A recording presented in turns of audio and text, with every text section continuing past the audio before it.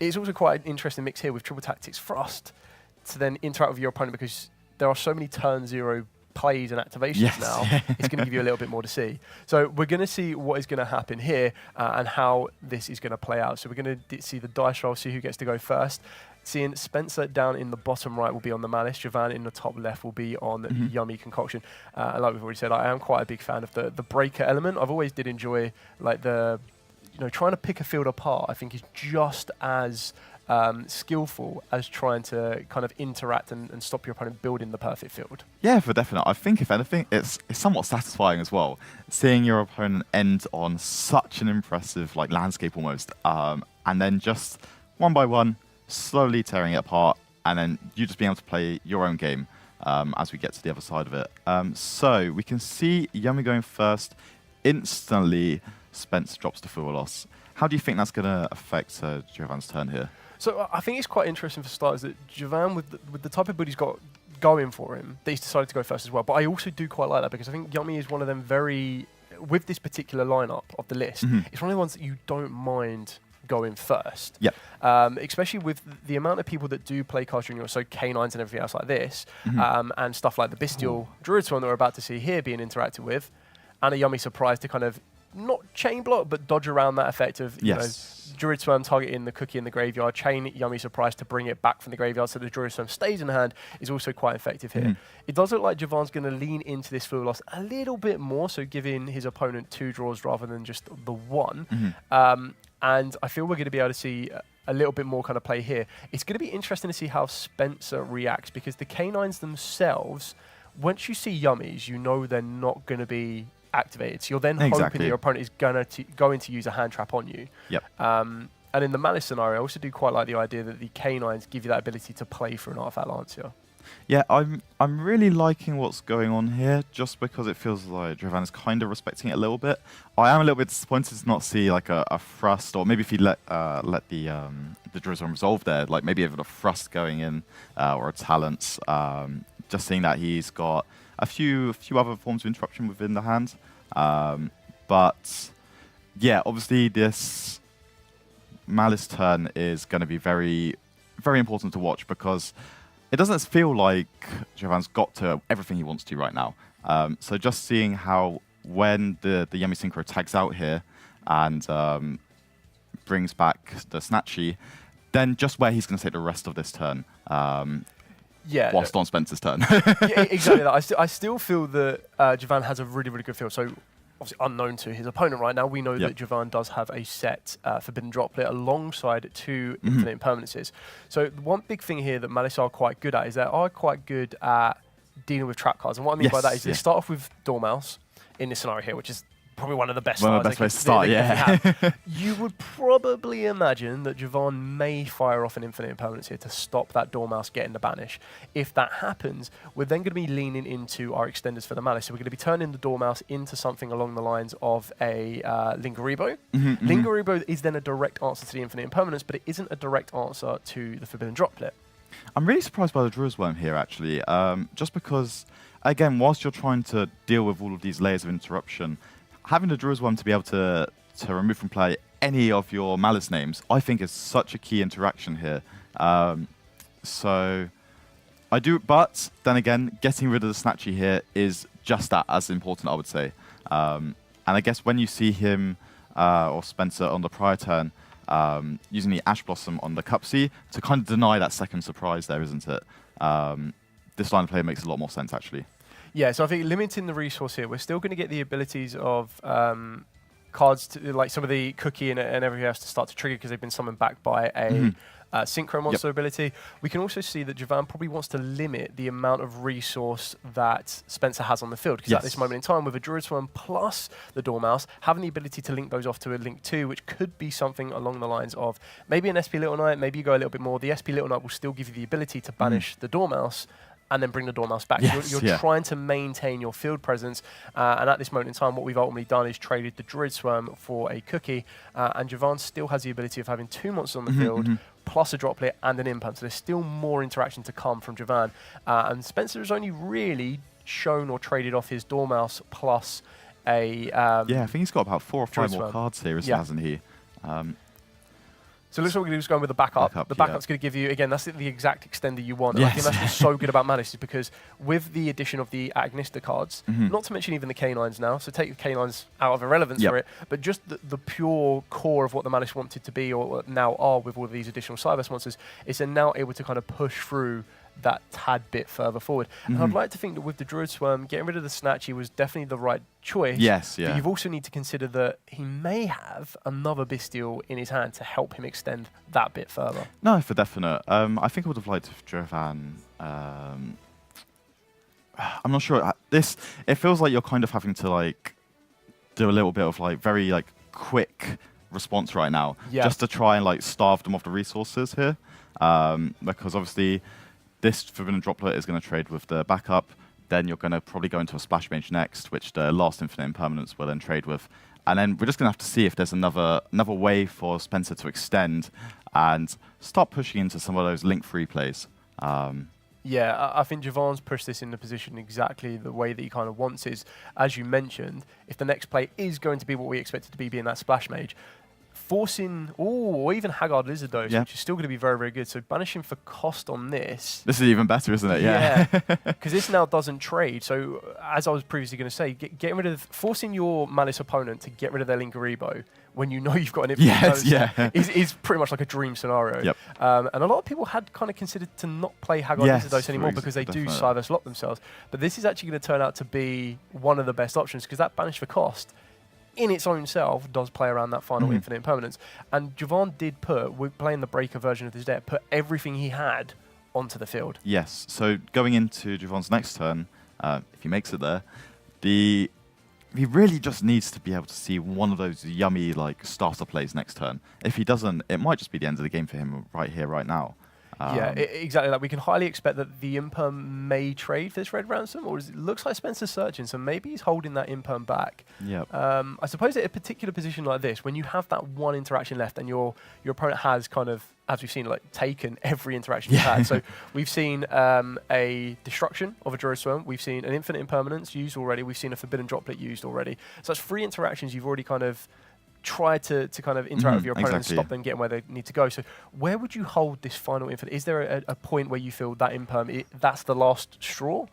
I'm not really too sure now, because at least where I stand, I think the longer you let this infinite impermanence sit, the less valuable it will get, the less value you'll retain from it. And I think at this point, it's kind of like I think it might even just be better to kind of even maybe hold it for your turn. Because you're just going to have to keep on letting them play and play and play and develop that field. And I don't really think there's a really solid way to stop Jovan from making that push for game here.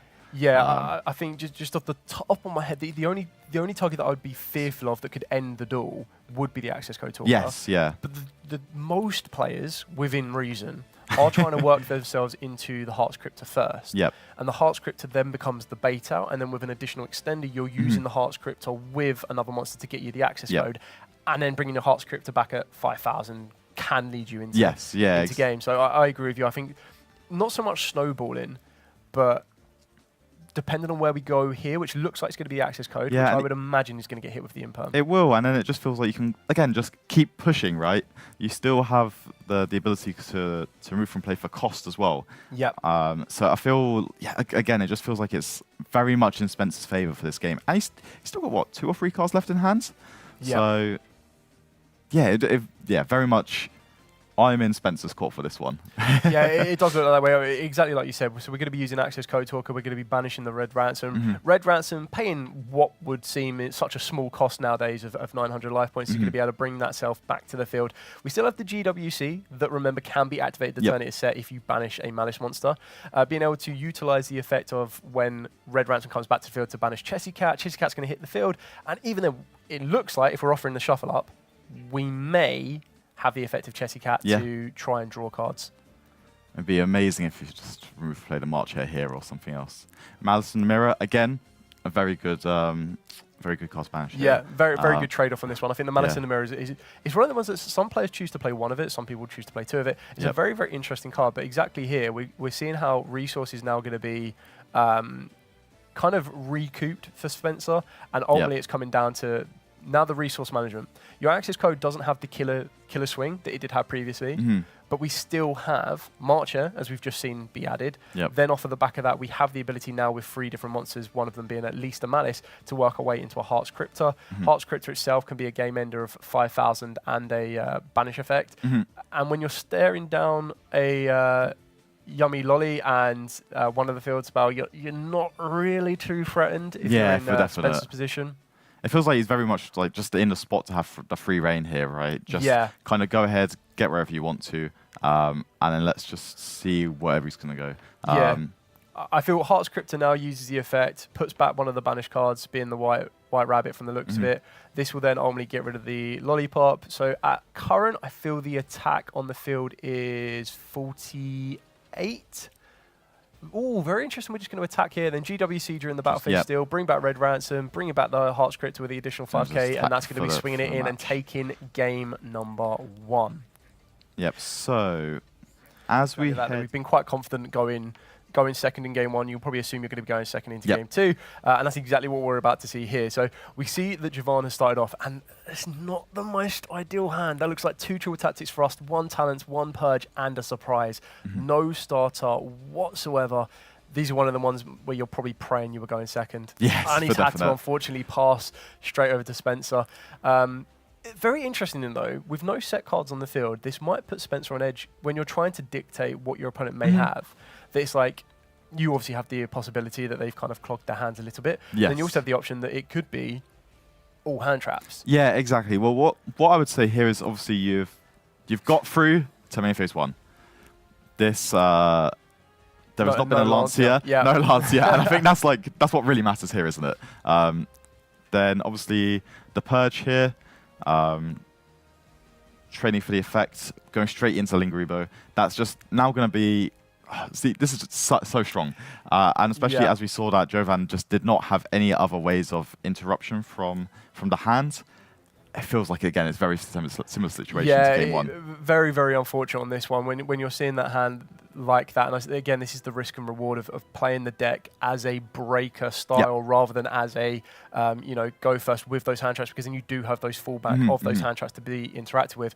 I think we already saw, however, in game 1 that Spencer knows how to navigate around a number of interactions. So I do feel that we're probably going to see this snowball a little bit fast. It would be quite interesting to find out if the K9s still feature or not in this particular lineup, and whether or not Spencer does read that his opponent may or may not have additional hand traps, because again, there are certain interactive points with the Malice matchup that, like Splash Mage being a prime example, if you're able to stop the Splash Mage, it can kind of struggle to get going. You've got points where Nibiru could be quite useful for you. You've got points where, keeping in mind that Purge has been used from the hand, so some attributes are going to be locked off. You're kind of then, working your way back down to what could possibly be utilized against you and at what point could be used. So with Purge being used from the hand, Dark Waters and Fires are cut off. We haven't seen a Fuelos. We haven't seen a Lancia. Nibiru is possibly the only one left, and maybe an Infinite Impermanence that could be a point of interaction. But again, you would have seen the Imper maybe come down on Splash Mage or Red Ransom. And I feel as we move piece by piece closer to what is the generic OTK end field of a Malice field, that you're looking at stuff like, as soon as you get to Heart's Cryptor or as soon as you get to Access Code, it's probably going to be game. The big thing to remember is, with your opponent not having anything else on the field, your Access Code won't be able to get the banish, which sometimes can catch a lot of people off guard, because they will go to Access Code just as a normal like force of habit. And then you're going to need to start trading off with other kind of elements as well. No, I definitely agree with you, especially just as Spencer navigates the rest of the turn. It's just, I think really it's just respecting the Nibiru here, right? It's ensuring that you still be able to make that push to win the game this turn through a Nibiru if it does occur. And it's just ensuring that you don't really falter to that, right? I really like the removal of the Dominus Purge there. Again, just respecting, is it the Songs of the Dominance there? Just in case it maybe want to save it for a later point in the turn. But again, it just feels like we are getting to that snowball now. Yeah, I feel you can kind of read certain interactions from your opponent as well. Sometimes it's the body language. Yes. But then also sometimes, I suppose it depends on how much you can focus, because you still want to be able to play your own field. You still want to play your own combos. But when you're trying to slowly have this imaginary tick sheet in your head of, oh, if they had an imperm, they would have played the imperm first instead of the Dominus Purge, because then the Dominus Purge gets an additional effect to negate and then draw. And then you get to the point where Splash Mage, you're like, right, if they don't interact with the Splash Mage, they don't have X, and then you move on to the next bit. Definitely. And you're trying to tick these things off while also still trying to make your combo. Can be very, very tricky. And I feel from Javan's perspective on this one, as you said, I think the only thing you need to now respect is a Nibiru. And Spencer just needs to make sure, you know, sometimes you're falter. Exactly. Sometimes the biggest enemy can be yourself when you kind of get carried away a little bit. So at current, what do we have? We have White Binder is on 23 plus 800 because we've used Dormouse this turn. Red Ransom again will be on 28, so that's a total of 56. And then Dormouse and Chessicat. And we've got the MTP as well there, right? Just if we need to finish up a little bit. Yeah, I'm not even sure that's needed, but either way, that should be enough to, just finish the game off. Yeah, there we go. That's unfortunate for Javan. He shows his hand off now. That's just, I mean, that's just the bad luck of the draw. He wasn't going to get there anyway. No, that is so unfortunate in the circuit from the last season, and he will be piloting a Draco Tail variant up against his opponent, and his opponent is also going to be playing one of the newer decks, but something that's a little bit more special than most. So this is going to be Cyber Dragon K9 with Adam rolling with that one. So it looks like we've already done a dice roll. We've seen Adam's hand. Adam's hand already contains a Furlos. We're about to see whoever's going to play the first card here, possibly being Tony on that one with Rahu Dragontail. A cracking start to the duel there, to be honest. It's a very powerful card, a bit like Brand New Fusion the way it works, in that it will send cards from your deck to the graveyard to actually fuse with them. And with the Dragontail cards themselves, that gives them a lot of advantage in terms of being able to set the spells and traps from your deck as well. So very strong start from Duelist here. Yeah, exactly. And I think when you see your opponent activate Rahu Dragontail, there are one or two cards you want to see in your hand when that happens. One of them being Ash Blossom, because like you said, Brand New Fusion's good old-fashioned arch nemesis of Ash Blossom and Joyous Springs. 100%. But then the other one is going to be Fluolos, because this will guarantee you at least one draw. You get that upstart goblin effect, which just gives you one card for one card. Exactly that, and we all know how powerful the Rahu Dragontail is. The one big thing to mention about the Rahu Dragontail is it only lets you go into Dracotail fusion monsters. Now, the Dracotail fusion monsters require you to have a Dracotail monster and then one or more monsters in the hand. Absolutely. So we see here that we're going to be sending the Dracotail Lucias from the deck to the grave, and then from our hand, it looks like we used Feymena and a Furlos ourselves. A very strong use for the Furlos during your own turn at that point. That's what I like about Dracotail, is that even though you're going first and you have those Mulcharmers in your hand, they aren't necessarily just dud cards in your hand at that point. You can use them for fusion. You can use them to sort of tailor your hand to your requirements by taking things back, or even just as fodder to bounce things back from the field to the hand as well. Yeah, exactly that. We're seeing what is more typically the known chain links of this one. So you'll usually use your fusion monster, your Dracotail Arfleon, as chain link 1, targeting up to the number of cards on the field and or graveyard or the monsters, sorry, that you used in your hand. So in this scenario, we're targeting the Lucias, which is technically a starter for the deck that hasn't even used his normal summon yet, and then the Feymena, because that is the during the main phase quick effect to fuse. Yes, absolutely. Moving into chain link 2 will be either Lucias or the Feymena to set a Dracotail spell or trap, and here we are seeing Flame and Horn, and the exact same for Feymena is going to be setting them. So this is one of these really good plays because Tony is going to be playing under this Fluolos now. There is no real need for him to go into another fusion summon during his turn. No, that's where Feymena is going to give that ability for. And when you're sitting on Flame, which is a target a spell, negate, put a Dracotail card from the graveyard back into the deck and draw a card. And then Horn, which is target a monster on the field in attack position, return it to the hand. And then again, put a Dracotail card from your graveyard back into the deck and draw. You're gaining this resource that you're going to need for the fusion summon of Feymena, and you're seeing a lot of the Dracotail decks they play a predominant amount of monsters. Absolutely. And I think we do see the Dracatel Pan being added to the hand from the Lucius there. Honestly, very powerful card to have just in-hand wait to be fused off from the 5 mana, because it enables you to, without having to target, which means that it's hard for your opponent to predict what to do, you can destroy one of their monsters when it's used as fusion material, as well as setting a spell trap from deck. So a very powerful card to have in hand alongside that Lucius on the field as well. Honestly, even though it's been somewhat, shall we say, stifled a bit by the arrival of the Thorlos, by no means is this a week's opening field for our player here. No, exactly that. And when you do see the fill loss, you're quite comfortable because you're able to just trade 1 for 1. Exactly like that. You're giving them that upstart capabilities. Absolutely. You're not giving them any more advantage to start their hand with or anything along those lines. And another really big thing to remember, as you mentioned, with the non-target capabilities of Pan, it gives you that ability, because the one thing that you are going to be doing, and just quickly, briefly, this is very important to see Ghost Spell being used on the Flame, because the trap cards move cards from the graveyard and draw cards. They can actually be ashed and Ghost Ash Spelled. and Ghost Spell. This is another reason I like these new cards and the new cards that we have to play with from Justice Hunters. None of them feel particularly oppressive. None of them feel too powerful. They're all good. They're all strong, but they all have these very clear, use this card, stop that card, you know? Yeah. And it makes for these very interesting one-for-one trades with the opponent that make it feel more fair, more interactive, in my opinion. Exactly that, and just going back to the non-target ability of Pan, that's kind of a very good counteraction to the targeted protection that Lupus provides the XEs, because the one thing you are guaranteed to do with Dracotales is you are going to make all of the canines live. You're always going to be using card effects in the hand with Absolutely. Mana, or the graveyard with pretty much any of your Dracotales. Absolutely. So when you're able to utilize Pan, you're giving yourself that ability to preemptively predict that if they do get a Lupus on the field that is going to provide it with non-target protection for the XEs, you are able to kind of trade and deal with that there.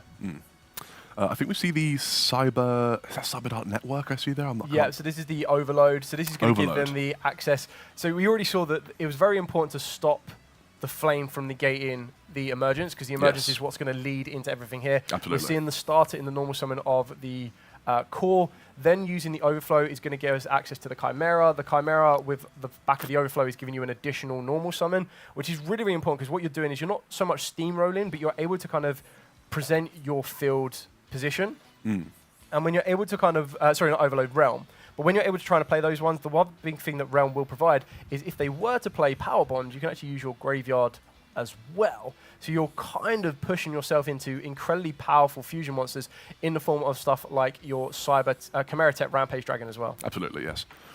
I think we're still discussing the interaction here regarding that Cyber Dark Realm here.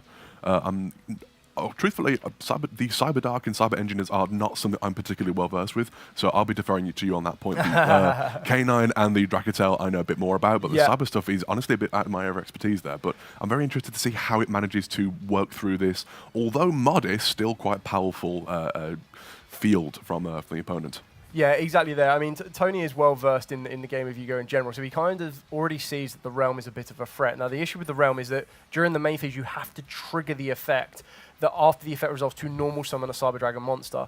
So Tony may see that as a threat, because you don't really want the Chimera to hit the field, because when the Chimera hits to the field, it's going to then lead into having another machine monster on the field, but also another ability of giving you the power bond to be utilizing from the graveyard. And we already know that utilizing your materials from the graveyard to fusion summon is going to be absolutely incredible. Incredibly powerful, yes. So exactly here, this is one of the best ways that Dracotales can out continuous spell cards like this, because we're going to go into the Glamel, and if I allow you to use your expertise and explain to us how Glamel is going to resolve in this particular scenario. Well, hopefully we see Gulamel resolve is the only issue here, because Gulamel has the unfortunate opportunity to miss timing on its effect, as it's a when and not an if effect. However, we do see it now. I do think it is resolving, thankfully. The way Gulamel works, if anyone doesn't know, if a Dracatel card effect is activated, immediately next in that chain, Gulamel can target to destroy a card on the field. However, as I say, it does have to happen when and not if, and therefore if the opponent can do something to chain onto that, Gulamel will not be able to activate its effect at that time. But it does look as if it's... Ooh, we do see the Forbidden Droplet coming out from Adam here as well against Tony's Gulamel. I'll be interested to see how that resolves now. Yeah, so as this has kind of gone through, we've used Fey Mana in the hand, or Tony has used Fey Mana in the hand to fuse the Lucius, and then what looked like a Thorlos. That would then allow, as we resolve the chain, Glamel will be on the field. We go Chain Link 1 will be the Lucius, and then directly after that, if there is no type of interaction from our opponent, Chain Link 2 would have been the Glamel to target the Realm to try and destroy it. Chainlink 3 was Forbidden Droplet in order to send a card in order to negate the Glamel. And then Chainlink 4, it looks like we're going to be using the Horn to target the own Glamel to put it back to the extra deck. In Fantastic, turn, yes. dodges the targeted effect, or not even the target effect of Forbidden Droplet, but the resolution effect of Forbidden Droplet. Stops you from no longer being able to affect it, of course, yeah. So not only will Tony get the draw off of Horn, it still resolves to destroy the Realm as well, and he's kind of got what he wanted, but he had to pay the cost of using the Horn. I'm interested to see what Tony's able to follow up with after this. I, truthfully, am not 100% sure what he has. I don't see... He does have some cards in hand. So I do think he's used his Fire Mana this turn. He has used the Gulamel. He's used both of his trap cards, I believe. Yep. This might be all of the gas that Tony had in the tank, and we may just see what Cyber Dragon and K9 can do together now to break what's left of that field and potentially push for game. But we'll have to wait and see how that goes. Yeah, I think on the other side to this one as well, Adam now no longer has any more spells in the hand. It looks like what could be a very, very beautiful Cyber Dragon in Ghost Rare. It does look like there might be a Lupus in the hand, which is not an ideal one you want. I did think I spotted that, yeah. So that's kind of like the one you don't want there. There is a Nashta. Nashta can obviously help the Cyber Dragons extend a little bit more, and we have just put the Cyber Dart Worm into the graveyard as well. So it allows you to send a Cyber Dragon monster from the hand or deck to the graveyard to special summon it, and then you get to add a Cyber spell or trap from the graveyard to your hand. So that's how we're going to get Realm back into rotation if we want it, or the Emergency if we do choose to go for that one. But they're not going to allow that field presence to be pushed as much more as we would probably like at this position. Absolutely. And if Cyber Dart Worm is going to be summoned to the field, that is a level 5 in the field. Having activated an effect in hand, Tony now, Adam is going to be able to summon that Lupus from hand as well. It is going to be some monsters onto the field, onto his master zones, and we'll see. I imagine, if I'm not mistaken, I think Cyber Dart Worm is a level 5, so we'll be able to make a rank 5 here. Correct. Will it be a... I don't think you can make Cyber Dragon rank 5. I think they need to have machine monsters. Yeah, exactly that. So it may just probably be going to be the classic Ripper. It will be the Ripper. I think with Ripper on the back of this, again, this is where you can start to steamroll with a bit of advantage, because you can go Ripper, work its way into Case for K9. If you want to go down that route, that can then lead you into Azuna, it can lead you into Lantern, it can lead you into Jockle, and then that in itself will present you with another rank 5 on the field. Yes. And I feel we're in a position now where if Tony has anything, he might want to start to interact with it. But as previously mentioned in like the previous rounds, you're kind of, with Ripper, you're checking hand traps already. Yes, absolutely. The moment Ripper hits the field, your opponent is under a bit of pressure. You kind of need maybe 2 hand traps, maybe a hand trap and something else on the field to deal with it. It's unfortunately, unless you have Infinite Impermanence, for example, which is a hand trap that you can use against it, generally speaking, you're going to be struggling here to out it with a single card, as it is a very powerful card to have on the field against hand traps, the predominant form of interaction we've seen for quite a while in the game. Yeah, exactly that. And just looking at Tony's list here, the only possible options is Ash Blossom, which I feel may have been used a little bit earlier on, Effect Veiler, and Nibiru. I feel Nibiru is probably the most effective if Adam was to get a little bit like lapsical with the Ripper, but as soon as you have that Ripper on the field, I can't imagine at any position you want to take it off the field. It is entirely possible that if he had Nibiru and Veiler in hand, good old wombo combo, using both those at the same time, that would do the job and out the Ripper, but it's a matter of, does he have that, and seemingly. Although having said that, I do think the Lupus was used to make the Ripper, so it does make it immune to targeting as well, so it actually might be a tricky thing to get rid of at the moment. Yeah, exactly that. It looks like we're going to be utilising the effect of the Cyber Dragon Nashta. Now, the benefit of something like this is that you are allowed to discard another monster to special summon it from the hand. If it is normal special, you get to target a machine monster with 2100 attack, which is exactly what Cyber Dragon is, in your graveyard, and special summon it. But you cannot special summon monsters for the rest of the turn except machines, which in Cyber Dragons, they probably not a problem, not a problem at all. That Clockwork Knight is such a fun card. It enables so many different machine decks to actually play and use things. It's been used very much in Crystron variants, of course, for a long time. Just being able to normal summon Crystron Smyger, use it as link material for that, and then immediately you can start playing. So it's a very, very despite it being specifically for machine monsters, it is still a very versatile card within that space. And of course, the effect to be able to summon a machine monster from your graveyard as well, another machine monster. So it's, which once again, you're seeing some use in K9 Crystron. So very powerful card at the moment. Yeah, exactly that. And we've just seen how expertly Adam has navigated this, because your initial way to get access to your Chimera is through your additional normal summon Of course. of the realm. Tony very well got rid of that, so that was not a factor. Adam has now been able to utilize other abilities to get the Chimera from the graveyard back to the field thanks to Clockwork Knight, which now opens up the door for him to search out the Power Bond, and the Power Bond, now allowed to use the graveyard as its materials, is going to work its way into a very powerful Cyber Dragon fusion monster, being Chimera Tech Rampage Dragon. Always a pleasure seeing bit of a anime reference here. Zane Truesdale using Power Bond in the anime. Always fun to see that happen in those shows. Exactly that, and I think we may very well be seeing a very Zane Truesdale ending on this one here. So with the Rampage, again, remember the Rampage is also a level 5 machine. Oh, of course. Oh, didn't even notice that. Goodness me. And another big thing about this one as well is that the Arthlon is left in attack. Now, the Arthlon is great sometimes when it's in the graveyard, because it have that ability to come back into resource. Absolutely. But Cyber Dragon Infinity can actually absorb an attack positioned monster on the field in general. So being able to absorb that Arthlon may give Adam a free run to Tony's life points on this one. Absolutely. And after that point, having broken the field that Tony worked so hard to set up through that field loss being a bit of a deterrent to him doing so, it does seem that it's going rather well for Adam here. Cyber Dragon is very good at that. Cyber Dragon does seem to be very good at breaking boards. I've seen a lot of going second variants of the deck. Despite me, as I say again, not fully understanding the way the deck works perfectly, I do at least understand, hey, it's by no means weak by going second, where some decks may struggle with that sort of thing. Yeah, I would like to feel that Cyber Dragon was probably one of the original instigators. Oh my god. Tony does have a Nibiru in the hand. Goodness me. So if Adam does not play this one very carefully, I will be very surprised if he doesn't play it very carefully, but if he doesn't play it very carefully, there comes the Nibiru, and we're going to be Ripper. Yeah. Yeah, unfortunately, that is going to be stopped by the Ripper.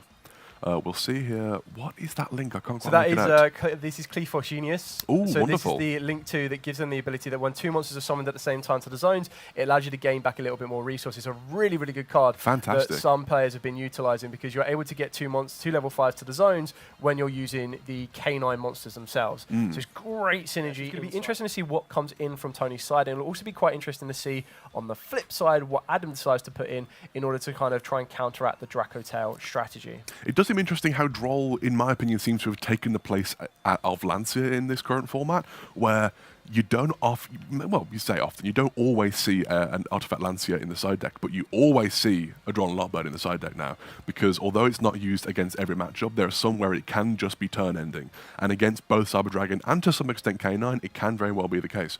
But we'll see here how this goes on and who is going to... It does seem to be that Adam going first in this game, starting off with that Cyber Emergency once again. Yeah, exactly that. I think this is always a very interesting approach when you do this, because as a player, to give your opponent the ability to go first, you really need to be leaning into a weakness of a particular style of deck. Now, usually, Cyber Dragon would be a little bit weaker going first. However, because of the integration of the K9s, they actually provide a lot more. Absolutely. You're still aiming to end your field on a Cyber Dragon Infinity. That's kind of like the go-to for all Cyber Dragon players. But then you're also able to add to that the ability of a Ripper. Now, this is where the Dracotail strategy is really going to come into its own, because that's where the Dracotail strategy wants to try and work into the Fey Mana. The Fey Mana will then not only give you resource for your turn, but also tries to work you up with the ability to try and clear your opponent's field. And it looks like Adam has opened up the Jockle and the Lupus again. Keep in mind, Lupus is a one-of in his deck. But that still does give him the access to kind of present the field with the option of a rank 5. And Tony's got to be quite careful here, because we're going to be using the Jockle to search. We've already searched off an emergence, so you've pretty much droll checked here. We know that Tony doesn't have the droll. Then we're going to be going into an XZs, which will probably be the Ripper, which can't be targeted. Immediately just protected from a lot of hand traps here. It's honestly, it's a very strong starting point for a lot of combo decks that don't like to see things like Nibiru or Drawn Lockbird or Artifact Lancia, what have you. This just protects you from those cards, those choke points that your opponent might know how to target and go after. But we do see it searching here the Izuna as well, going for more rank 5 plays, perhaps, I assume. I'm not 100% sure what do we have here that you can go into. Oh, we do see the Valon here. That is a very strong rank 5 to be able to summon as well. This layered end field that we like to see in the current format, but we do see the summon here of the Cyber Dragon core as well. Yeah, I feel the Izuna is really going to put not be a huge disadvantage to Tony, but it does make him think a little bit more about interacting, because if he does decide to interact with the Fey Maina, if he does decide to interact with another hand trap of choice, that would then trigger the Azuna. Now, we already have the Lupus that has come from the hand, so there is a very interesting scenario that if we were to get the Lupus off of the Ripper, we could technically bring the Lupus back again.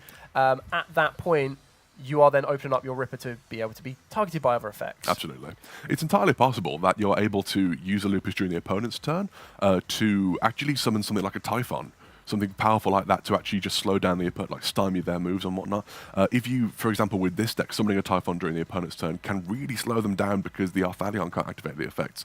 And Arthalion is very much a powerful stopping point in that deck. If you can stop them from using their effects to send your own monsters back or tailor their hand in what way, it can really be a huge stopping point in the Dracotale strategy. So smart being able to having the option of having that next turn. But even without that, it's going to be a very powerful ending field, it seems like, at the moment. Yeah, I feel that with the way that Adam's going to be navigating this, we're probably going to be looking to work our way into using Power Bond to get into the Chimera tech, and the reason you're going to be doing that is to get you another level 5 on the field.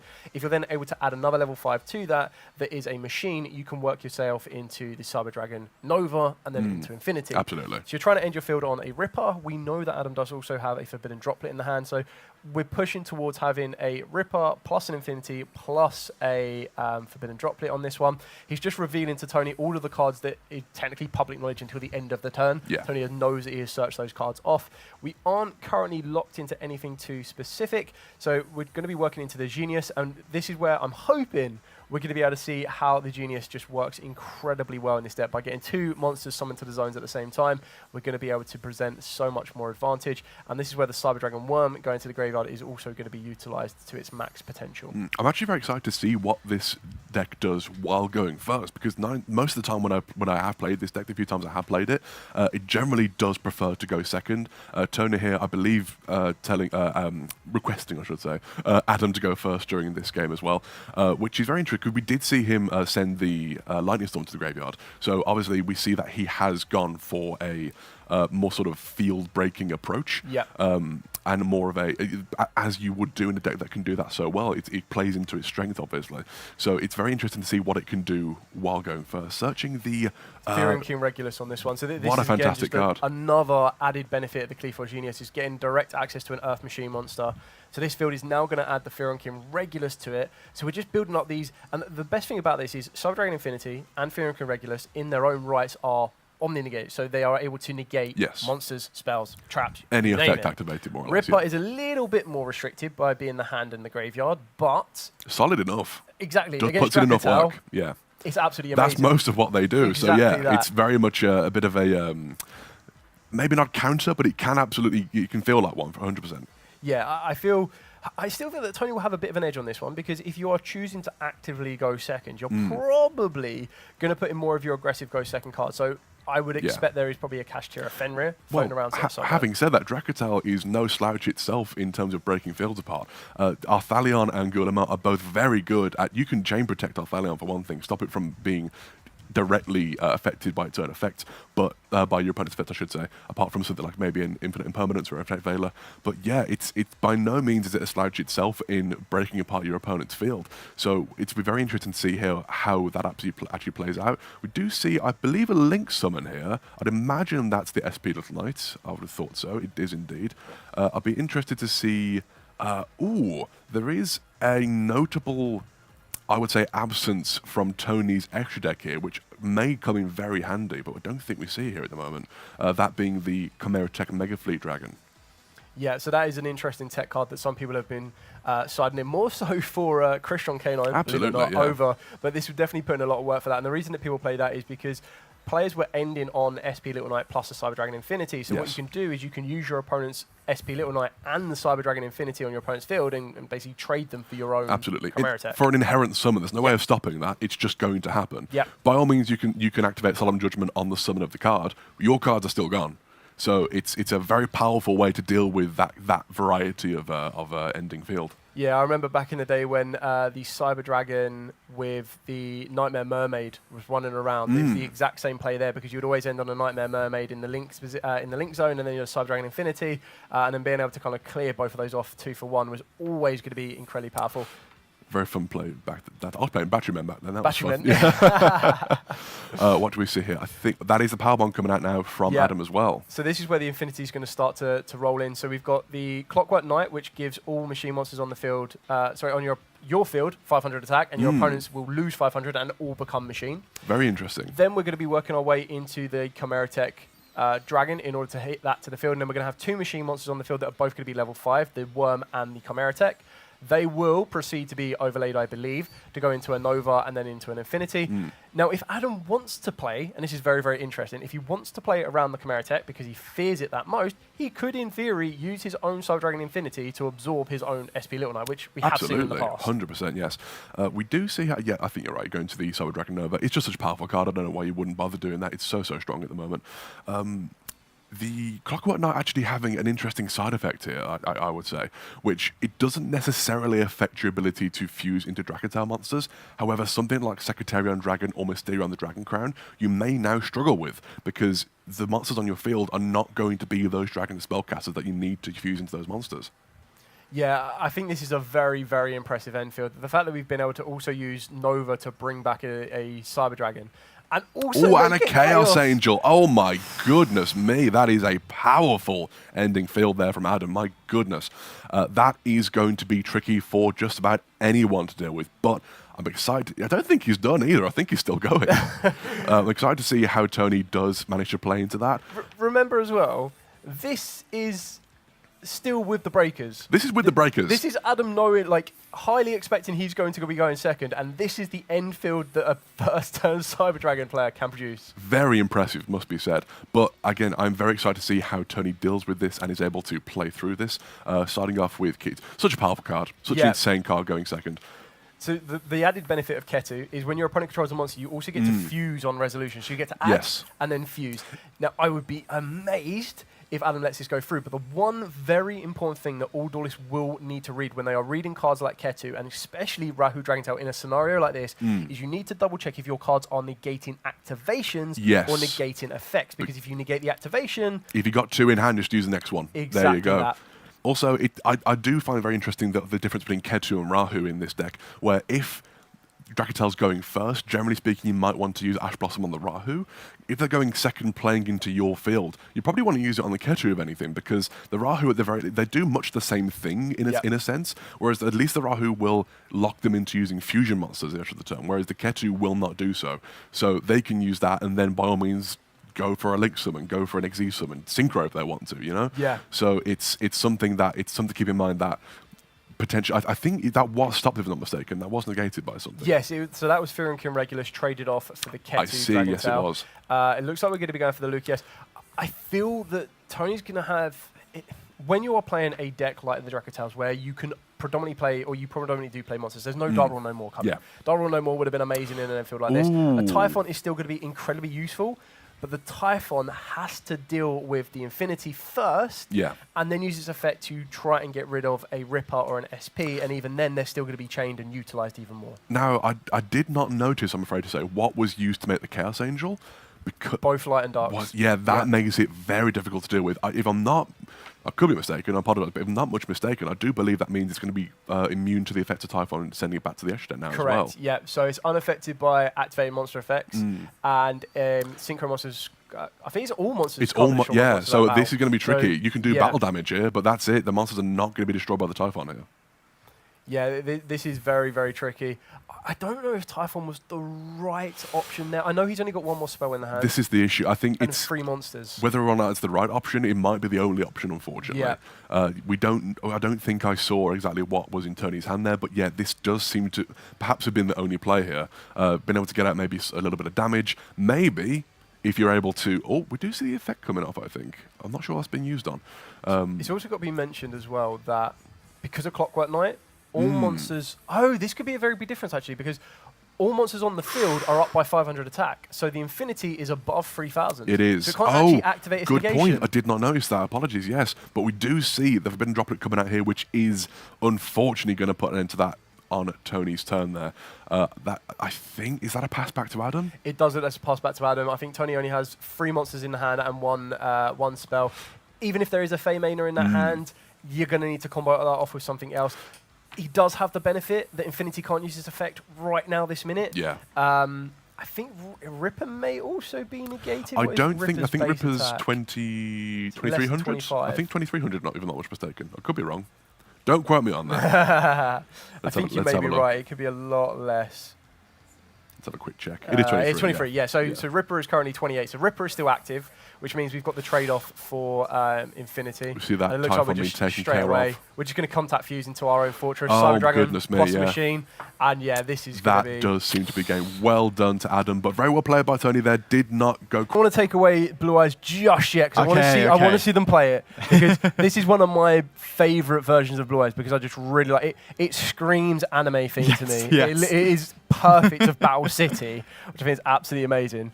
I mean, we can already see it on the title card now. It's Blue Eyes Toonkeeper, Blue Eyes Odeon, Blue Eyes Apophis, however you want to name it. It is actually a 60-card main deck. It's going to be interesting to see who goes first. It looks like D'Angelo claimed or called out the phases, and unfortunately that hand does not look ideal. It looks like he's opened up 2 Apophis and the Biru, a True Light, and he had to pass. Oh no. I guess this does say a little bit of testament to these 60-card decks, right? Although you're trying to like maybe reduce the chance of seeing some of these cards you don't want to see. When you do see them, it's even more devastating. Yeah, it looks like he opened up a Furlos, which is actually quite interesting on this one, because Lunalights are one of them decks that pretty much don't really mind, because apart from certain just met with an doesn't matter. He's gone.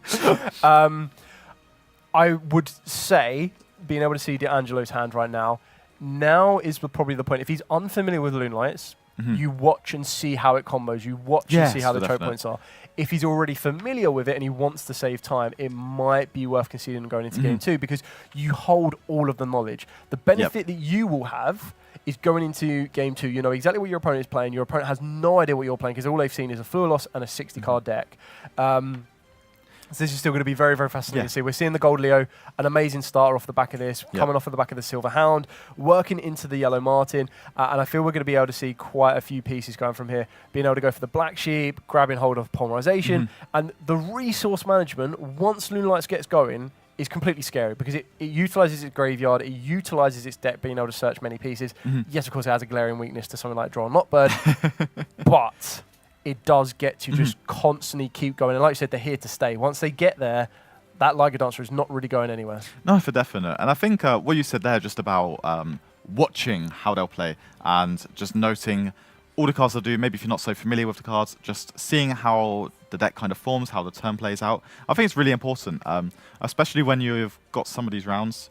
When you've got some of these rounds in these longer tournaments, you want to just ensure that you're not making any types of mistakes. You want to make sure that when you're going into that game 2 and that pivotal game 3, that you know exactly what is going to happen, and especially saving this time where, unfortunately, maybe you haven't got everything you want to be doing right now. It's just that little bit more important, especially with Luke seeming to be like just going through all the cards and what steps he's taking here.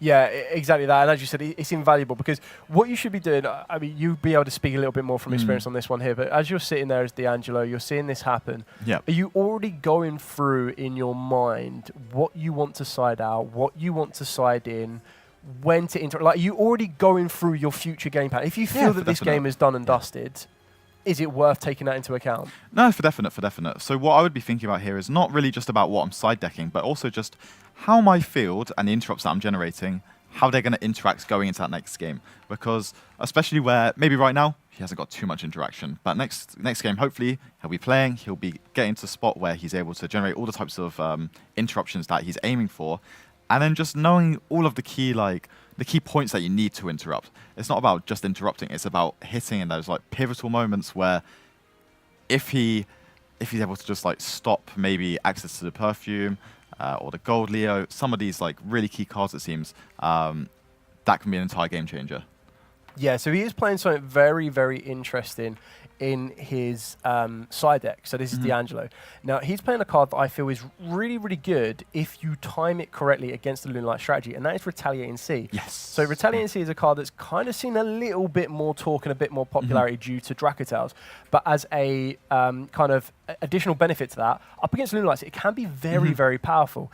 Now, where you can really catch your opponent off guard is when they start to activate spells to summon. So you've got Polymerization already being activated. You've got technically Lunalight Perfume can do the exact same. So there's loads of these cards that will allow that to be facilitated.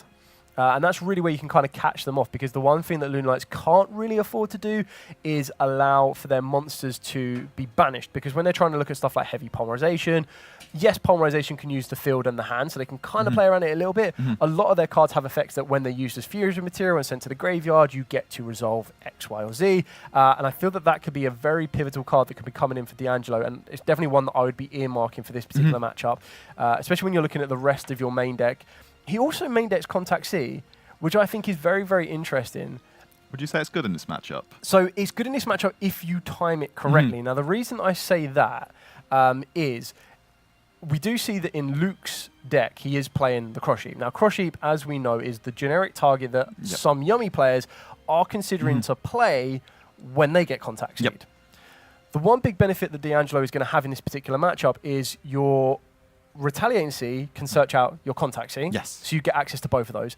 The other benefit of that one as well is that with Lunalight Silver Hound, it has the effect that if it's sent to the graveyard, you special summon a Lunalight monster from the deck. However, you can't special summon the extra deck except Lunalight monsters. So if D'Angelo was to time the Contact Sea correctly, so you let Lunalight Silver Hound resolve, brings the monster onto the field, and then Contact Sea, you really do lock your opponent off, because most of, if not all of the Lunalight fusion monsters require you to use Lunalight monsters to make them. So when you're then Contact Seeing, they have no option to work itself around. So what we've seen here is D'Angelo has now got a Nibiru, the Primal Being.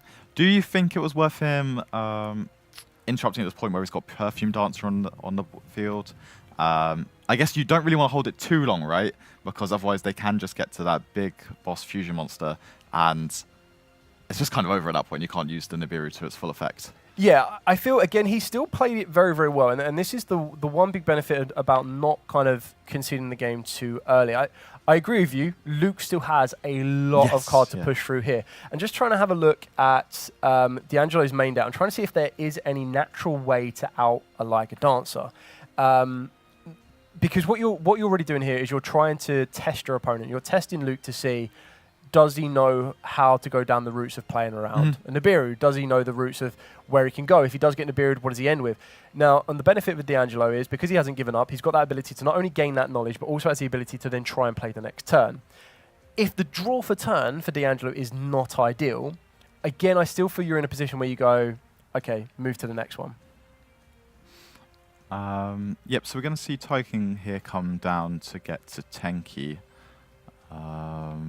Again, just further extending the plays here, we've already seen the Yellow Martin bounce back the Tiger.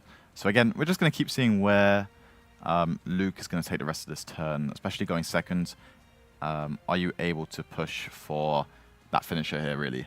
Yeah, it's exactly that. The one pivotal thing that you do need, and this is where we're going to be able to see it now, because of Polymerization and now being able to utilize the Lunalight Masquerade, you can use the graveyard as your fusion material, and that's where you want your Leo Dancer, because the Leo Dancer is now going to lead you into your Liger Dancer.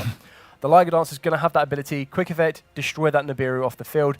We've then got the ability of utilizing the Liger Dancer to get huge amounts of damage onto against D'Angelo, which is going to cause a lot of issues, because it does allow the ability to make a second attack during each battle phase. Ultimately, I feel this is going to be like the OTK game, unless D'Angelo has something else. But I feel at this point, once the Liger Dancer hits the field, there's nothing more you're really doing. Yeah. And again, he's still testing his opponent. This is just like a good example of why don't concede unless you feel you absolutely have to, or you have nothing else. If you do have that odd Nibiru, it's worth kind of going. And now's the point where he goes, right, pack it up, keep all of that information that he has secure to himself. So Luke is going to be going into this side deck in blind.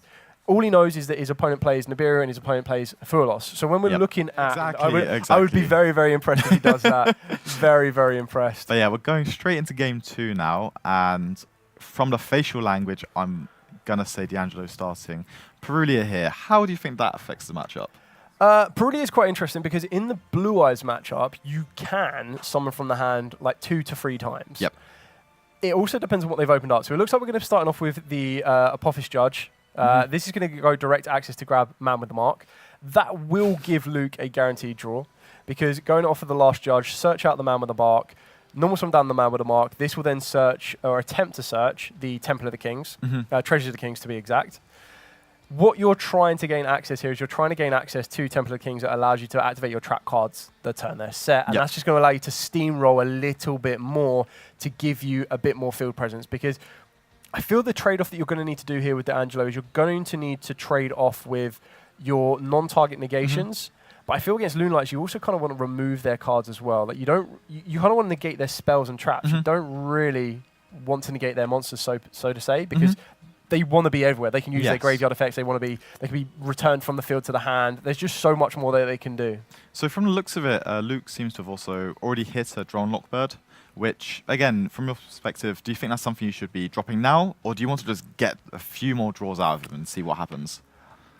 I feel at this position here, I don't feel that D'Angelo is going to lean into that Perulia much more. He's got the Temple of the Kings. He's got 2 cards set. He's going to use Treasures to set another card from the deck.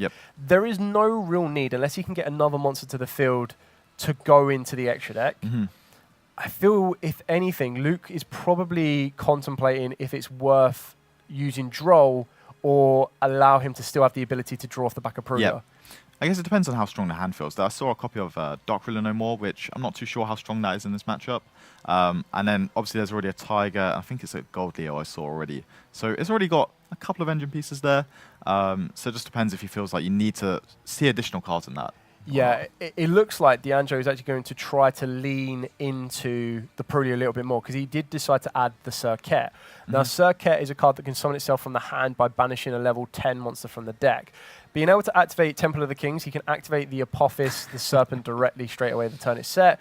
This is going to lead into the additional Apophis, which is the non-target negate up to the number of face-up continuous trap cards that you have on the field. Remembering that both the Apophis monsters serve themselves as continuous trap cards. You can also get the benefit of contact fusing both these trap cards off to go into the amazing Divine Serpent Apophis, which lets you reset those 2 trap cards again. Really good. It's absolutely insane. And what you're doing here is, again, you're getting another monster on the field, which, if you want to keep it on the field, you have the ability that if a trap card is activated, you get to target a card your opponent controls and destroy it. But another really good card that works with continuous trap cards that want to treat themselves as monsters is the Silo Hat Hair Rabbit. So I would probably assume we're going to see the Man with the Mark maybe linked off here with the Apophis, unless he is worried about a field breaker, because the Man with the Mark does protect his Apophis cards and Treasures of the Kings from being destroyed by card effects. So there's a lot of little intricate kind of moments here of trying to protect, trying to predict, without trying to give Luke as much advantage as possible. Yeah, I think it's really key as well, because just from the looks of it, Luke just doesn't really know what's going on either. And I think that's being able to just make sure there's not too many cards that are being activated so that being summoned from the hand, so that Perulia is not drawing those additional cards. Luke doesn't have too much to work with, and then he's also on the back foot of what's going on. And I think that's, again, we were talking about it just a minute ago where Luke was playing all of these cards and D'Angelo was just like taking note of what's happening, making sure he could play the best as he could, and then storing that knowledge for future games. And I think that's going to be really advantageous here. Yeah, exactly that. And I feel that D'Angelo has kind of lent more. So the early activation of the Apophis Serpent is going to give him access to a second Apophis, which can be used this turn. So ultimately what we're looking at now is we know that 2 of those set cards are going to be the Swamp Deity. Now, the Swamp Deity is going to give the ability to negate the effects of face-up cards your opponent controls up to the number of other continuous trap cards you control. So at this exact moment in time, if he was to activate 1, for example, he'll be able to negate 2. He'll also get the ability off the back of the Divine Serpent to destroy a card. So it's really going to come down to what Luke is going to activate. Now, we have seen that Luke has Dark Rule No More in the hand. In this scenario, not going to be that effective. Starting off with the Gold Leo, this is possibly a point where you might want to negate his effects. And then you can also, if you do so choose to, use the Divine Serpent to destroy it. which might be quite important because getting that gold Leo off the field means that its first effect is negated and its second effect is also not going to be able to resolve to be able to add like a Loonlight, and that's where your resource loop starts to go. Yeah, and I think again with like verse decks such as Loonlights, you kind of just want to starve them from that initial bit, right? Because once they start getting momentum, it's really, really hard to interrupt with them. So I don't hate this choice from D'Angelo. Obviously, I think there is a Tiger in the hand.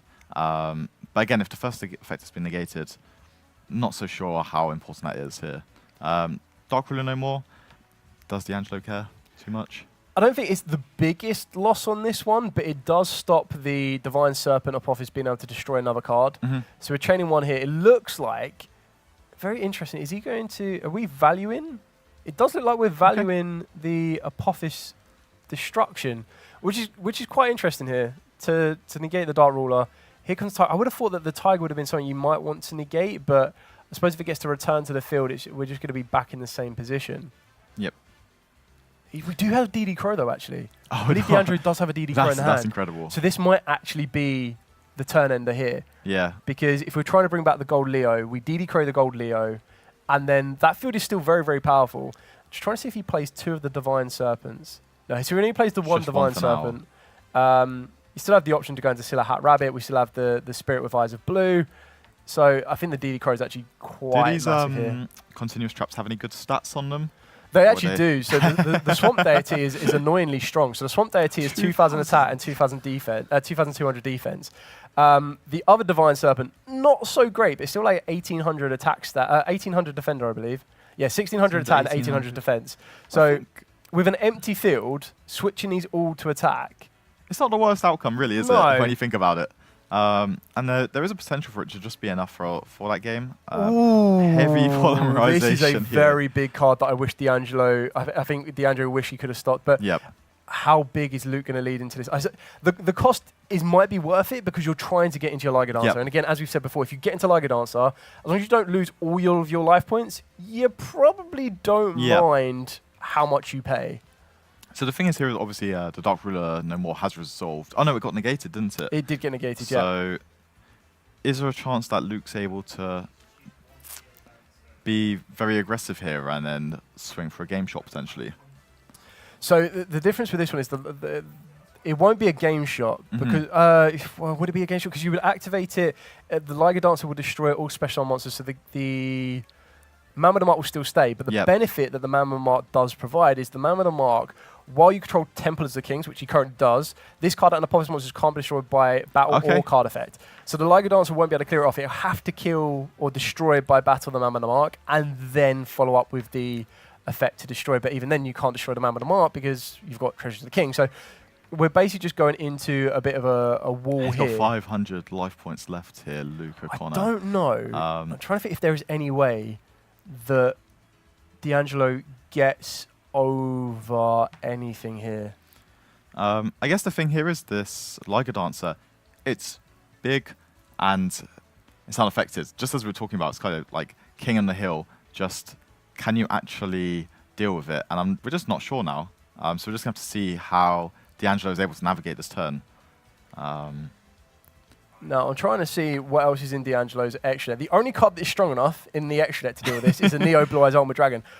I don't think we're on 3 Blue Eyes, unfortunately. We're only on 2. That would have been an absolute game changer. Just trying to see what else we could possibly have here. Because now this is just going to become what I would say a very, very big grind game. And what I mean by that is we could put Man with the Mark into defense position. And then we are just walling up turn after turn until there is a way. I can't imagine Luke puts a monster on the field that is weak to get attacked over. No, definitely not.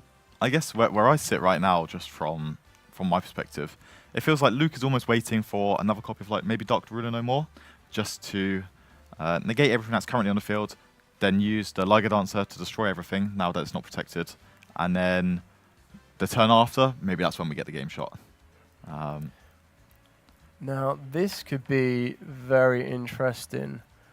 It has to go into defense position. It's not as interesting. I was like, is there a way that D'Angelo can give his opponent a monster? Like, that's the way to do it. What is it? The link to, is it Geoversa Transversa, yes. Transversa. Geonator, That, yes. yeah, that could be a very, very interesting one here. We have Ancient Fairy Dragon in the extra there, but all that will do is gain life points and swap the field spells around. I don't really see anything here that's going to get us over the Liger Dancer. But maybe D'Angelo has something up his sleeve that we don't know about.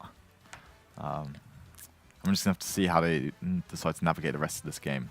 Yeah, I think this is going to be very, very interesting because I feel that in this position here, D'Angelo just sets cards, pass.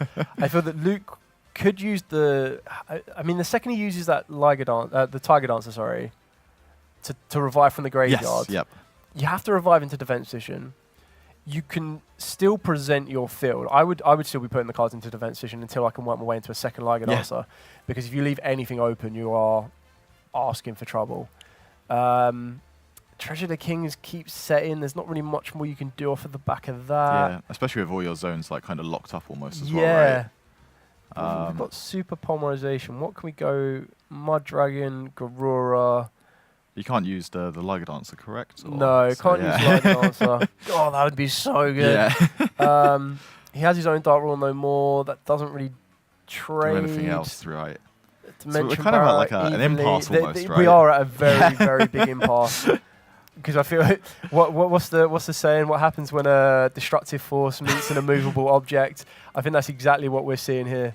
So it looks like Luke is going to start making a play. Does the Liger Dancer destroy everything on the field, or is it just your opponent's side? It's all special summon monsters on your opponent's field. Because the only other thing I could think of there was maybe if he's like trying to force his way into like maybe an SP Little Knight, and then go from there and then remove the Man with the Mark and then try and remove the SP afterwards without taking any life point damage. Yeah. The thing is that's 500 life points. It's pretty scary. I think that's what we might be going for here. I think you called it pretty much correctly. So use the Almirage, use the Gold Leo, go into SP Little Knight. SP Little Knight, target the Man with the Mark, clear the Man with the Mark off the field, activate the Liger Dancer, destroy all special summon monsters, and then go from there. But has D'Angelo got an answer here? Ooh, Imperm? Okay. Is there something else to come from this? Does the fusion monster, does it? Yeah, if a trap card is activated. Okay. Yeah, so it's any trap card. Target a card your opponent tries and destroy it. Very, very interesting here. So are we going to trade off the Almirage? So the Almirage contribute out to protect. Yeah, it just depends which one he's going to decide to destroy here. I think if you're Luke, you kind of want them to hit that God Leo, right? Because then you can always just tribute the Almirage, protect the Liger Dancer, and then get back in no monsters, right? I would probably try and get rid of the Almirage because the Almirage is the extra deck monster. Yeah, 100%. Yeah, so that's what I'm saying. From Luke's side, you're hoping that they get rid of the Gold Leo. Correct. Yeah, exactly. From D'Angelo's side, yeah, you have to get rid of that Almirage there. So what else do we have as an extra deck monster? Because you definitely don't want to be linking off that Liger Dancer. How desperate do you want it? The other thing is here, right? Now, Luke has also used his normal summon. Yeah, correct. So there isn't really much I can imagine. No, so this is very risky. Here. So this is the risk and reward. Because we've tried to make that play and it's been stopped, you now have a Gold Leo stuck in attack. Now, the only thing you need is 500 life points. Now, unfortunately, Gold Leo's attack is only 600. Yeah. So when it's staring down a couple of swamp deities and even a Man with a Mark, but it won't be enough to get the game swinger over that. It's still just big enough, right? Yeah. Any of the Apophis monsters switch to attack will deal with this. Go for a second heavy polarization. So you can use the stuff on the field as well. So you use from your extra using 3 or more monsters from your hand or field as material. You get to also banish monsters from the extra layer as material up to number of monsters your opponent controls, but you lose life points equal to the total attack. So if he has looks like that was an illegal activation, I think. There. Banish monsters from the extra as material up to the number of monsters your opponent controls. Fusion summon a fusion monster from the extra deck. Yeah, so you kind of need to use field and hand. Yep. Otherwise, you can't afford to pay any life points. Yeah, so it looks like D'Angelo might just be able to like run away this game now. Yeah. Which, in all honesty, I thought it was going to be a bit of an impasse, and then agreed. Luke was going to steal it at some point. But Yeah, so looks like that's just about enough to seal the game away. D'Angelo did very, very well there. He held his own, and so he didn't even flinch from the Liger Dancer here. And this was very interesting because it was a weird scenario where it wasn't really... Well, it kind of was in D'Angelo's like control because he had the full defense lineup, and it kind of put his opponent in a position where either the kind of like general interactions. Yes. I think we agree that the contact C and retaliant C are no-brainers, and it looks like we're opening up here. D'Angelo is going second, and he's opened up with what looks like a Fualos, I think it's a Fualos Blue Eyes there. Ultimate Fusion, a Trap card, which is Infinite Impermanence, straight on the Gold Leo. No breather on that one there, not letting Luke get started at all. I think that's the correct play as well. I think, like I've been saying, you just want to stop them in their tracks. You just kind of want to like throw your resources at them just to try and just like not get into that little bit of the mid-range where like, mid-game even, sorry, kind of similar to Malice, where like if you don't stop them early in the mid-game, they'll just keep like running away with their turn and you haven't really got much you can do about it. I do think it's very, very interesting. I think that's why Ghost Ogre kind of has one of these moments where it comes in and out of the format, because I feel that's why Gamma is currently at 1, because negating a card and removing it from the field was always too powerful. And that's what I like about Ghost Ogre, because Ghost Ogre says you can have your effect, but you're not allowed to stay on the field. And on the flip side to that, you have stuff like Imperms and Veilers that say you're not going to have your effect, but you can stay on the field. And I feel when you're trying to remove those particular cards, especially when they have double effects like Gold Leo, the Ghost Ogre is not a bad thing to do. So an Imperm is just as effective here. Maybe it wasn't a Fualos, because I'd like to think if there was a Fualos, we would have used it by now. Do you think it might be any of the Blue Eyes cards potentially? Maybe just in that secret rarity? Yeah, quite possibly. It could very well be a Maiden. That would probably be the most logical option on that one, or a secret rare Effect Veiler. But I feel that an Effect Veiler may have been used here on the Perfume to make sure that that doesn't get to return. And I feel this is where the resilience of the Lunalights is really going to come into check. And what I do find very, very interesting, this is the risk of going against Lunalights, is it's so tricky to break the field after the fact. Yes. Like, unless you're going to be playing a Kaiju or a card that can remove an unaffected monster like that. So then you really are hoping more that your opening hand is just that good. Yeah. Which is just that little bit harder in the 60 card deck as well. Exactly that, yeah. But I think obviously here we're seeing the Yellow Marson hit the Grave. We're seeing the Perfume now. Most likely going to add the Tiger as well, I'd say. And I think it's just one of those games where he is just going to get to that Liger Dancer. Is he going to get to a second Liger Dancer?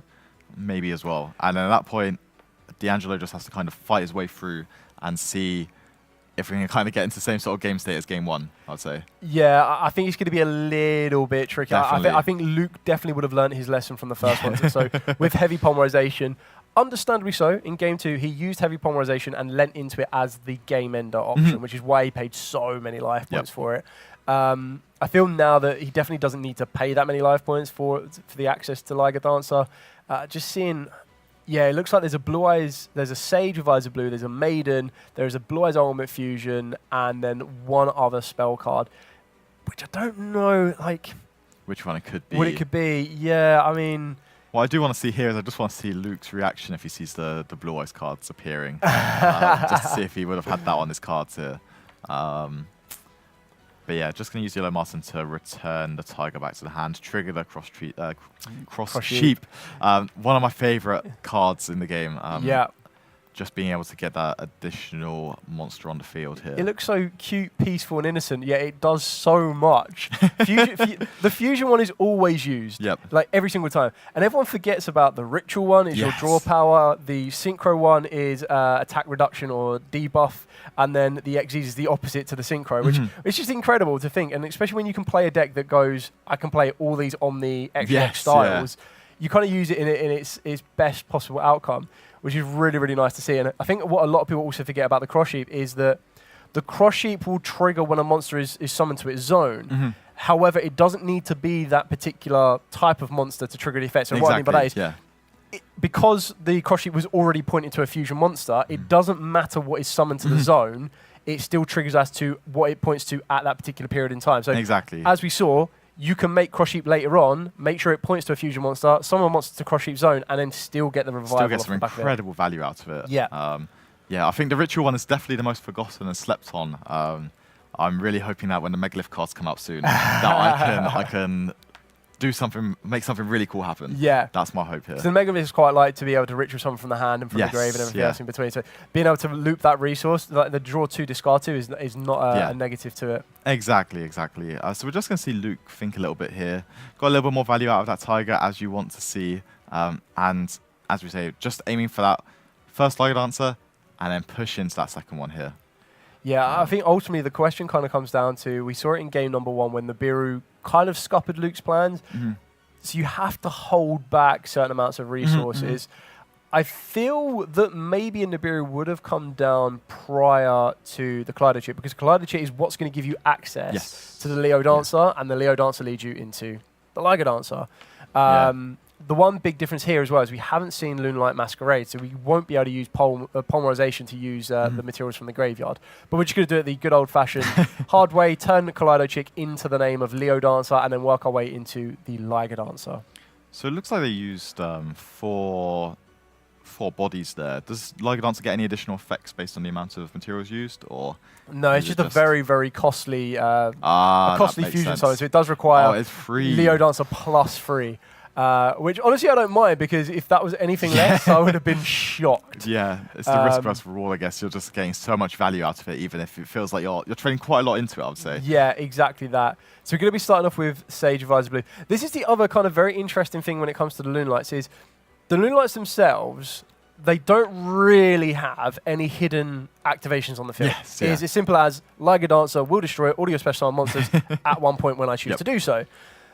So D'Angelo can play here, and like you said, the look on Luke's face when Blue Eyes was more so like, oh, that's there. There's Blue Eyes in there as well.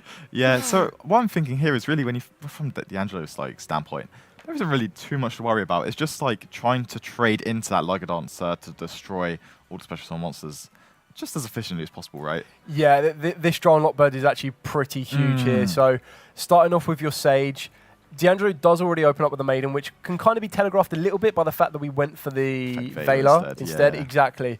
I feel with not being able to get the Search, you're not going to be able to get your additional normal summon. We're probably going to need to utilize the Maiden effect in the hand, exactly what we're going to see here. This will get access to True Light. True Light is then going to attempt to, what I can only imagine, is going to set a card. But the card you're going to want to set is not going to want to be Wishes, as you're under Draw Lockbird. So you're probably going to want to set the Roar with Eyes of Blue. Activate the Roar, bring out the Blue Eyes from the deck, revive the Maiden, and you definitely don't want to be leaving that Sage in attack position. At that particular point there, you're well and truly within the period of Liger Dancer effect, clear the field off, which is very, very damaging. We may have access to the Tyrant Dragon here because we have opened up the Blue Eyes Ultimate Fusion, or Ultimate Fusion. This could then, in theory, work us into Tyrant to regain us a bit of resource, but I don't know how much you really do at this exact moment. So, like, how much resource can you maintain? I feel that we're just in a position where we go True Light, bring back Blue Eyes, bring back Maiden, Liger Dancer, clear off, bit of damage, and then go from there. Yeah, so we're just in this spot where, like, Luca also just has to make that decision, right? At what point is my Liger Dancer going to activate, and potentially my last interruption of the turn, right? And I guess in my head, this was like a, there we go. It's a pretty good spot to take advantage of that.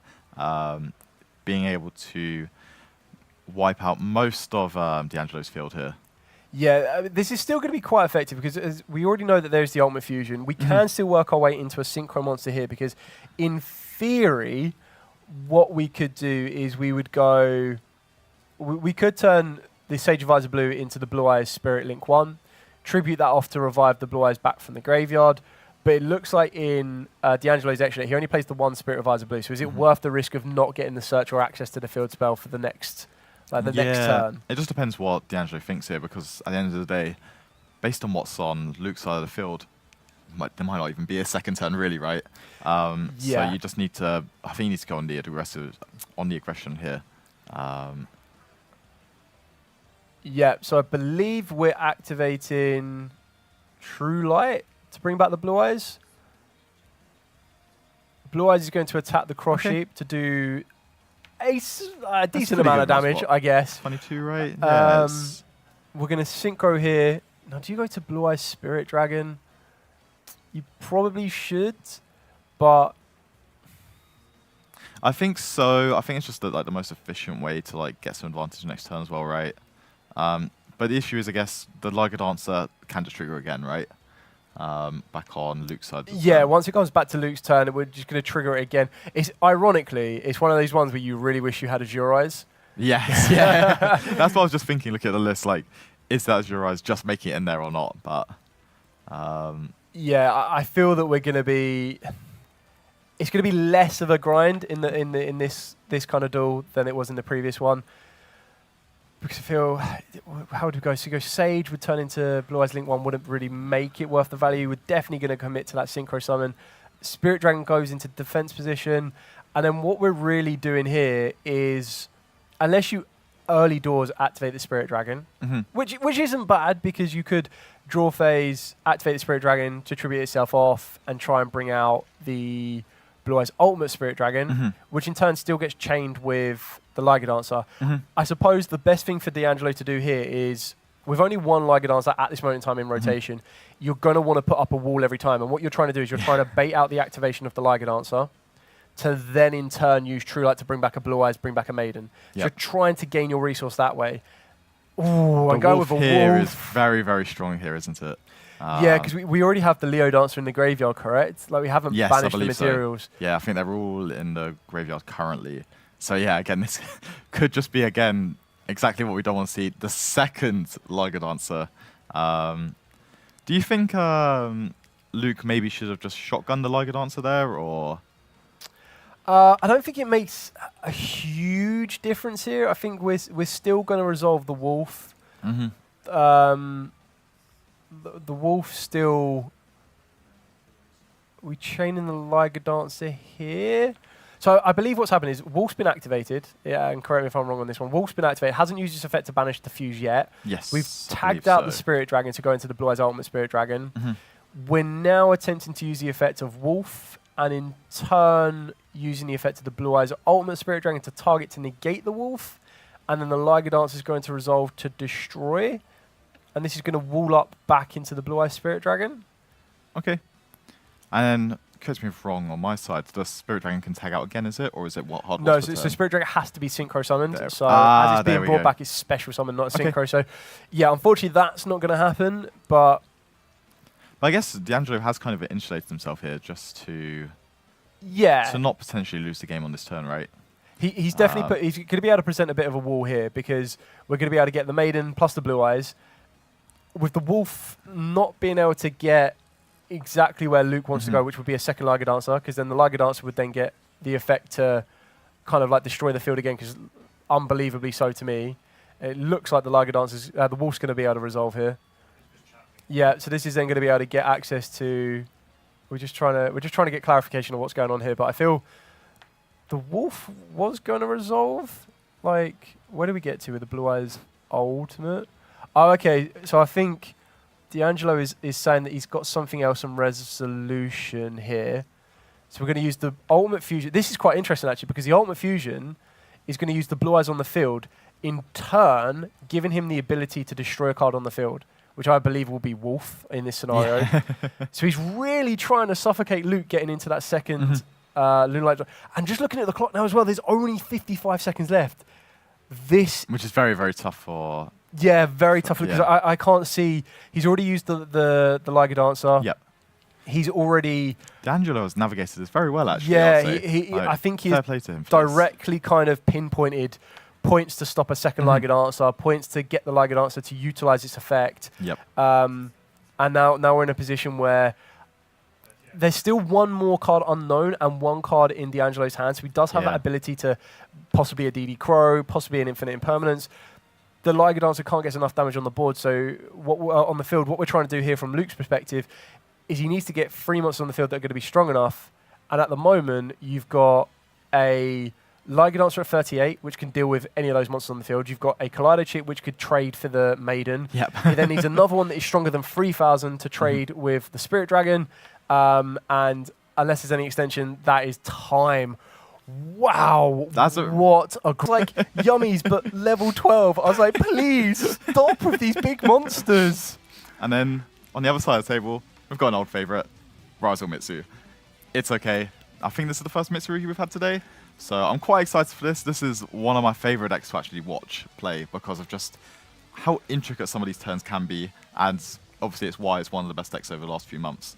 But let's see who's going first. It is the Super Heavy Samurai. Again, this is going back a little bit. Back to what, 2023? Yeah. Yeah. So obviously, Wakashi, one of the best cards I've ever seen in this game as well, I would say. Yeah, Wakashi for pendulums, even for synchros, was just so incredible. And it's kind of interesting to see when you looked at Super Heavy Samurais or this particular kind of small package.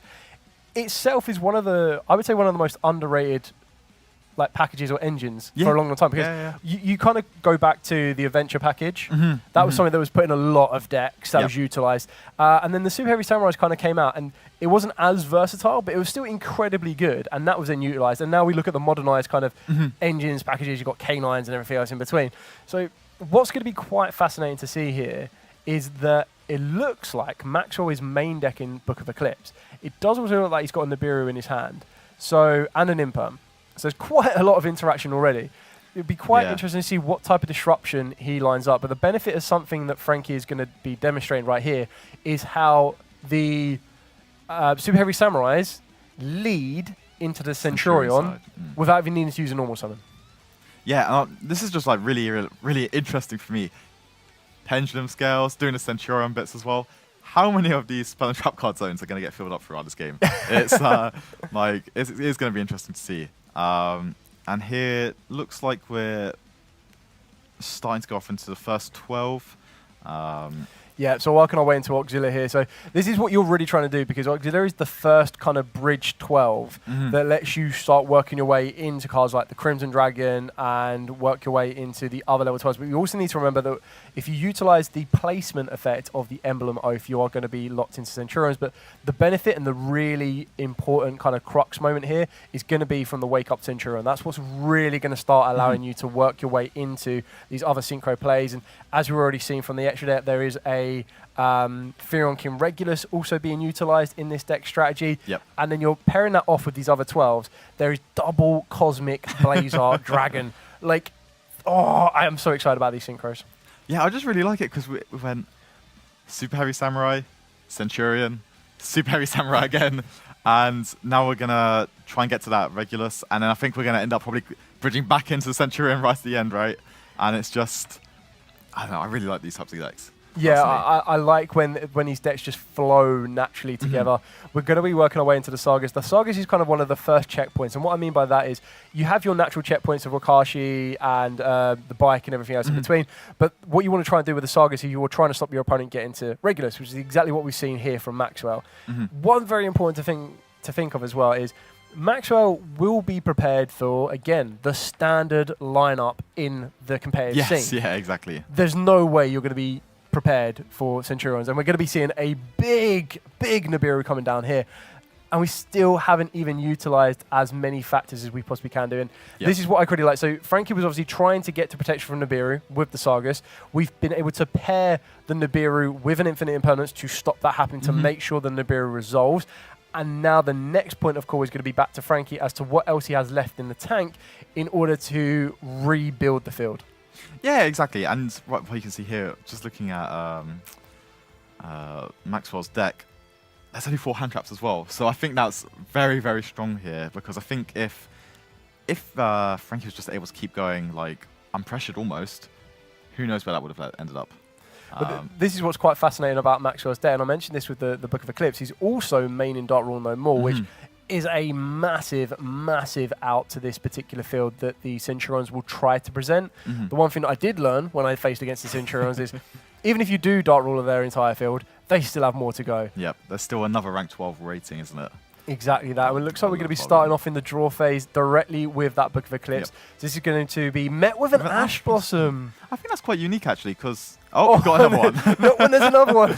Doesn't matter too much. But I think that's quite a unique way to stop it, because... especially with the Ash Blossom there, it's like, do you actually want to waste it there? I guess maybe it is stopping you from doing some more interruptions, but maybe on a card like Ice Rise, like we're just seeing now. Straight with an effect. Frankie is not even missing a beat. He knows when he wants to activate the cards, what he wants to activate them on. And this is actually very, very interesting as well, because with the Nibiru is actually a bit more of a deterrent now. Like, it's not helping Maxwell out as much as he would like to. It's not really allowing him to facilitate his rank 4 plays. The double Book of Eclipse, as great as it was right at the start, not looking so great now. Here either, right? And there's that emblema there, which is now just going to keep on going. So Frankie is just, you can tell that Frankie knows this matchup and he's in his zone, because he's just gone, cool, emblem, place, move, go. And yeah, Premier is going to be hitting the field. This is going to be very, very interesting, because the Nibiru token as well, what a lot of people forget is when they give you a Nibiru, or give you a Nibiru token, when you're trimming off monsters of the levels of the Centurions and the attack stats and defense stats, that token's pretty big. Yeah. So you're giving your opponent nearly a one-shot winner just in the Nibiru token. Yeah, so I've already blown away. So game one's already over here. We're just scooping this up. Yeah, especially going seconds, because I think if you're pairing the Droll and Lockbird with the Ferulia, there is Vitality doesn't look that bad in my opinion. But again, Frankie definitely knows us way better than both of us here. Yeah, 100%. I feel there's a couple of flex spots in here. You could go for the risk and reward component of going, right, well, I'll take out the Furion King Regulus because I'm not going first. And they may or may not Nibiru their own field. But I do also feel that you need to be very, very cautious. Well, already Maxwell's not doing so great here. Oh, no. Setting 3 and passing. Frankie decides to keep the Phalanx, isn't it? In going seconds. Again, I don't think that card's like awful to keep in going seconds. It can always be an extender in some situations. Infinite Impermanence. Yeah, so a good trade-off on this Infinite Impermanence, stopping the Primera. We're still trying to work through this one. We still have the ability of the field spell. Another Imperm. Another one. I think we may see the hat-trick of Imperms here. we could either that or it'd be a Book of Eclipse. I feel that those are both very, very well possible here. But I'm really hoping we see the fight. Okay, and Ash instead. Okay. They both, like, Maxwell's got a smile on his face. He knows how this is going. This is going to be hand trap trading central. That being said, Frankie still has the Phalanx in the hand. The Phalanx in the graveyard. 3 hand trap, or 3 cards in the hand. Sorry, 1 set card, and then Maxwell has burnt through 3 cards already. So we only have 2 cards left in rotation, and the 1 set card for Maxwell. Yeah, exactly. And well, just for now, the Primera Primus, the Synchro Monster, it's not going to be doing too much. Obviously, the Sword Riser top deck, very, very strong here. Oh, met with the Droll and Lockbird, though. That really will just set off. And a Call by the Grave. Okay. Wow. So yeah, it seems like Maxwell was 1 card off playing the game. Yeah. In that game 1, unfortunately. Sorry, in that turn 1 even. And talent. He is showing no mercy.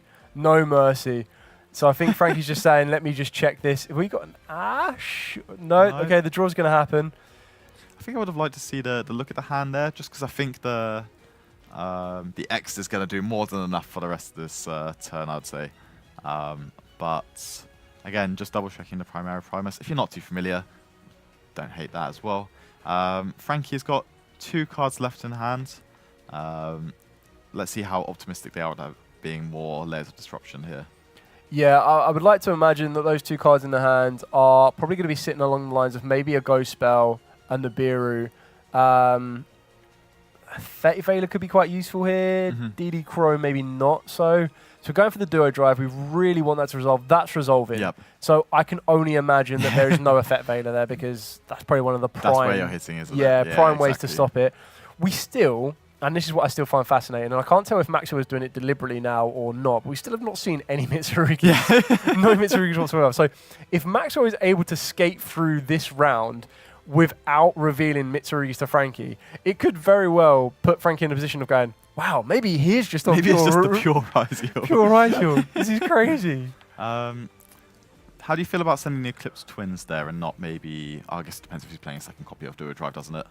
Yeah, I feel that I probably wouldn't send the Duo Drive. Definitely want to be using that. Whether they got 2 or not, I don't think it's really worth the risk, and it doesn't allow playing 2. But yeah, I mean, either way here, the Node Ryziel, you're just going to try and like force your way into that second rank 4 here.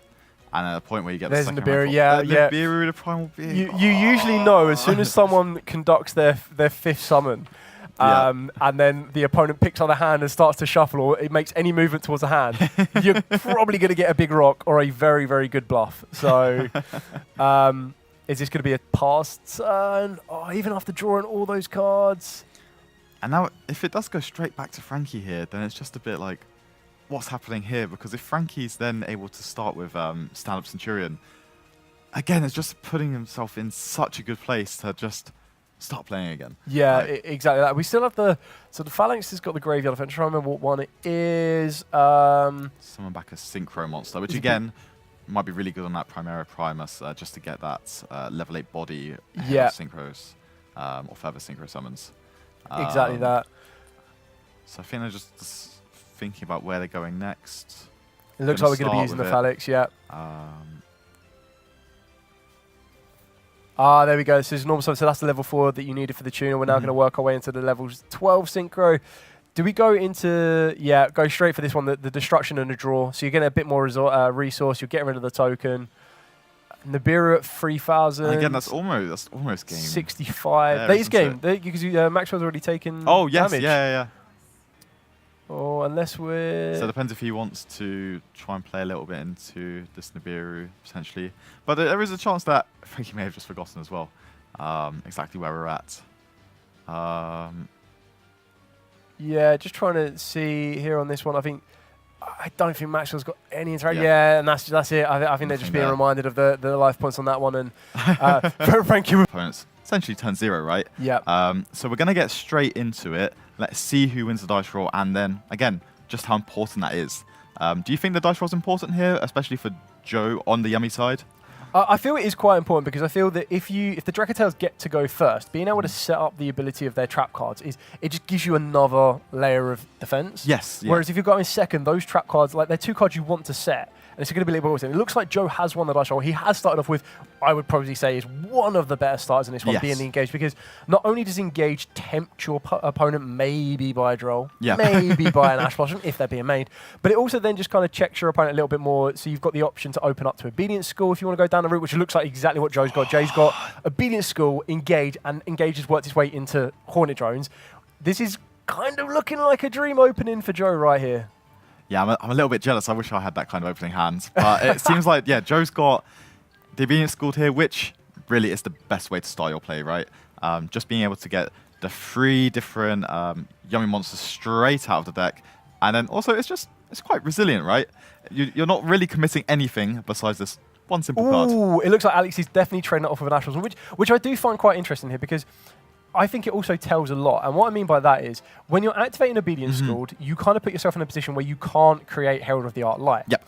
And when you can't create Herald of the Arc Light, which is incredibly good against Dracotales because all of their materials get banished, it also then means you're protected from Nibiru. Yes. With Alex choosing to Ash Blossom the Obedience Schooled, not only does it shut off the resource access, of course, but it also then means that Alex probably doesn't have a Nibiru, because I feel that you would let Obedience School resolve, let them build up as much as possible, and then go, here's a Nibiru for all the troubles. Guarantee they don't have that Herald of the Arc Light play. I think you're correct there as well, especially just like looking at this. I think Jahan's pretty good as well, to be fair. But especially just when you're not limited into that play, or being limited out of, or into, sorry, just the beasts. He's still got a lot that can go on here. And we're seeing Joe commit monsters to the field here, and he's going to start going into a synchro place here. Do you think maybe you should just go with the Engage only play, or do you think it's okay to commit here? No, I think you're kind of okay to commit here. I feel that Joe still hasn't conducted his normal summon, which is quite useful for him. So now that he's able to activate and add a cookie and a cupsy, he still has that resource available to him. And it's always very important that if you're able to hold back something as simple and as kind of like core to the game of Yu-Gi-Oh! As a normal summon, especially when you have so many normal summon cards like Cupsy, like Cookie, or mainly the Cupsy, to get you into Surprise. It just, again, it allows you to gain so much resource that even if a Nibiru is used here, you've still got a Surprise to rebuild and go again, which it looks like Alex might be considering some form of interaction on this Cupsy Yummy here, as we do know that leads to the Surprise, and Surprise... It's the best card in the deck, from my personal opinion. I really like the Veiler here from Alex Moffat here, because I think, really for me, if your opponent's a little bit starved off the Surprise, I think you can actually combat the deck quite efficiently. But when that Surprise is anywhere within the rotation, they can always get it back with the Onari towards the end of the turn as well. But I think, that the Surprise, for me, it's the best card in the deck. And for me, again, I want to play 3 of it. Yeah. I think it might be a little bit egregious here, but I think anytime I see that Yummy Surprise anywhere in my opening hand, I feel so much more insulated, both going first and second as well. Yeah, I think he's a very core component of the deck. It looks like we're going to be working our way into the field spells on this one with Joe. What you kind of have to take into account is that Joe still has 2 unknown cards in the hand. Now, from what we can see, it looks like it is a Chummy of choice, whether it be Perulia or Fuelos, plus an Ash Blossom. The Ash Blossom is a very fair trade with Alex for the Rahu Dragontail, if that gets used, or even Ketu, because Ketu is just as amazing on this one here. Joe is still trying to present his field. Again, I feel that he might have read that Alex maybe does not have a Nibiru. If he does, then it's just going to be another layer of disruption. But I feel it's now important for Joe to work his way into a Herald of the Arclight, because I feel the Herald is going to be a big difference maker here, as it then puts the pressure back on Alex to try and deal with that Herald first before attempting to use Rahu or even using the Ketu. Less so the Ketu because it doesn't send from the deck, but it will fuse from the hand. And losing that type of resource and the ability to set your cards with your Ketu or your Rahu is going to be very, very damaging. No, I definitely agree here. And especially just here, you're seeing this Arclight, just as you said, it's the core component of this matchup, I would say. I think if I'm in Joe's situation as well, there's a lot of times I don't even want to try and negate. I just want to leave it there, leave it as that disruption, meaning everything gets removed from play instead of hitting the graveyard, where it's going to get those really pivotal effects, just as you said. And again, I think this end field is quite good as well. He's going to commit an extra Yummy Monster here just to kind of improve the layers of disruption here that's going into Alex's turn. But as you said, it looks like there's no back row here, which is really good. Yeah, so surprise is not there. Exactly. no surprise. No surprise. Pun intended. For Alex to worry about there. There is one card unknown in his hand. That card is going to be, well, we know it's an Ash Blossom and Joyous Spring. Alex does not know that. But even then, what really benefits Herald and what makes it so incredibly good in this particular kind of matchup is the fact that Joe doesn't even need to use his Ash Blossom on a Rahu or a Ketu because of that resource loss that Alex would go through with Herald on the field. It really does make it very, very tricky. And now starting off with the Lucias to utilize this effect, again, I don't feel that there's any real threat right to Joe's now, right? field. Yeah, exactly. So it looks like he is going to start making a play here. Again, in my situation, I do very much agree with you. I'm just quite happy to sit back, let it all go, and we're just going to see if something gets a little bit too aggressive and you need to make the play, right? How I view the Yummy deck specifically, it's quite reactive, I would say, when it comes to these turns. Obviously, all of the Yummy synchros are taking out there. We're going to see this scoop up there. I think what Alex was trying to do there is he was trying a little bit earlier. Some of them really, really pivotal cards that not only do they negate the card, but they destroy as well, being Gamma, Delta. So maybe we'll just see if Joe's put those in going seconds this matchup as well. Yeah, I mean, I'd highly expect these to go in for Joe. I feel that, again, it's also quite a very interesting one. Ketu, this is the question, he's going to Ash the Ketu. That's quite interesting because, I mean, don't get me wrong, Ketu, great card to start with, but more players usually try to keep the Ash for the Rahu because the Rahu is what's going to guarantee you a fusion play, as Alex just had to pass. Oh, painful. Very painful here. So I mean, I said Yummies. He did score straight away as well. I said Yummies aren't that good going second, but if they haven't got to play into any field whatsoever, it doesn't matter. You're going first for a battle phase now. He's the ability scored, especially as we just said at the last game. Alex chose to Ash Blossom it, so I guess instinctively might not be an Ash Blossom here, but you're very, very able to just try and start building towards that game shot, right? I feel the one thing I would be doing with Joe on this one is I would probably be a little bit more respectful of Nibiru. 100%. The pure fact that Alex had to pass, still with 4 cards in action, he has an Astro Obedience schooled. You're now on 4 summons. The Nibiru could be a bit of a problem here, depending on what we go for in order to try and mitigate that. And I feel that if Joe chooses his pass correctly, he will be able to mitigate how effective a Nibiru will be here right now. Yeah, so he's decided to commit to the minion right now as well. And it's just double checking out. I'd assume the synchro summon requirements to activate the ability there. But yes, we're going to see the 5th summon here. I guess if you have Nibiru, do you Nibiru here? I think maybe there's a chance. Hold it. I can't think of a point where, from this point on, now that you know they can't get to Herald, I don't think there's a position where true, actually, they put anything on the field that you're like, oh, I need some Nibiru now or pass. I feel that you can allow them to move. Okay. Oh, he's just scooped He's up. just scooping Oh, up. that's such a shame. 2 ghost spells, a Yeah. Fet Veiler, and a Fate. Right. Literally, yes. Moving into round 6 now, by the looks of it. I'm quite excited to see how this does play out. Yeah, so I'm really a big fan of Benjamin's deck, the Crystron Canine deck. I think, for me, it's got just so many different layers, be it the hand, the field with the trap card, and then also just like the Omni Negates it can kind of set up with Cyber Dragon Infinity, and even Tristalos going into the FA Dawn Dragster. Just very layered, and I'm a big fan of that. It is, however, I'd say, not that it's a bad thing at all, but it is something that, if it's allowed to combo off itself and keep playing, it does seem to leave everything out on the field.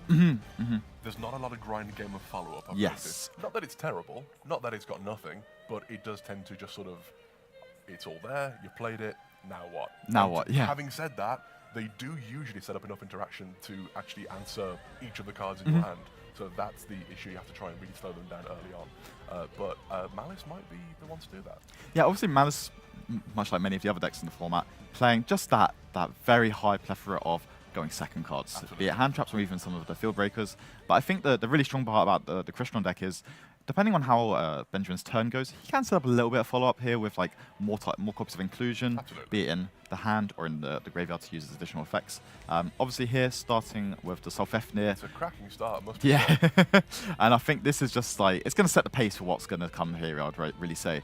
So let's see, he's going to destroy itself, and then use this effect to summon from the deck. Absolutely. Now, I'm by no means an expert on Crystron. However, I do know that at some point you do get machine locked with Crystron. Yes. So it'll be interesting to see how much of the K9 cards and combo he's able to use and utilize and get out and get the best out of before that machine lock happens. And we do see an Ash Blossom on the Sulfador, stopping it from summoning from the deck. That's a solid move, I'd say. Yeah, I think so. If you didn't have the Smyger in the graveyard here, I think it'd be almost turn-ending almost. Absolutely. But I think the Smyger here being able to grab the Sulfador from the deck to be able to extend that little bit further by destroying the inclusion.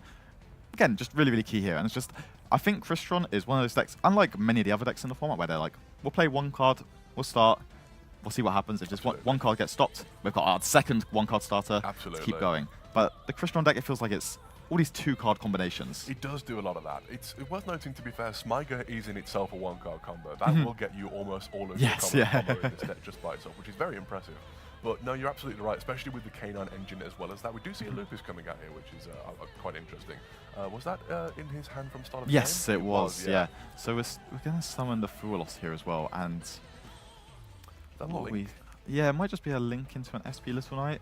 In all fairness, not a dreadful thing to sit on. You've got Little Knight on the field, you've got the Lupus in the graveyard, so you'll actually be able to go into Typhon during the opponent's turn if needs be. It's not terrible. Yeah, and then we've got the cluster as well to set, being used as an interruption here.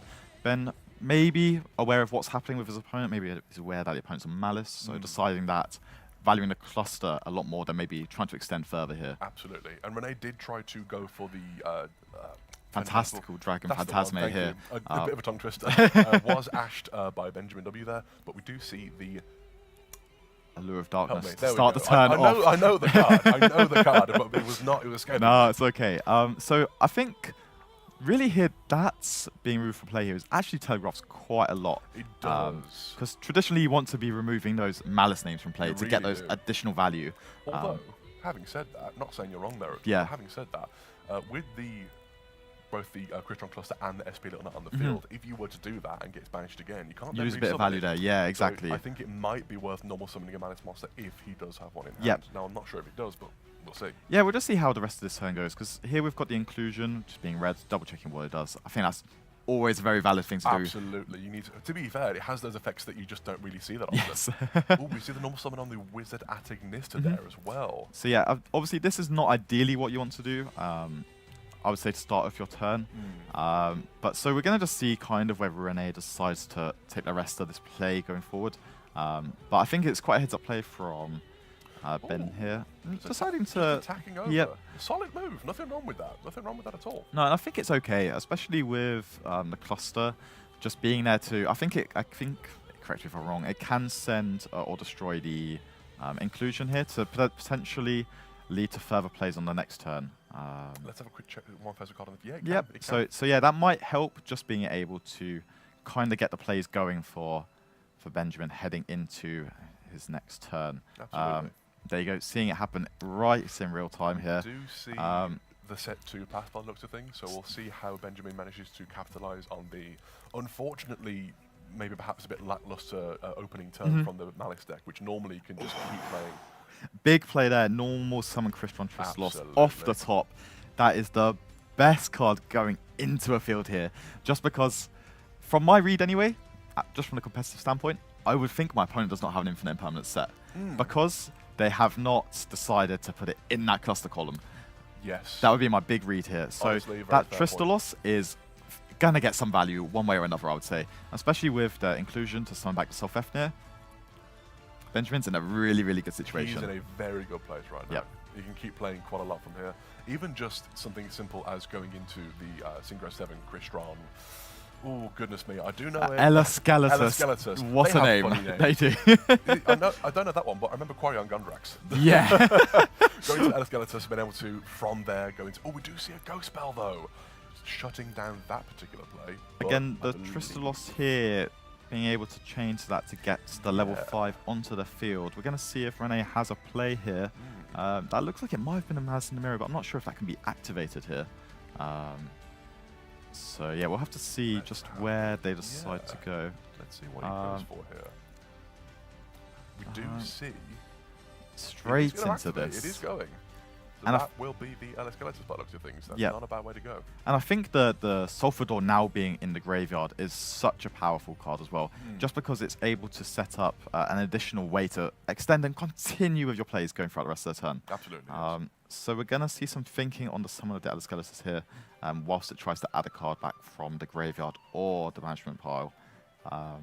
I'm not sure exactly what the target is here, but I would assume it's maybe the inclusion. Yeah, there we go. Yeah. Solid option, solid option. It offers you battle protection as well, that being on the field. Even if you don't use it to search, it's battle protection. It's something to target with your Sulfador and your Solfefnir. It's a good resource to have on the field, even if you don't search with it, but it does seem to be searching with it. Yep, so getting back that Smyger that was returned to the deck from the cluster the previous turn. Again, it's just another resource, isn't it, really? Absolutely. And I think this is what, like, this kind of situation we're in now, where Benjamin's just, like, very happy to start, like, just playing a little bit and just keep getting that little bit of value here and there, right? 100%, yes. So we're going to see where the next play is. I do think there's either the push for the Tristalos here to try and just sort of destroy the Eleskeletus. But beyond that, it just depends really what Benjamin wants to do and how aggressive he may want to be. Because obviously you're staring down 2 face-down cards. Yes. And again, my sole read, there's not an infinite impermanence there. And then... We do see a Call by the Grave. That is solid to be used on the Tristalos there. I'm a big fan of that. I'm not sure if I like holding it just as far, just because obviously there's a few more cards to get through. But however, now that Tristalos may be removed from play, I don't know if Benjamin's got another way to get it back. I'm not sure. I believe it's retrievable from the Eleskeletus, isn't it? If Eleskeletus gets destroyed, you could summon it off of Eleskeletus. So it's possible to get back. Having said that, even then, it can't activate its effects now until the start of Benjamin's next turn at this point. So I think that's a solid play. Will it be enough? We don't know yet. Exactly. Also hasn't fully gone through yet by the looks of things. So it looks like thinking on that. Rene is now... sorry, Benjamin's now using the Crystron cluster. And it looks like it's returning the Tristalos to the deck to stop it from being removed there. Is also a very good move. Goodness me. Crystron is a deck that I know well enough to pilot it and summon the Cyber Dragon Infinity. I can get to that point. I see the other things like this, and I'm like, I would never think in 100 years of using the cards like that, but there you go. Yeah, again, just Benjamin hot off the top 4 at UK Nationals just a few months ago, showing just how well he knows this deck, especially. And now, okay, summoning back the Solfefnir, destroying it to summon from the deck. We're just going to see how the rest of this turn pans out, especially into... Well, we know there's the Phantasme... oh, no, the Phantasme Roof in play. Yeah. So we don't know. There's one more card in hand. But looks like Rene is... That seems to be a surrender there from Rene. So we're going to look into game number 2 now, ahead of that. Being activated. Other side of the deck is still working perfectly fine. I'm moving into game 2 now, so I'm excited to see who's going first and what is going to be on the draw. So yeah, let's see from Benjamin's side if there is that almost shotgun off the Artifact Lancier coming down. Especially once you see your opponents playing cards like Allure of Darkness, I think I definitely just want to get that activated. You simply have to. But from the looks of it, maybe it hasn't happened just yet. Don't think there is But one. No. looks like there's an Ash Blossom, Ooh. which is very, very strong here into the Chessy Cat. It is. Unless We they have the starters, extenders we have there. the extenders. We're carrying on from Renee's side of things here. Yep, so going Mazin on the ground gets the Dormouse into play. And I think it's just one of those things here where if Benjamin just doesn't have enough plays here, or interruptions even, then this Malice turn, it's just going to run away with it, really. Absolutely. This is, as I mentioned before, this is the thing with Malice. You either can stop it early on, and then it's just kind of sitting there floating, doing nothing, or it just keeps going and snowballing. Once it gets those like link 3s out in the field, it's very hard to stop it at that point. Yeah, and it's very hard to come back from, I would say, as well. It's just like the infinite impermanence here on the Dormouse, it's going to be strong, but again, we're already at the point where there's 2 Cyburst monsters, which at this should point, be more than enough, right? At this point, Splash Mage or what have you to summon something. It's not as if it's it's not completely a one over game yet. Yes, but it's an interesting. It's looking very strong for Renee here. It's very strong start for Renee, absolutely. So again, let's see if they decide to go into potentially the Hagalitos. We do see the Splash Or Mage Splash coming Mage out here. as well.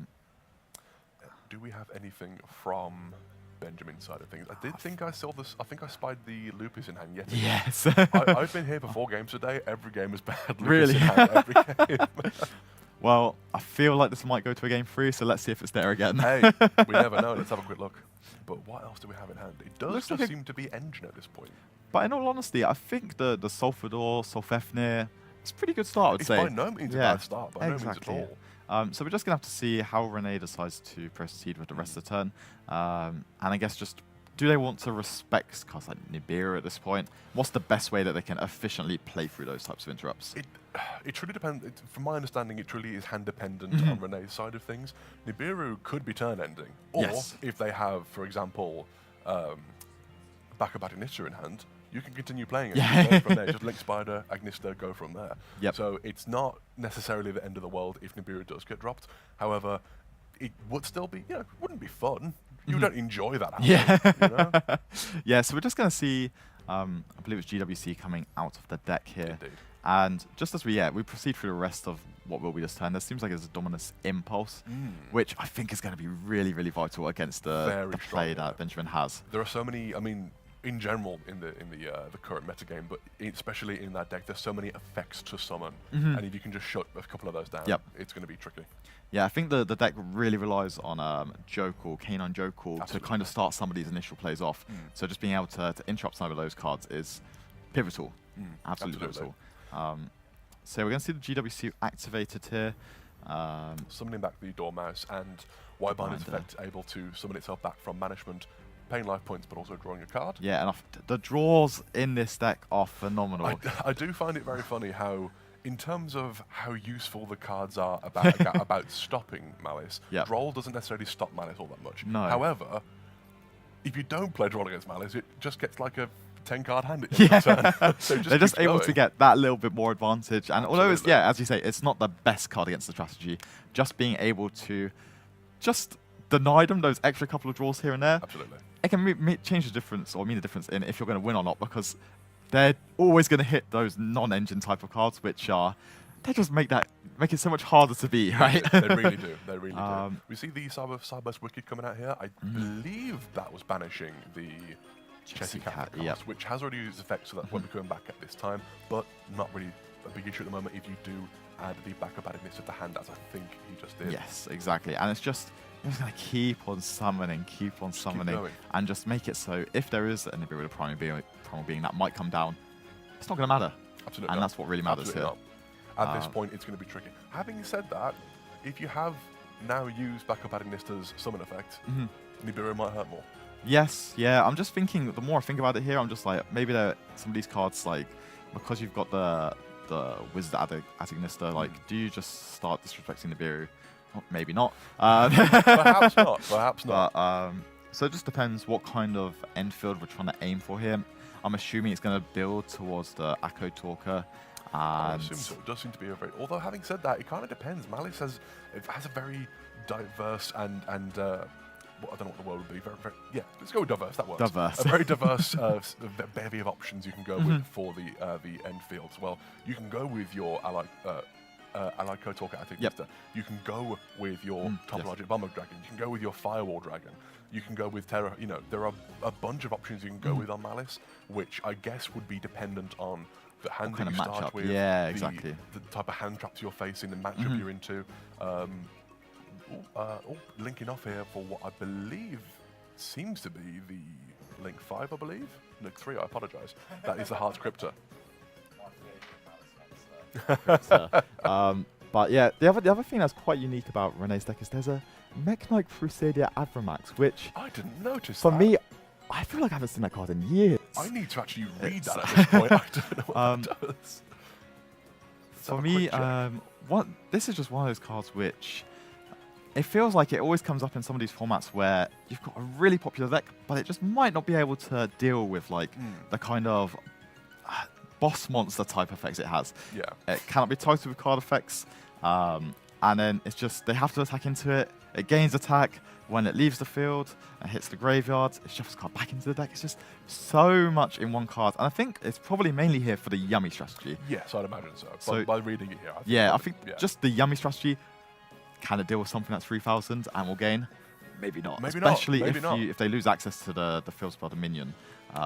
It'll be very hard for them to beat this. I do believe Benjamin did just surrender game 2 there, Yes. if I'm not mistaken, which honestly, not that his hand was terrible either, but against a full Malice field, yeah. It's a struggle. It's an uphill battle at that point. Definitely. And you got to think maybe you just go for game 3. Maybe Yeah. you know what, I'll go first game 3, see how we go from here. You just accept it and you're just like, okay, my couple of interrupts, they weren't quite enough to stop the Malice strategy from doing exactly what it wants to do. Absolutely. So we're going to head into game 3 now. And I think one of the big strengths of this deck is through the engine, through the Clockwork Knight, you can reach Clockwork Knight. You can. And I think that card is so powerful first demand strategy. It's very good because they're no longer Cyburst monsters. Exactly. That's so strong.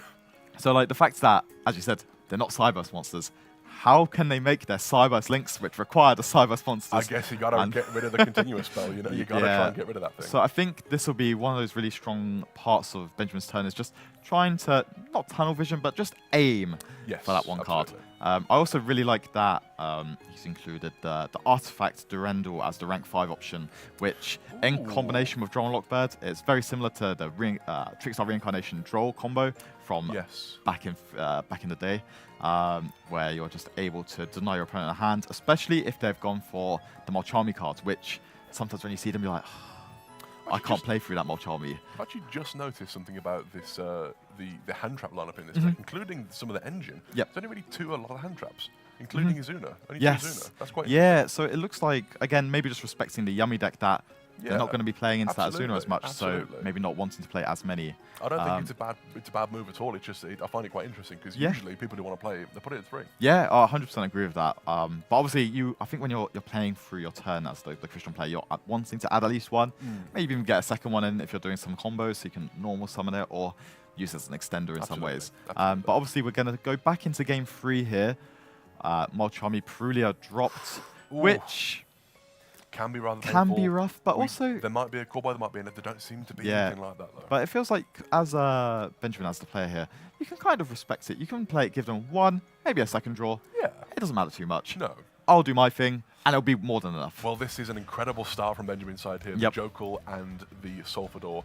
Exactly. It's tough to do poorly when you start off with such a fantastic field there. And this is the combo the deck is built around. Absolutely. You want to see this 2-card combination because it's just the best way to insulate yourself from every single hand trap, but also you just get a really, really crazy end field. It just kind of plays through everything. It just plays a lot. But obviously, the issue is with the Molcharmis, you don't particularly perhaps want to give up too many draws. Exactly. That is the only concern.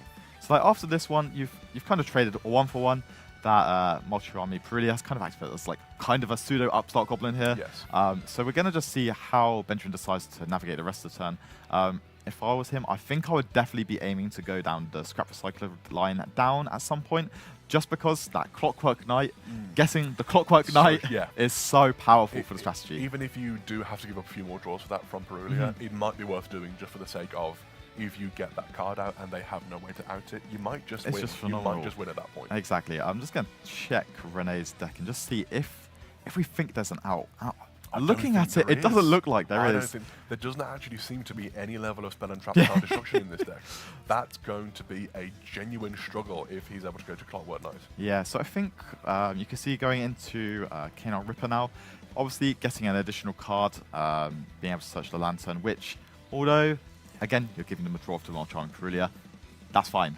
If I'm getting to my end combo, I'm fine with that. They can have one more draw. I think much the same way.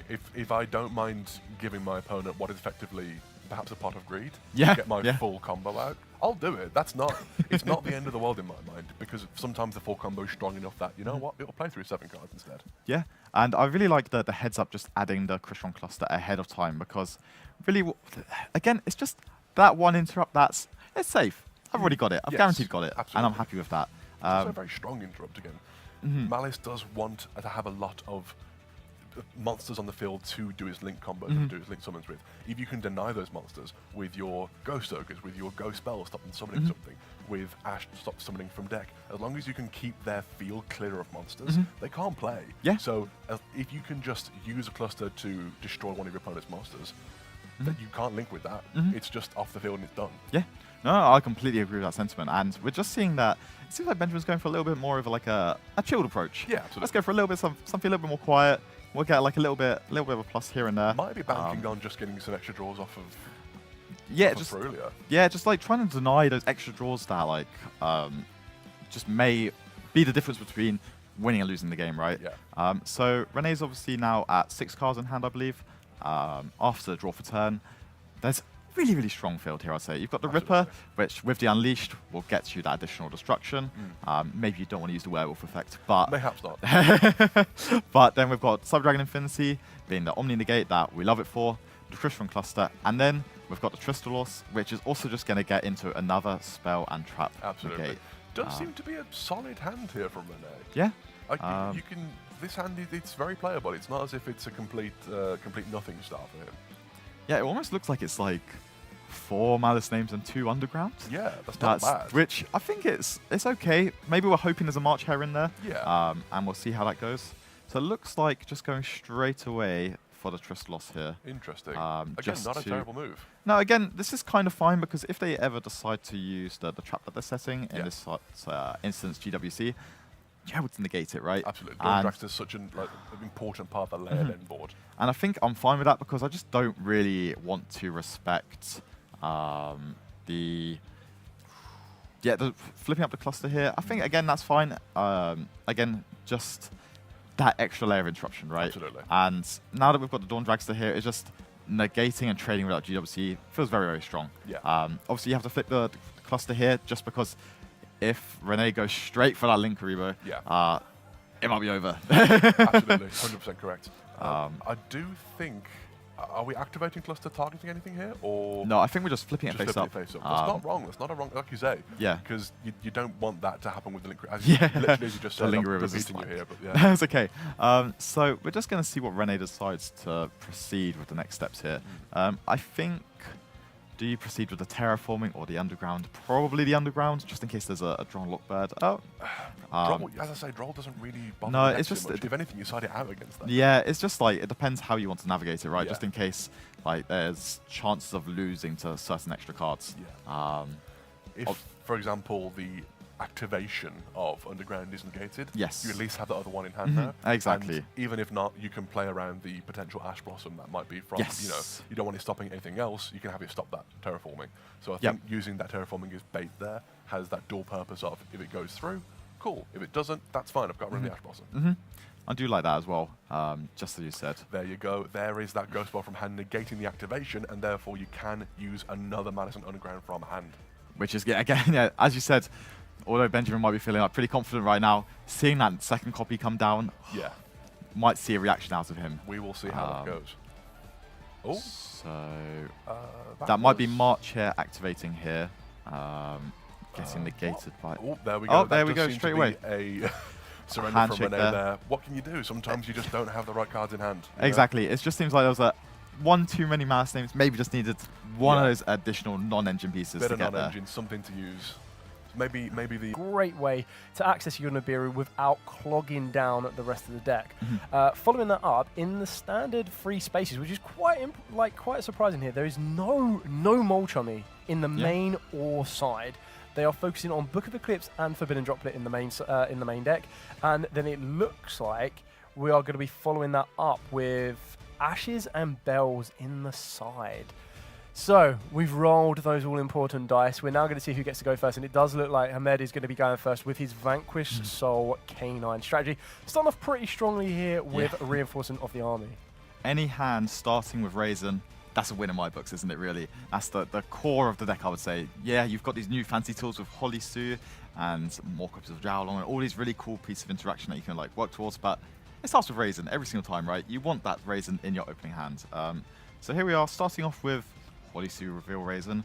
What does that telegraph to you? I personally would see that maybe there's not as many Vanquish Soul cards in the hand, potentially. Yeah, I mean, instantly gets met with Dominus Impulse, but that's not... I'm assuming that's not plausible on this one here. But what it does tell me, as you're revealing these, is that he has a very, very shiny Raisin, a very, very shiny Reinforce of the army, and he's backing it up with a Starlight Holly Sue as well. Here comes the Infinite... So this is quite interesting because Jay has revealed that he does have the Dominus Impulse in the hand. He's now revealed the Infinite Impermanence. The Infinite Impermanence is, of course, going to negate the Raisin. In turn, means that there will be a follow-up here. So it looks like we're going to be using Holly Sue. Do we chain the Dominus Impulse? So now, I'm curious as to how this is resolved, because I would have assumed it was, what, chain link, I'd assume one I'd be Raisin. chaining it, yeah. Yeah, chain link 2 Impulse. Sorry, chain link 1 Raisin, chain link 2 not. Imperm.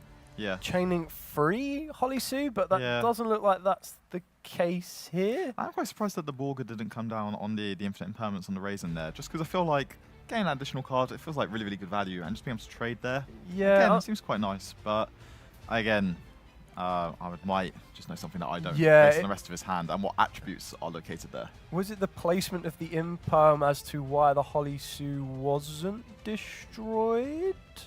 I'm just trying to, because we can't hear the Duelist in how they've kind of navigated their change. So obviously, from my assumption, it was the resolution was Imperm was already in the grave, but that might be because Jay moved it straight to the graveyard. But I agree with you. Their assumption would have been that you chain the Holly Sue, and then you chain the Borga. There's no way you let the Holly Sue get destroyed on that one.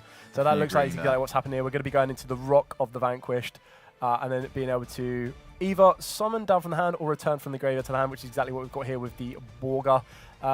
What I love about the Vanquish one, I've always quite liked the art style, it's obviously designed over the back of like battling games. So like side-scrolling one-on-one games, which I think is really, really kind of cool. And I love the whole aspect of trying to tag out your monster. Is always when you brought in your side characters. So if one of your main characters was a little bit low on life points, you kind of tagged that back out for a stronger one to try and give you that second burst of wind. So it's very, very interesting here. We have seen the trade-off of another Imperm on the Rock of the Vanquish, which is quite important here because the Rock of the Vanquish, unfortunately, is not a Vanquish Soul monster, so it cannot like bring itself back with a Borga to dodge this targeted effect, which also then stumps Ahmed a bit now because they're kind of forced to use the Rock of the Vanquish to, well, summon from the hand or bring back from the graveyard, but with nothing in the graveyard, nothing's coming back. And I think this Mitsurugi ritual to start the turn off is such a big thing because for me at least, whenever I'm playing the actual Mitsurugi deck, I want to start my turn off by going Ritual, Murakumo, let's go. And that's how I want to start every single one of my turns. And I think this being like the initial way of how Jay is like tackling this field, I think it's a really good play. Yeah, I think it instantly forces your opponent's hand because, like you said, that Murakumo is such a big threat to basically reset the field. You get to go again with a complete clear field. And it then puts Ahmed into this position where he now needs to decide whether he returns the Raisin to the hand, bring himself a new monster. We do know that there is a Holly Sue coming in the hand. Do you fear the Murakumo now that you know you've got the Holly Sue? I think there's a lot to really think about here because from what you can see based on Ahmed's hand there, you see there's an Ash, you know there's the Borga already, there's the Holly Sue, but then if you summon the Holly Sue before you use the Ash, you don't have the attributes anymore. So I feel like you're kind of like backed into this corner almost where you need to commit these cards, but whenever your opponent just drops Mitsurugi Ritual, what do you do? Because like you just don't want to waste those cards that are so pivotal, and that the attributes especially, when that Mirakuma might come down and essentially wipe the board, right? Yeah, exactly that. And it looks like we've used the ritual. Was it the ritual from the hand? Ritual using from the the hands. materials from Yep. the deck, correct? So I do find this quite interesting because then the next ritual play can ritual from the deck, but needs to use the materials from the hand or the field, correct? Yep. So could a Holisu taking control of the Futsu cause a massive issue here? I'm not sure like how much of an issue it is, but it definitely doesn't. It doesn't seem great. But obviously, there's 2 additional effects there that are going to occur, and it depends again which one was first one's chaining 2 there. I think you always want to have Saji as chaining 1 just to get that spell into play. But revealing that there was another Raisin in the hand there, again, you've still got the attributes at that point, right? You've still got a fire and a dark, and then it's just depending on really where the rest of your turn's going to go and how you're going to interrupt here.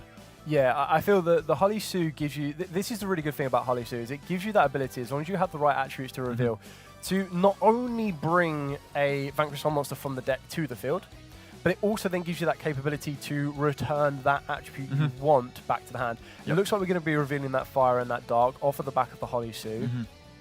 It depends really, because I guess like the most influential card here would be maybe Mad Love, right?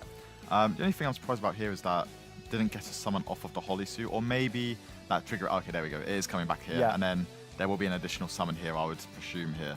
So yeah, I feel that the Raisin gives you an attribute of your choosing, depending on what you want to go for. Yep. You still have the Borga to return. I feel the very big important thing that you have mentioned in regards to the Borga is, ideally, in a scenario like this, you need a dark attribute in the hand. So searching out the Mad Love will probably be the most ideal target, even though Jiaolong is slightly tempting as well. I think you have to kind of fight back those temptations and those urges to go directly for what you know is going to be the safer option. Working your way presumably into Mad Love, returning Mad Love to the hand. Ooh, go for a Caesar Valius instead. So now we've got Earth, Dark, and Fire. A little bit of everything there, right? And I think that's kind of just what you want to be aiming for here as well. I guess the other thing from Ahmed's point of view is there's now 2 level 4s. Not knowing maybe that this is a pure variant of Mitsurugi, right? There's now 2 level 4s on the field that could, in theory, just get you into that Rise Heal combo, right? Yep, get you straight to duo. Here we are. We know that there's no Rise Heal cards within Jay's deck, so it's not as scary from our perspective. But if you're looking at down as Ahmed, I'm terrified. Yeah. So are we revealing... you've got to remember as well, we still have the Raisin effect. Yep. Now that we've got all of the attributes required, the Raisin still has the ability to clear in the same column, which looks like what's going to be happening here. Then we'll have a non-target destruction with the Caesar Valius if the Caesar Valius returns the correct card. And obviously, so we've got the Mitsurugi level 4's effects there, just a tribute to stop another card being destroyed. Yeah. So like, really, really strong here again, because that Futsu is bringing it straight back onto the field. So we're just going to continue to see how Jay is navigating this. Still, a lot of cards still in the hand to be played. Yeah. So that's the scariest point, at least from where I am on Ahmed's side of the field. Agreed. I think with Ahmed as well, the one thing you're doing with your Vanquish Soul cards is you're always giving your opponent the knowledge of exactly what you have. So bit by bit, you're showing to them, oh, I have this interaction for you. Now, this might be the dreaded moment that he was expecting, which kind of gives him a bit more of a surprise because it's not a duo drive. It is going into the Light Dragon Agnista. This does have a really nice effect, which is why a lot of people do choose to use it, is if a monster you control will be destroyed by card effect, again, you get to detach material from this card instead. But you also have the ability to detach material to then destroy face-on monsters your opponent controls up to the number of Agnistas monsters you control, including itself. So it is 1-for-1 spot removal. And it looks like Ahmed is going to try to use the Caesar Valius here to non-target destroy. But I suppose this is what you meant at the start, where the pure Mitsu just have a really, really good matchup into the Vanquish Souls for the pure fact that they want to constantly destroy. And a lot of the Mitsurugi cards and then a card like Agnista say, I can protect the destruction. Yeah, exactly. And it just feels like, card economy-wise, where we're at, Jay kind of only used 1.5 cards really here, right? Just activating the Mitsurugi Ritual at the beginning of the turn, and then just summoning the Futsu from hand. And you're seeing here, like, there's a Prayers coming down. There's loads of cards and lots more options, I would say, for Jay to take on this game. Especially as, from where I sit at least, Ahmed's kind of out of options now. Yeah, it seems that Ahmed might have burnt out all of his resources. The Holly Sue's already used his effect in the hand to summon itself down, so that's not going to come back to frighten Jay at the moment. I feel we still have Borga, I believe, can summon to the field, but Yes. this is the big difference, is usually in a state like this where the burn damage of Borga is not going to be Such a big impact, right? exactly. You're probably going to be trying to use Borga as a draw, but because we don't have The attribute there. the just, dark, yeah. exactly, yeah. So that additional unknown card that Ahmed could have got access to, unfortunately, isn't there. Maybe that could have been a turning point in this game, but even then, the Caesar Valius is so strong in its own right. The non-target destruction might still put Jay on a bit of the edge, that if he does not go into the right monster, it could get destroyed. But that light Agnister is putting in a lot of work here. Yeah, and I think that the big thing here as well is that what's about to happen, at least in my head, is that Murakumo is so close to being summoned, right? And really, that just wipes all of Ahmed's monsters on the field, and there's already enough really for game at that point, right? So I think maybe, as I said, maybe this is why this has got such a strong matchup into the Vanquish Soul deck, be it K9, more K9 heavy, maybe less K9 heavy, because again, it's not playing into the K9 cards specifically, but also you just get really, really good value as you're trading back and forth, back and forth. Yeah, exactly that. And I feel like the secondary effects on some of these Vanquish Soul monsters that don't get used as much as most people think. So, for example, in the Caesar Valius, you reveal an Earth and it's unaffected by your opponent's activate effects. Is nice, Yeah. but being in defense mode at 1500 and even in attack position at 3000, that is where the Murakumo comes into play and says, that's not as big of an issue for me to deal with. It does look like Ahmed is trying to regain a bit of resource, so he has used the Borga to return a Raisin from the field back to the hand. Here comes the Murakumo. We're going to start seeing the chains being built here to try and clear off Ahmed's field. Borga is going to reveal for that additional damage here. I don't think we're getting much more advantage from here, really. Just a little bit of extra chip damage, right? But if Murakumo is destroying the field, you probably just activate the effect to negate and take a card from away from Ahmed as well, right? But at that point, everything's gone and it's just game. Yeah, I think for the amount of damage on this field here, unless Ahmed has any hidden tricks up his sleeve that we haven't seen, we are going to be going straight into game 2. This is exactly what is going to be happening here. So in order to negate directly and evenly matched. And there's always that moment of fear and panic when your opponent goes, draw phase, standby, main, battle phase? With an empty field. That is such a terrifying thing to go through. And we have seen it multiple times as well where there has been bluff. And we're starting off with reinforcement with the army again. If you could cherry pick, I suppose the only thing that you would choose instead of reinforcement army is directly the Raisin, so that you don't fall into draw and lockbird territory. Always ask on resolution. He did put in the Black Goat the last. I believe that is Black Goat the last. Really, really excited to see that again. Just such a strong card to be able to hard open as well, especially as long as you've drawn a good enough complementary amount of engine cards. So obviously the Raisin, the best card you want to see every single time, right? Just we've been talking about getting that Holly suit out of the deck, and then I guess maybe just a very similar line to game 1, right? Very similar line, but maybe even better. When we're having a look at Ahmed's hand here, we know he's got the Holly suit. I can also see that that looks like a K9 Jockle in the hand, plus the Black Goat that laughs. We're revealing a fire and an... we're revealing the Holly suit, revealing the fire. We're going to be pushing on here. There comes the Jockle as the dark attribute required.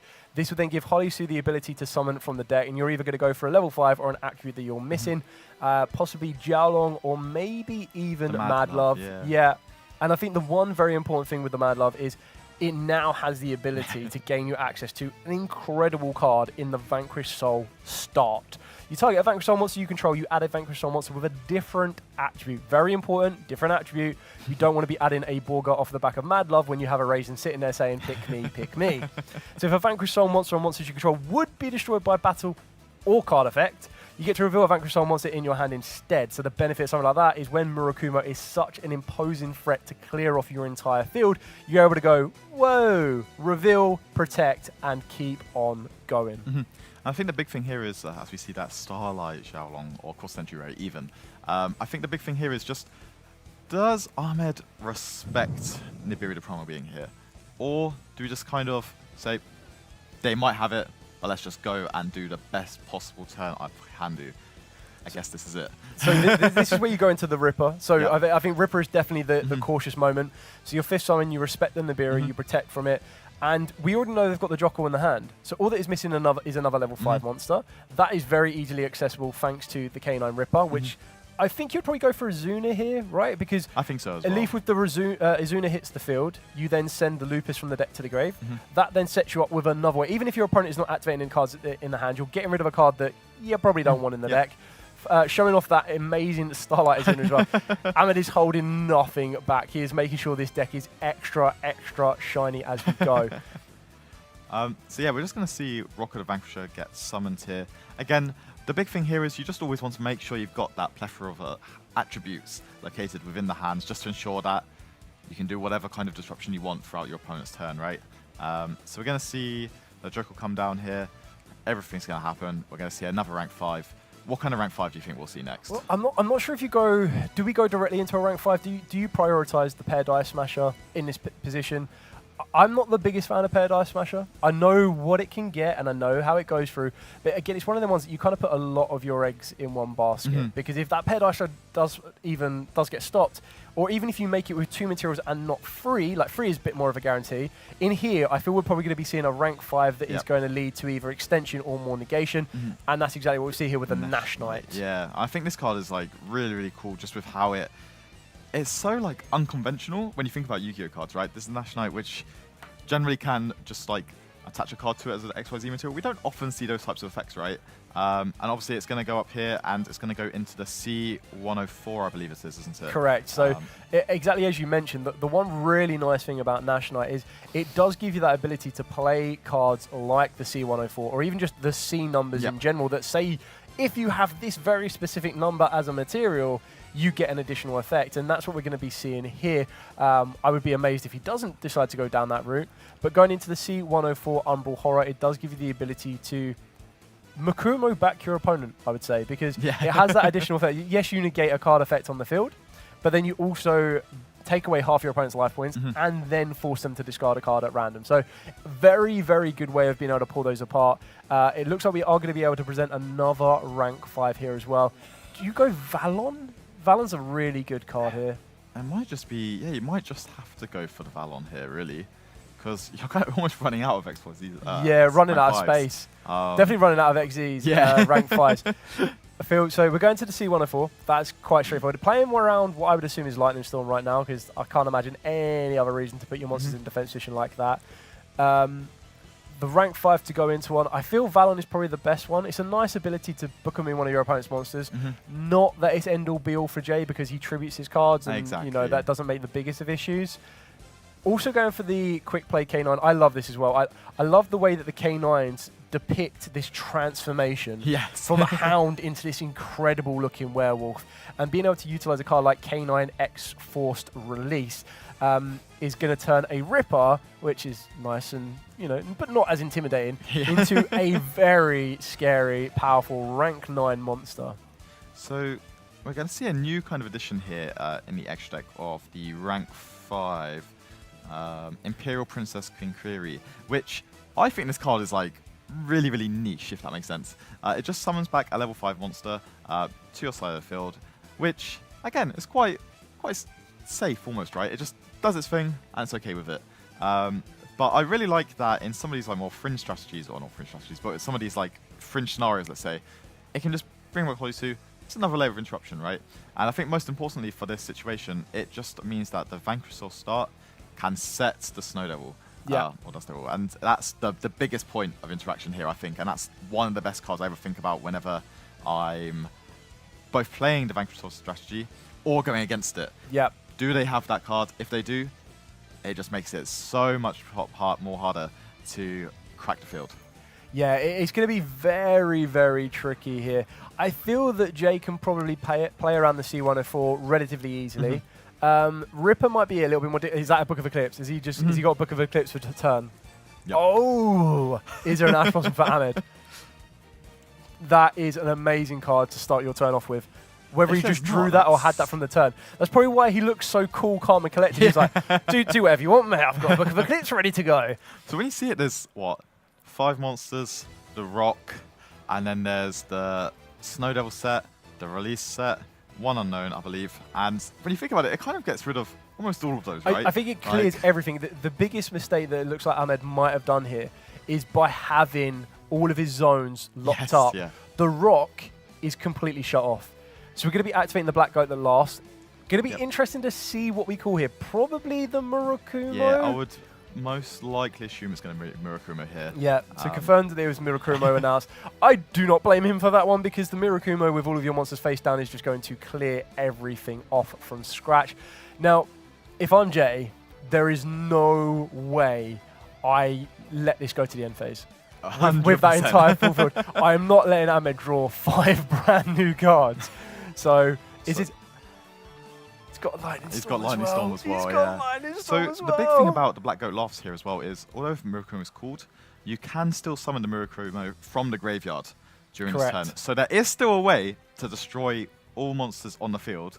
It's just, can Jay's hand facilitate that? And that's what we really need to see now. Obviously, it's almost every interruption has been turned off now. So it's just, especially with the Lightning Storm coming down as well, he's really trading one for many in this scenario. We've just traded a Book of Eclipse for what I would say is what guaranteed 3 disruptions here, not even including the Mad Love. That's 4 disruptions. And now we're about to try and trade the Lightning Storm for 3 cards on that one. And on Retaliation or Response, we're going to activate the Snow Devil to reveal up to 1 of each, Dark, Earth, and Fire. And then you apply the following effects in sequence. So we're going to reveal 1 of each attribute, correct. We're going to inflict 400 damage to our opponent, and then special on a Vanquish Soul monster from the hand. It's a you-can, luckily, otherwise, that would have been awkward. Inflict 600 damage to your opponent, and then Vanquish Soul monsters you control cannot be destroyed by card effect. And then the third one, if it needed any more, inflict 800 damage to your opponent, and then destroy all monsters on the field. So that's a very, very interesting way to clear this field off. He's had to clear off his own field. He clearly doesn't want the draw 5 from Eclipse. Oh, that is actually true, isn't it? It will destroy everything there. And I mean, I guess it's almost doing Jay's job for him, right? In some respects. But I guess the net positive here is that they'll be able to activate the Holy Sue in hand potentially, and then start getting more monsters there. So this is quite interesting. I think they're asking this question here. The second bullet point on the trap card means that your Vanquish Soul monsters cannot be destroyed by card effects. However, the Vanquish Soul monsters are face down. They're not Vanquish Souls. So they're not Vanquish Souls, Nope. so they can't be protected, and they don't flip up. It would be the same as if you activate Raigeki on that particular field. Exactly. It would clear everything off, and I think Ahmed might have been a little bit confused on that one. Yeah. But I feel everything is going to be cleared here, which I don't. There might be another Holy Sue in the hand. I can't remember if there's a Holy Sue in hand or not. Or if not, then it's looking very, very, very good for Jay here. Yeah, I think this is a kind of a misstep trade-off here. Maybe Ahmed felt that he could have kept his monsters around for the trade-off preparations. The pre-preparation of Rights, which for me, I think this is one of the best Mitsurugi cards, right? I'm a big fan of Cormac Adams' deck list from UK Nationals, getting first place there. Making 3 of this card within the Ryzel variant, and I think that's such a big change compared to what you'll normally see with 7th Tachyon, for example. But I think this card, although Get It Mirror may not be the best card that you want, just being able to always get whichever ritual monster you want, be it the Habakiri or anything else that you might want here, going for deciding to elect for the Murakumo in this situation, which just have to make sure that it does not get someone from anywhere but the graveyard here. It's just such a strong card. It's so strong. So this is also something to really consider, is that turn 1 play from Ahmed really did put everything on the field. And as you mentioned previously, we were running out of rank 5s. Yes, yeah. So the only thing I can see in his extra deck that would be worth summoning here would be maybe a Typhon. But I can't imagine Jay on pure Mitsurugi is going to be summoning from his extra deck once, let alone twice. Exactly. So the next best option on that one is a Valon, and the benefit of something like Valon may allow Ahmed to survive another turn, because we know that there is an Azuna in the hand. We know that there will be some sort of field presence from Ahmed. It won't be an empty direct hit to the life points. The Murakuma, as you've mentioned, can't come from the hand. It has to be coming from the graveyard to play around the Black Goat and Laughs. This is going to be very interesting to see how it's navigated, and remembering all of those core components, remembering that you can't summon the Murakumo from the hand, because if you attempt to do it that way, that might then deviate or completely destroy all of the other plans you were trying to do.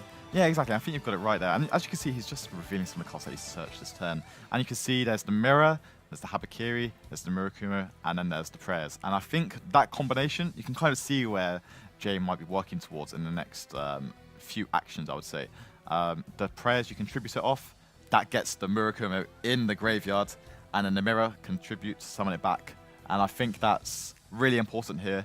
But again, it just depends where Armand goes with that Azuna in the next couple of actions. Yeah, it's also quite important that at the moment, Azuna is not even active. Yes, yeah. And Jay still, all within his control, has the ability to decide not to even activate any of his monster effects in the hand or in the graveyard. Yep. It does look like he is activating the Murakumo effect now, so the Azuna is now back on live. I didn't know if he was going to play it extra cautious and not allow that Azuna to become even a threat, but he also feels quite comfortable that he can deal with that Azuna even when it does enter the field of play. Yeah, and I think it's just like really interesting to see how the rest of this turn gets navigated, because although Jay, it feels like it's all kind of like in Jay's hands right now, and it just have to ensure there is not any, there's just no like misstep that occurs where Jay goes from winning this game to losing just because of that Azuna play. Exactly. So yeah, let's just keep seeing where it's going. So we've got Murakumo exactly where we want it. It looks like we're going to be able to bring back the Murakumo exactly how we want it. And now we're going to be using the Habakuri tribute effect in the graveyard, resolving this one as well. The field presence right now should be enough to see the game out. I definitely think so. I think it's a little bit short currently, but again, there's just a couple more actions to come. And I think they're just potentially discussing the Black Goat Laughs. But again, it also just depends really what kind of XYZs are in Jay's deck to see if there's anything that can potentially help just get the final bit. Yes, so when we're looking at some XZs here, we've got Extra Knight, probably not one you're going to want to go towards. I would either be leaning towards the number 60 Daguerres to give the attack stat from the revival from the graveyard. But then we also have the option of the Light Dragon Agnista, probably because it's the strongest rank 4 left in his extra deck as a standalone. So we're about to see what XZs he's going to choose to go into. I think it might be the Duelist here. I think you might be right. Just because giving so much extra attack stats to one of these monsters, again, it just makes them that bit more like terrifying, right? As we reach towards the battle phase. So he's eyeing up the Agnista. As it currently stands, Agnista sitting at, I believe, 23. Yeah, and then we've got 32 of the Murakumo. We've then got the 2,000 off of the Futsu, and then adding that back to the... I think it's 1,500. 1,200. Amarasa is at 1,200. So this is enough to see it out, but we still have the Azuna or the Lupus to come back. Yep. And I guess that the big thing here is that the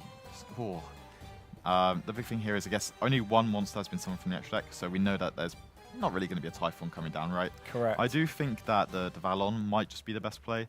But obviously, at this point, you are going to have to discard a card as well. I think he's going to be looking at that Typhon, which he's either looking at Typhon or he is looking at what he has left. And I agree with you. He may not have realised that only one has been summoned from the extra this deck. is big as well. The Megatama to destroy is... the trade-off. Yeah, and I think that's just... basically just like confirms it should be the game here, right? There's still I still believe I believe Ahmed has an Azuna in the hand, so there is still one line of defense, but I think we're in the battle phase now. Yeah. So it's declaration of attack. So 3, 5, 6, 7, 7, 5 damage as far as I can calculate. So I mean, it did allow him to survive one more turn. But I can't imagine this is just going to be Jay's Enfield. He must have some set cast to add to this, which is going to set up the Regesies effect. Okay, yeah, I'm surprised he wouldn't maybe make a push for the link to Dynamondo here. Again, correct me if I'm wrong, he could make that here.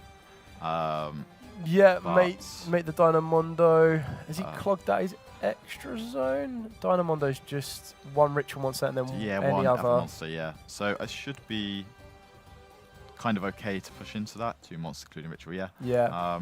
But I guess maybe just electing to keep these on the field and not like maybe just not lose to any potential like DD Crow or that type of effect. I feel keeping the Aniteckzetto on the field as well is still quite important because Yes, as we yeah. see it, the Aniteckzetto is in the same colony as the Futsu, which is exactly what we see here. Raisin now, rather than threatening 1, is going to threaten 2 at the same time. Now, the Aniteckzetto, it looks like a very, very good call from Jay to keep that card in rotation to be able to protect the destruction in the column. When do you choose? So, as we look at this field, just on the face value of this, you can imagine that the set card is possibly going to be the Prez. So when do you choose to use that Prez to tribute off the Murakumo to then present the most value, I guess. Yeah. Right? I guess the big thing here is also just you've got the Murakumo effect to discard a card. When is that the best? Like when can you get the most possible value out of that card? I think that's another big thing here as well, because obviously Ahmed still has what looks like 4 or 5 cards in the hand. Yeah, I think there is I think this is quite important actually. So it looks like the Light Dragon Aniteckzetto, you control will be destroyed by card. You detach a material from this card instead. Yep. But it can't be a replacement if it includes itself.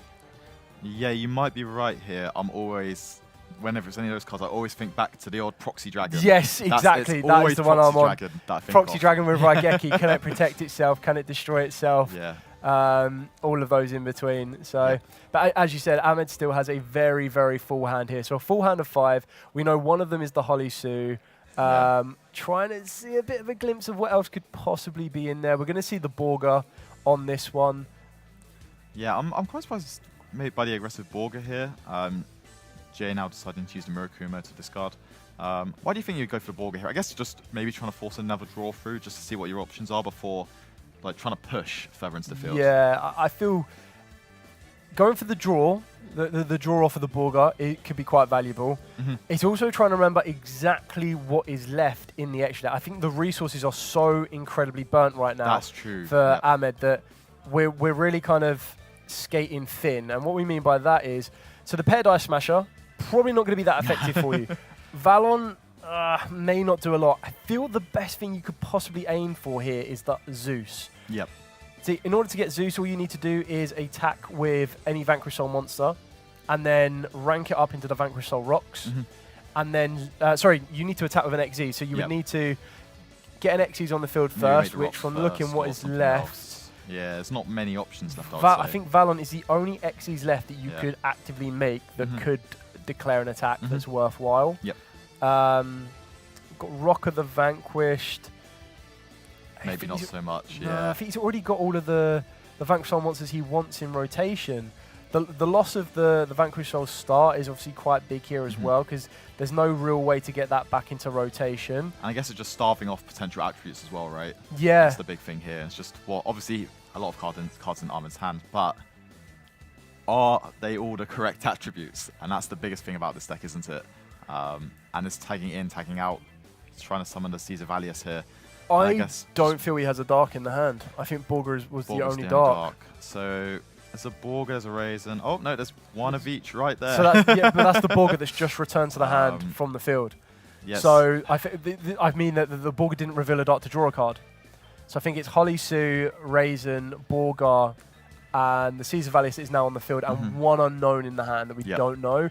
But I would have imagined if you had the Borga on the field, you would have revealed a dark to draw a card. And I think Borga was the only dark, I guess, then. Yeah. So I guess the thing is here, right, if you're Ahmed, you're kind of trying to push into the prayers and in the Spell Trap card zone, right? Try to get rid of that. Oh, it wasn't. It was Book of Eclipse. That's interesting. Yeah, really surprising that there wasn't a link somewhere. But I guess, I guess as you were saying, Oh, there was a dark. Is that Joku? That looks like Joku, yeah. See, we've been saying that this seems like it's in a really good position for Jay, but now you never know, right? What's happening with the rest of this turn. And we do know, I believe there's a Raisin in hand. There is and there's a Borga Raisin as well, right? Yeah, there's a Raisin and a Borga. The Borga's already entered the field of play. Yep. But we've got the Fire and the Dark attribute to reveal. So there's still a play here for Ahmed to use the Holly Sue to summon from the deck. and then potentially, again, it's just trying to get more bodies there to try and just advance the game state and start like picking away at what Jay has, I would say. Because obviously there's the add off of the Saji, and then there's the reborn just happening now. Going to get a lot of advantage for the next turn that's coming up. And it's just if Ahmed has the chance to just make that big push and try and push for it now. Yeah, I feel that Ahmed probably feels that that pressure is that exact case, because you're in a good position right now against Jay that there isn't a way to tribute off the Murakumo. So that Raigeki-esque effect is not going to be a factor right now. Yeah, now you just have to pick the field apart bit by bit and make sure that Jay can't return. But as you've already mentioned, we're seeing Jay recoup his resources for a scenario just like that. Exactly, and obviously there's a Ritual and a Murakumo in the hand now as well, which are going to be very, very impactful just for, again, just clearing the field on the full-lock turn, right? Those are some of the best ways to start the following turn. Just Ritual, Murakumo. It's really good. Yeah, exactly that. And I feel one thing that either Ahmed remembers and is keeping it very, very secret, or may have forgotten, is that there is a secondary effect of the Black Goat that lasts. So you get to banish it from the graveyard to declare a monster card name. This turn, neither player can activate the effects of monsters on the field with the original name. So you can probably survive another Murakumo Raigeki-esque effect. Yes. But even then, is that enough? Is that enough? Yeah, I think it's quite heads up as well, just from Ahmed, and just like how do they want to proceed with this, especially because I guess you could have been maybe a bit more proactive with the Black Goat's Laughs there and like calling it on the Futsu, just so that they can't keep getting these additional monsters on the field, getting that additional value, which is what Jay really needs to crack back in the following turn, right? Going to use Valon here, and then I think that maybe just pushing for that Zeus play potentially. Yeah, I think we have to push for the Zeus player here, because what we're trying to do, the reason that we're going to be putting the Agnista face down is that the monsters can now be destroyed by card effects. So I'm assuming Ahmed is going to try and pick cards off bit by bit via destruction effects to then be able to leave Jay with nothing left on the field, and then Ahmed stares down with a Zeus backed up with a Caesar Valius destruction and Holly Sue in the hand for a reveal and possible monster kind of take. But are we linking these off? Oh, I really like this. So you can use the secondary effect of Valon here, I believe. Yeah. And then, really good play, actually. I'm a fan of this, actually. I was initially thinking maybe it's a Zeus line. But, yeah, just being able to get some additional value here from that SP Little Knight. We've clogged up our own zones. Did we forget the Valon as well? Yeah, I think so. The Valon is destroy a set card, correct? I believe so. Let's double check. I think he was initially going for that route of play. Yeah. Is it a mandatory? I'm just trying to figure. If only. If you try Disintegrate, you can target. Yeah, I think we're trying to. Yeah, Amin was trying to go back to that one to try and destroy the face down, but unfortunately missed the timing on that one. The SP currently looking at the extra deck zone is really important there. Yep. So I think there's a couple of missteps too many. Yeah. And I guess, was there a copy of Holly Sue back in the hand here? I cannot remember off the top of my head. So it looks like there's a Azuna or a Jockle. Going to start. It's an Azuna. We're destroying the Agnista, so it's Azuna, Raisin, and then would need to be an Earth. Is that talent straw for turn as well? But when was the Caesar activated? Was the Caesar activated? I assume it will be long before then, yeah. I think it can be activated whenever, as far as I'm aware. Yeah, because it's tag out during the main phase, but the structures. This is interesting. There's only one Caesar Valius and one Borga, and 2 Jowlong. Yeah, you see that a little bit more often. I think we're very common to seeing the 3 Jowlong, right? Just because it adds that fire attribute, which you're somewhat starved of, I would say, within the deck. But it is your most key attribute for ensuring some of the most powerful effects go off. But I would say it makes a little bit of sense because it's not the best card to draw at the end of the day, is it? Same as the Caesar Valius and the Borga there. Exactly that. So we've seen Ahmed utilize the graveyard effect of Black Goat at last, assuming calling the Murakumo so that can't use its Raigeki-esque effect. We now have Borga on the field with a Dark Jockle, a Earth Caesar Valius, and an Earth Holly Sue in the hand. So we have the ability to use Borga to reveal a dart to draw a card. That will then lead Ahmed into what I assume he's trying to dig for, and maybe the fire attribute to get the maximum value out of the Holly Sue. So it looks like here what we're going to see is the Borga to burn for that additional 1,500 life points potentially. Or going to get a draw here. I'm not sure if there's a Dark Attribute or is that a Jockle in hand still? No, it looks like it's still the Jockle in the hand. It looks like we decided to go for the burn. This is quite interesting because it now puts Jay on a bit of a clock. That if he does allow it to go back to Ahmed during the next turn, then Borga could just burn the final piece off. We're checking here on the resolution of Trill Tactics talents. Are we? Is Ahmed worried that we're looking at the hand? What is? So I'm going to assume it was to take control. Oh no, it was the hand. So the Valis is going to. It goes back to the deck. Yeah, so the Caesar Valis goes back to the deck. So he's looked at the hand. Okay, sorry. So we've chained the Azuna to the talents to summon, so that couldn't be put back to the deck. We've resolved the talents returning Caesar Valis to the deck, and now we're going to continue to resolve. We've still got. This is quite interesting here because we've got SP Little Knight to remove some resource here. The Azuna's not really doing a huge amount because the Lupus has already been banished because it was brought back earlier and then left the field without it being an Xyz material. I'm not sure where we go. I'm not sure about the card added back there. I think it added back the Magatama, but I'm not actually sure if we started the turn with prayers, correct? Yes, so I don't actually think there's a way to. Oh, there we go. Typhon. That's your answer for everything. Borga back to the hand. Attack over, right? Yeah. Yep. So now it's got. This is still the biggest downside though, because if Ahmed is how big is the Azuna there? 21.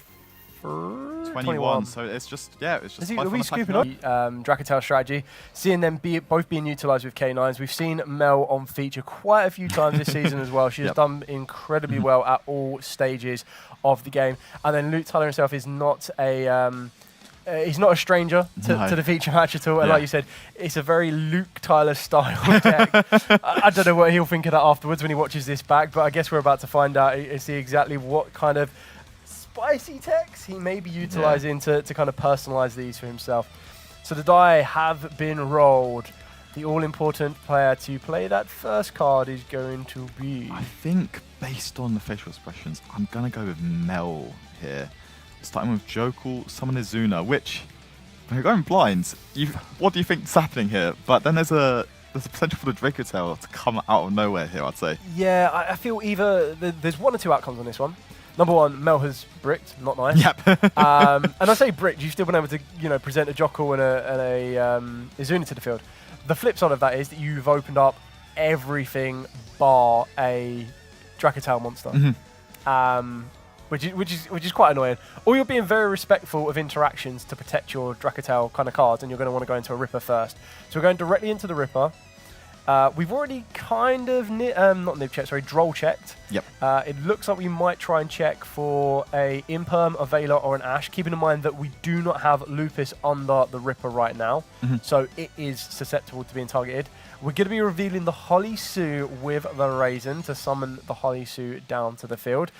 This is going to be quite interesting because we're going to be chaining the Ripper straight away to not let that Holly Sue resolve, which I think is a great call because you definitely don't want that Holly Sue hitting that field.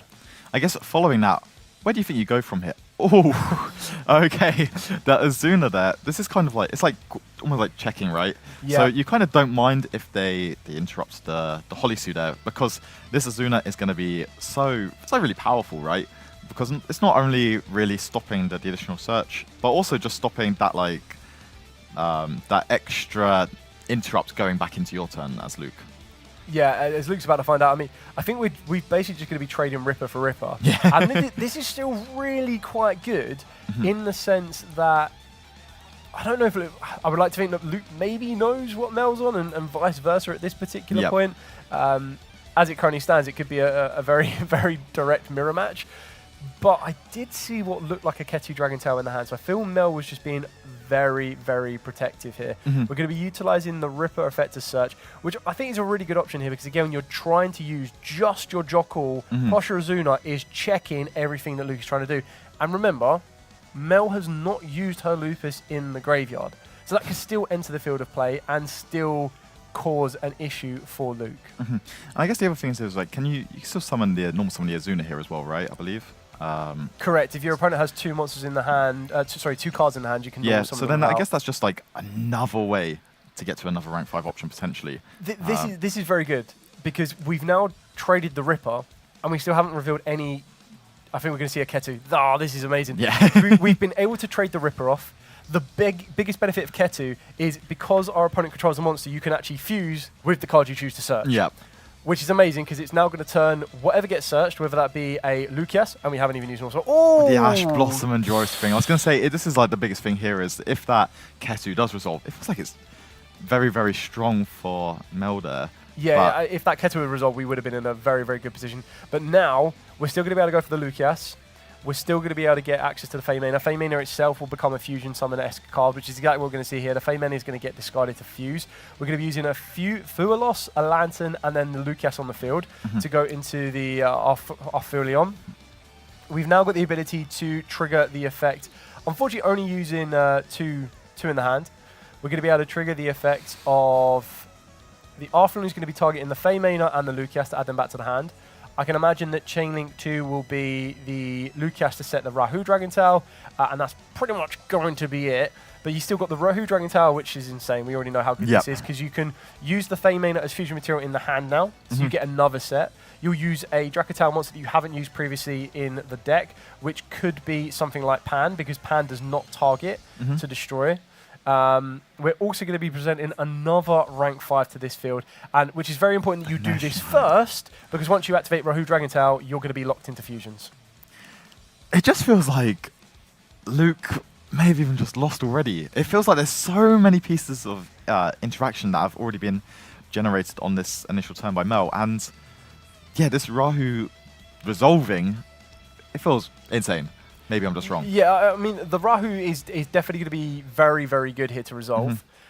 We're going into the Glamel.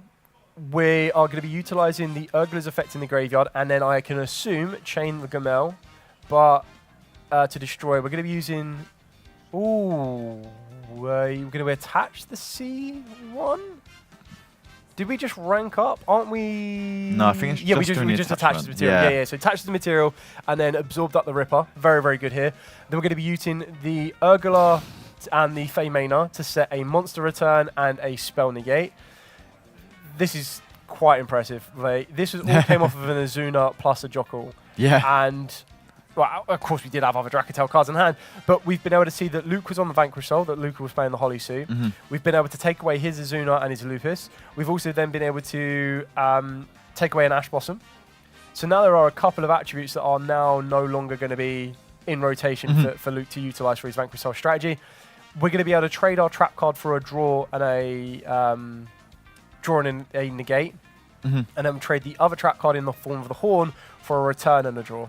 Yeah, and I think this is just really, really strong, especially because you are just like removing so many cards from Luke's hand in that initial turn as well. Obviously, we know that there was the Raisin, there was the Holisu, but beyond that, it's just like making sure the rest of the matchups rest of the attributes kind of match up, right? Yep. And I think that's just where Luke's going to struggle here, especially as just like trying to tear apart the rest of this field now. Yeah, I think one really important thing is I believe the Nationite is still live. Yes, because there's still 2 XYZ materials, I believe. Yeah, so still maintain the quick effect during the main phase. Detach 2, attach a number XZs from your extra deck to this card. It has a number between 101 and 107, and then you get to attach a face up. Now, does Mel play any more numbers that she hasn't already used? No. But okay, so is it mandatory to the counter Nationite? So you're still going to need to attach the number, correct? Okay. Yeah. So if you don't attach the number, you can't attach the monster. So Nationite is currently going to be sitting there, but we're going to be returning the Ripper to the extra deck, chaining the Gomel to attempt to destroy the Raisin. That's a good little trade-off there. Putting the Ketu back to the deck, as well as putting the Ripper back to the extra deck to draw a card, which is very good now, because if Luke summons from the activates the card in the hand, which he has done, we now have direct access to bring the Lupus back from the graveyard and work it into a Ripper, and it looks like Luke is just going to scoop it up and move into the next. Yeah, I don't blame him on that one. No, I don't at all. I think, especially just after that, like incredible turn 0 almost. Ash Blossom covers that, right? Yep, exactly that. Nibiru and Fenrir, I'm not sure I would think so much about, but those first 6 options, being the Phantasmate and the Ash Blossom, I'd definitely consider here. Yeah. I think the added benefit of targeted protection sometimes can be quite important for the protection against the Vanquish Soul. I can't imagine that Mel gets all the way to round 8 and not gets to round 8 and not have faced Vanquish Soul. On the other side of that, I would feel that Luke knows the K9s inside and out. I would also think that he's probably played a few Dracotals, but whether he's faced the hybrid prior to this could be quite interesting to see. Yeah, so I'm going to assume Luke's here starting, and with the Jockle himself now, paying homage to that game 1 here. And then obviously with the 2 attributes for the Holly suit as well, very, very strong. And with the Raisin and the Mad Love to start this game. And I think this is just a very, very, very strong position for Luke to be in. Yeah, a very strong start from Luke. Again, this is what the K9s kind of provide with decks like this, is it provides you the ability, as mentioned in one of the previous rounds, to maintain that all-important normal summon. So when you're able to maintain that normal summon, you're then able to, again, kind of steamroll. We do look at the dreaded 3 level 5s on the field. Yeah. I would much rather see Luke go into a Ripper on this one, but I feel we may see a Dice Smasher. It is within the extra deck, so who knows exactly where we're going to go throughout the rest of this turn. Yeah, I still feel it's very risky, and I think a lot of people have learned from YCS Vancouver to not go straight to a Dice Smasher. Smasher, yeah. So going into the Ripper first, definitely applaud that one. I think some players do get a little bit overzealous, and when you see a card as powerful as Dice Smasher, which in turn its effect is very, very strong, a lot of players get drawn to that and go, cool, if I go straight there, that's all I should need. Whereas I think the big difference between players like that rush to it and then players like Luke that is currently navigating around and not using it as a auto win button is it's giving him the ability to present with Ripper, be a little bit more cautious, make sure that he doesn't make Dice Smasher and instantly lose or have to pass turn to something like a Ghost Ogre, an Effect Veiler, Infinite Impermanence, and kind of cards along those ilk. Yeah, no, I completely agree with that. And I think we're just going to see now if Luke tries to take the option of being a bit more reserved maybe, or based on the rest of the hand, really. I can't see that happening though. But based on, we'll just see how they want to really proceed through the turn. Luke is on the Pot of Extravagance, so playing multiple copies of different XYZs in the extra deck, as well as Rokov the Vanquisher. So just trying to decide where they kind of want to go really throughout the rest of the turn, and how much wants to be committed to the side of the field where, again, just wanting to respect cards like Nibiru very much, right? Yeah, I feel you probably want to get the Rock of the Vanquish in rotation. Yeah, I think that's quite important. And then if you have that option for another rank 5, the 2 rank 5s that I can see in Luke's extra deck that isn't Dice Smasher will be the Chronomaly Vinma, which is a optional kind of like negate on this one. So you've got the quick effect, target face-up monster on the field, and an XE monster or a Chronomaly in your graveyard. That monster on the field gains half the attack. It's kind of nice little attack boost. But the most important one is when your opponent activates a monster effect, you get a quick effect to detach 2. Now, when effects in regards to the Dracotal strategy isn't that ideal, because the Dracotal strategy can actually chain block very, very consistently and very, very easily. Valon is another valid option on this one. The biggest downside of that one is you're probably not going to want to flip any Dracotal monsters face down. You're probably going to want to save them for the K9s. I guess that the thought process is right. Valon, maybe putting monsters face down. But it doesn't really matter for the fusion summoning aspect of the Dracotal deck, right? They can fuse, similar to how we talk about with the tributes and the ritual summoning using face down monsters. It's the exact same thing, isn't it? Yeah. So we're going to see just where Luke decides to go with the rest of the turn. I'm going for a draw here with the Heavy Borger. And I'm quite happy with actually where Luke's got so far, especially with the start still in the reserves, because you'll get the Snow Devil in the end phase, and that is exactly where I want to be as Luke. Yeah, exactly that. I feel making Ripper as early as it does kind of checks the Fey Mana, should Mel have that in her hand. Then off the back of that, it does check the Azuna. So it is kind of trading places with some of those cards. It does put Mel in a position where that she will need to open up with Azuna plus a Fey Mana or Fey Mana plus Azuna. And then when we're looking at the side deck as well, the other cards that I think Mel may have access to that could cause Luke a little bit of an issue is, again, comboing off Nibiru with an Azuna or a Fey Mana. I think we're way past the point of a Phantasmo, so that's definitely what happens. A Castria Fenrir could be an interesting choice here, because the Fenrir would at least attempt to trade with the Ripper, attempt to out the Ripper, or force a Holly Sue or a Raise in Destruction on that one. Ketu is still incredibly powerful, and it looks like Luke is going to be setting to and passing this field over to Mel.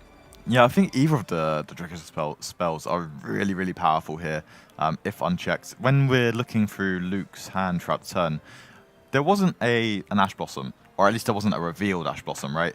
So it means that both of those spell cards could be incredibly powerful to just ensure that you're kind of just like being able to pick apart the field, which is what Mel really needs to do into this turn. Yeah, so this is the one big thing as well. Is I feel that if Mel was to activate Ketu or Rahu, and Luke was to respond with a Retaliating Sea, we might see this go straight to game 3. Being able to resolve the Lucias here is going to be quite important. So this is going to get direct access to a Fey Mana. So probably telegraphs that Mel didn't have the Fey Mana starting off with. We're going to activate the Ketu. Is there going to be a response here from Luke? This is going to check Retaliating Sea and possibly Ash Blossom, because this is also going to allow Mel to fuse at this point as well. Okay, so there was no response there from Luke, which, if I'm in Luke's position, I'm quite terrified, I'd say. Like, just to see what exactly is about to happen and what effects are going to come down to try and disrupt my side of the field. Yeah, I think this Ketu resolving is going to trade quite a bit here. So we're going to use the Fey Mana in the hand and a Shadol Beast alongside the Urgler. So what we're going to see is we're going to see Chainlink 1 Artheon. Artheon will now be able to target 3 cards amongst the field and the graveyard. I would be amazed if one of them isn't the Fey Mana, but also remember the Urgler has the ability to put itself back to the deck and then put the Fey Mana from the graveyard back to the hand. So we already have that kind of covered. Yep. Artheon can very easily trade with the Ripper here. It can also very easily trade with the Rock of the Vanquished. The Urgler is going to trade with one of the Spell and Traps and could possibly trade with the Vanquish Soul Start. And then we're going to be setting up these chains so that whatever Ripper could negate is going to be the least valuable to us. So we still have Beast to draw. If Beast is Chainlink 4 in this example, it means Chainlink 5 of Ripper will only be able to negate that randomized draw. And Mel will still get the ability to set 2 Dracotail spell or traps, one of them being Rahu that we haven't seen yet, and we already know how good that card is. So I think one of the really strong things here is just being able to use the Snow Devil here to... I'd assume that the Urgler is going to try and force that out here. That would be my main assumption. But the Snow Devil obviously being able to work towards destroying Mel's side of the field. Again, really key, right? It's just trying to starve some of the fusion materials, although obviously the spell cards are incredible in this deck. I think it's kind of what you need. And then also putting a little bit of pressure with the Mad Love there as well. So was that like Chainlink 6? Yeah, something like that. Artheon, Urgler, Fey Mana, Beast, Ripper as 5, and then the Dust Devil was 6? That's going to be my assumption here, Dale. And I think that's just... I think, from my perspective as well, you kind of need to get rid of that randomized draw as well. Just because, although... Oh, it looks like Mel did draw. Oh, okay. So maybe the Ripper was not activated there. Yeah. We still got to set 2. The Urgler destroyed the Vanquish Soul Start, so we've traded that off. So if you're Luke here, if you've got the ability to seize a Valius, do you try and go after the spell which is activated? So maybe I'm a bit late on that. But, oh, maybe not.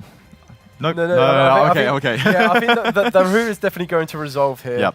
I do agree with you. I think if you had the Caesar Valius, you'd probably act a little bit early just to get rid of it. But then Mel still has such incredible hand advantage right now. We added back all 3 of the materials we used for the fusion. So our Fey Mana is still live. Looks like we're going to be fusing the Beast in the hand. We're going to be fusing with one from the deck. So that's... Oh, Mululu. This is good. So I can imagine we're going to the Gamel. And the best thing is, I believe the Artheon is in the graveyard. So if Mel wants to, she can bring the Artheon back from the grave because 2 monsters have been sent to the graveyard at the same time. There we go. And by chaining these effects, as the next chain, if Luke does not have anything to do so, we can then utilize the Wen effect of the Gamel to destroy another card on the field. Yeah, and I really like these types of effects. It kind of pays homage to Thunder Dragon Titan. Yes. And that was my first thought whenever I saw this card. And I was like, I really like Titan, so maybe I really like this card as well. But yeah, we're going to start seeing some of these cards come back. And I think, unfortunately for Luke, it actually looks like Mel's in quite a good spot here, I'd say. Yeah, I feel... So we still have access to the Fey Mana. We are fusion locked, Yep. which in turn will turn off any potential Azunas. We're going to be using Mad Love to try and return the lowest defense on the field, which will be Razen itself.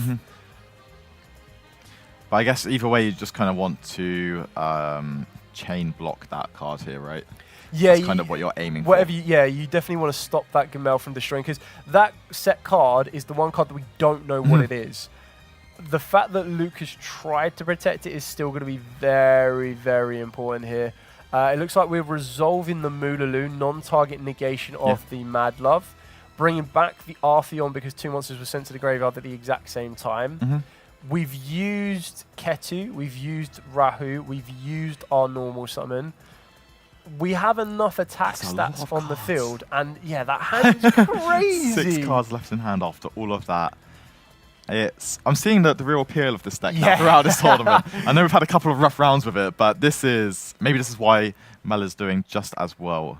So here comes the Seeds of Valius. So Luke did have the Seeds of Valius. Yeah. How big is the Arfulion? So Arfulion is a 3,000 attack. It will get banished when it leaves the field. Okay. The Gamel is a little bit weaker. The Gamel is only like 28. So the Seeds of Valius has the ability to destroy a card here. Oh, Mel's just scooping up. We're going to be going into game 3. Very, very interesting here. Protect from it. Yeah. We're going to be seeing it in game 3. I feel that Mel's going first. We're starting off with a Cash Fenrir. There's already a Fenrir right there. That's a great one to be starting off with. No holding back on that. So this is great because what this will do is this will check Luke's, sometimes Holusu, but can also check Luke's ability of access to Azuna and Lupus. So that there is not going to be a very, very easy access to a rank 5 of Luke's choosing on this one. Oh, is that normal summon? That's a normal summon of Jockle, which you don't want to be doing. It means that there's probably no Moolulu or access to a Lucas in the hand. In turn, could also possibly mean that there is no access to a Ketu Dragon Tail, or maybe even a Rahu, but maybe you don't want to fusion lock yourself on this one. Yeah, it just depends, because obviously was the Phantasme used initially? Not sorry, Phantasme. The Fenrir, sorry. To search, was that being held off for now? I would like to feel Mel's in that position where you wouldn't do that just in case there is a draw around. It does seem that the Ash Blossom on the Jockle is going to be a pass. Oh, activating the Fua straight away. That means it was probably drawn off the top. Yeah. I think that's perfectly reasonable, isn't it? Just in case there's a random 5 mana that may occur. Yeah, during this turn. Exactly that. It will still get Luke some advantage. The other thing I've got to think, so there's an Ash Blossom on the Dr. Madlove. This is a good trade back and forth here. It'll be very interesting to see. I feel that Mel is probably sitting on another hand trap interaction here. Maybe. Do you decide to use the Fenrir here? Maybe the Fenrir was used previously to search. Yeah, maybe. Because I can't imagine you pass your turn without doing it right. Yeah. So maybe that hand is Fenrir plus one other. Yeah.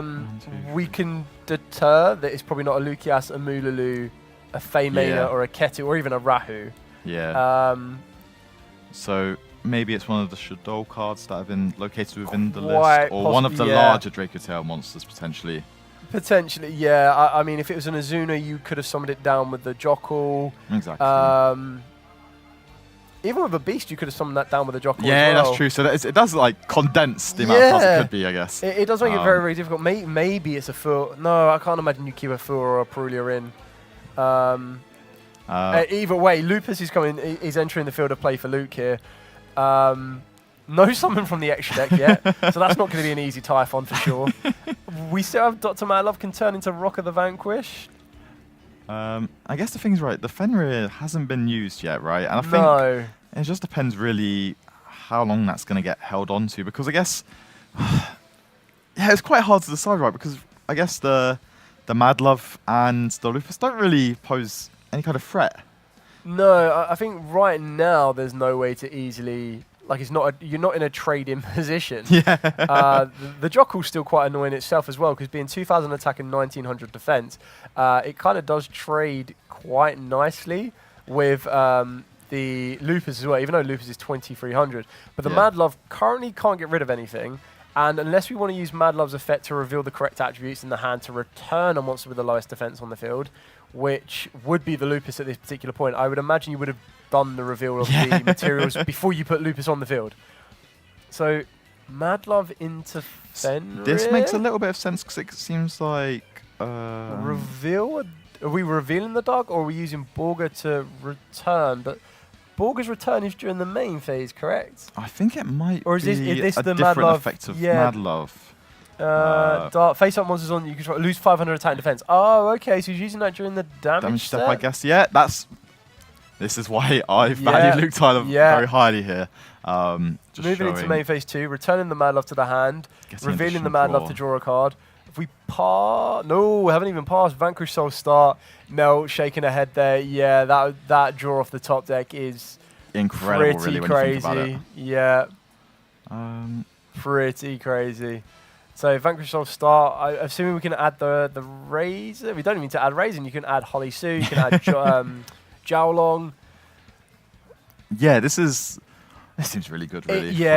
It's very crazy how fast, with no pun intended, the pendulum does swing in this game. Very, very quickly. So going to get the Raisin here. I guess the thing is, maybe there's already the Holly Sue in the hand. Oh, actually, no, you can just make Rock of the Vanquisher, can't you? Yep. Rock of the Vanquisher, grab back whatever you need to, being that Borga. Rock of the Vanquish. Summon down from the hand? Yeah, summon down the Raisin. Get the value from We're going to get there. double advantage off of the back of this because we're going to use Raisin to get whatever missing attribute we might want. We then also have the ability to reveal the attributes, clear off the Jockle, pretty much leaving Mel with very, very little to fight back on this one, unfortunately. Yeah, and I think, again, this is just a little bit of more lower to ground, like, value you get from the Vanquish Soul engine, right? Yeah. Like, you're just getting these little +1s, and a little bit of interruption here, there, and everywhere. And I think that's just really, really important for how the deck functions, because when it first came out, it was kind of this more like mid-rangey sort of deck, right? Wasn't it? It had like these really unique ways of interrupting compared to several other decks. So I think, again, just seeing it out, it's quite nice for me at least. But we're going to see Bestial Magnum here on the Heavy Borger, which was linked away for the Rocket Vanquisher. I guess this is, again, quite a good start because it means that there will be a dragon on the next turn, right? Yeah, so this is really good because what the Magnum would do is it will grab you inferior start because it will grab you access to the Dracotel Moodaloo. Yep. So what benefit that's going to give you is you can normal summon down the Moodaloo, use its effect to fuse. That then gives you the ability to kind of go into whatever you want. I would like to say this. I know Mel is not going to do it because I don't believe she has it in her extra deck. But if she went into Borolo Furious Dragon, because you'd have the Magnamoo plus the Moodaloo on the field, that'd be really, really cool. It's not going to happen because the Moodaloo only lets you go into Dracotels, but I just found that quite a funny option. There's also a Druid Swarm that could be searched off the back of this, and in theory, you could search out Pan or Urgler if you so choose. But I feel after seeing the start in hand, the chances of something like that is going to be a lot lower. I feel that we're going to be going for a Moodaloo. Or a Druid Swim if we want to maintain a bit more field presence. And again, we're just seeing like Luke kind of just continue with emotions, right? Gone into the Ripper now, got the Azuna, and I think it's definitely getting into the kind of game state that really suits the Vanquish Soul deck. Going for... Is it Vanquish Soul Rocks? Yep, going for the brand new Rocks. So because Dr. Mad Love was declared an attack previously, we get to go into Rocks. Rocks gets different effects depending on what attributes it has under it as a material. So now that it has fire, Vanquish Soul monsters that Luke controls gain 1,000 attack, which again is a little bit unorthodox because most people will turn their Rock of the Vanquish into Rocks, and then that means that there is the ability to detach to destroy a card your opponent controls. That's not going to be the case here. And we're linking it off to go into an SP Little Knight. We're going to be banishing the Magnamoo from the field. This is going to go direct for the Moodaloo. This could be the card that unlocks Mel's entire hand, though. I guess that's kind of like a same situation with the SP Little Knight here, because Luke might be recognizing that that's the piece that Mel needs to get going for a turn, right? And I guess the SP Little Knight kind of trades with the Moodaloo a little bit, right? Yeah, it will trade with the Moodaloo quite well here because trying to remove that from, like, we already know that there wasn't possibly another Dracotel. So we know the Fenrir is here, which is a good start. Definitely added last turn then. Yeah. do we choose to use the Fenrir? Do we try and bait out another form of interaction? If I'm Mel, I'm definitely just disregarding like Drawn Lockbird, right? Completely here. Yeah, I so I agree. guess it doesn't really matter if you use the Fenrir or not, and I don't think you go for the battle phase. No. And I guess as well, like I wouldn't instinctively think that SP Little Knight is going to come down and banish that Fenrir straight off because you're going to replace it, right? Yeah. So there's no value there. So it just depends if Mel values the battle phase as a resource, if that makes sense. Yeah, I feel you definitely use the Fenrir to search because you get that material in the hand. Yeah. We know that there's a Mululu. What looks like... Oh, we are going There to we the go, battle straight phase. to the battle phase. Do we just trade off with the SP now? I suppose if you trade off with the SP, though, it does allow your Mululu to resolve in main phase too. Yeah, and it's just really, where does Mel's hand kind of sit, right? Yeah. After that ad of the Mululu, what's going on next? And here we do see it, main phase 2 comes straight down. I think she already has the plan of where she wants to go. Yep. So I think there's an Ash Blossom in the hand. We don't know what the other card is. Is it a Fenris? So we're going to be using Mululu and a Lucias. She must have drawn the Lucias for turn. That's right, crazy. Yeah. Do you ever, Shall Luke? I don't know. Maybe I'm just like reading too much and thinking that's the Snow Devil set. Yeah. But I guess maybe it wasn't here, or there's not enough of the attributes in play. But this Arthurion just feels like it's gonna do everything it needs to, right? Well, I think with the Arthurion, you're probably going to add back. Definitely. I mean, we've already used our normal summon. Yep. You've got to do the chain links correctly because the Ripper is going to negate one of them. Because I can't imagine. So it looks like we've added the Jockle back to the hand. We're going to be setting a Ketu. The Mululu is going to non-target negate the Ripper. And we're going to set the Rahu Dragontail. I'm surprised the Ripper wasn't used At all to there. negate one of the sets. But I suppose in trade, though, if you do use the Ripper, on a new chain, Fenrir then targets the field spell. Yep. Or targets the Ripper and trades that back off. Yeah, so just really thinking about where Mel's going to go. And if Luke kind of has ways of interacting, because there's only 2 cards in the hand as well. I mean, if any of those 2 cards is an Ash Blossom can make it awkward, but if it's a Retaliating Sea, could probably make it even more awkward. Even though the Fenrir will trade with it right away, you still have to resolve the Ketu or resolve the Rahu. Let's see if anything comes down. No, there we No, go. nothing there. Okay, so you can use Fenrir in the hand. I was like, could there be a Retaliating Sea? I would probably use I would use Urgala here, in my opinion, to deal with that unknown. It's about time to find out what the unknown is. Yep. You don't need to worry about your Vanquish Soul protections as of yet. We've also got the Urgala to deal with the field spell as well. The Gamel. So we're trading 2 for 1 here. Yeah, I'm not really sure what it could be in all honesty. And maybe it's something like Call by the Grave from Luke's side. Or maybe... I think the Call by probably hits one of the Dracatel fusion materials. It could be a bluff of an Extrav or... I don't know. Why would you set or bluff those? Yeah, maybe it was drawn off of the Heavy Borger at some point throughout the turn and just wanting to kind of like think that there's a Snow Devil in play. Yeah, either that or it is the Snow Devil. Yeah. We're not chaining it though, so the Gamel is going to resolve here. Yeah. Trading, so we're going to trade 2 for 1. So and we still have Ketu in rotation. And yeah, even if Mel may not have had the most ideal start, Yeah. definitely feels like we're kind of getting there now. Yeah, very well brought this one back in. It was the Dust Devil. Maybe there just wasn't enough cards in the hand there. Yeah, to get anyone going. Yeah. Then kind of questions to what cards does Luke have left in his hand then?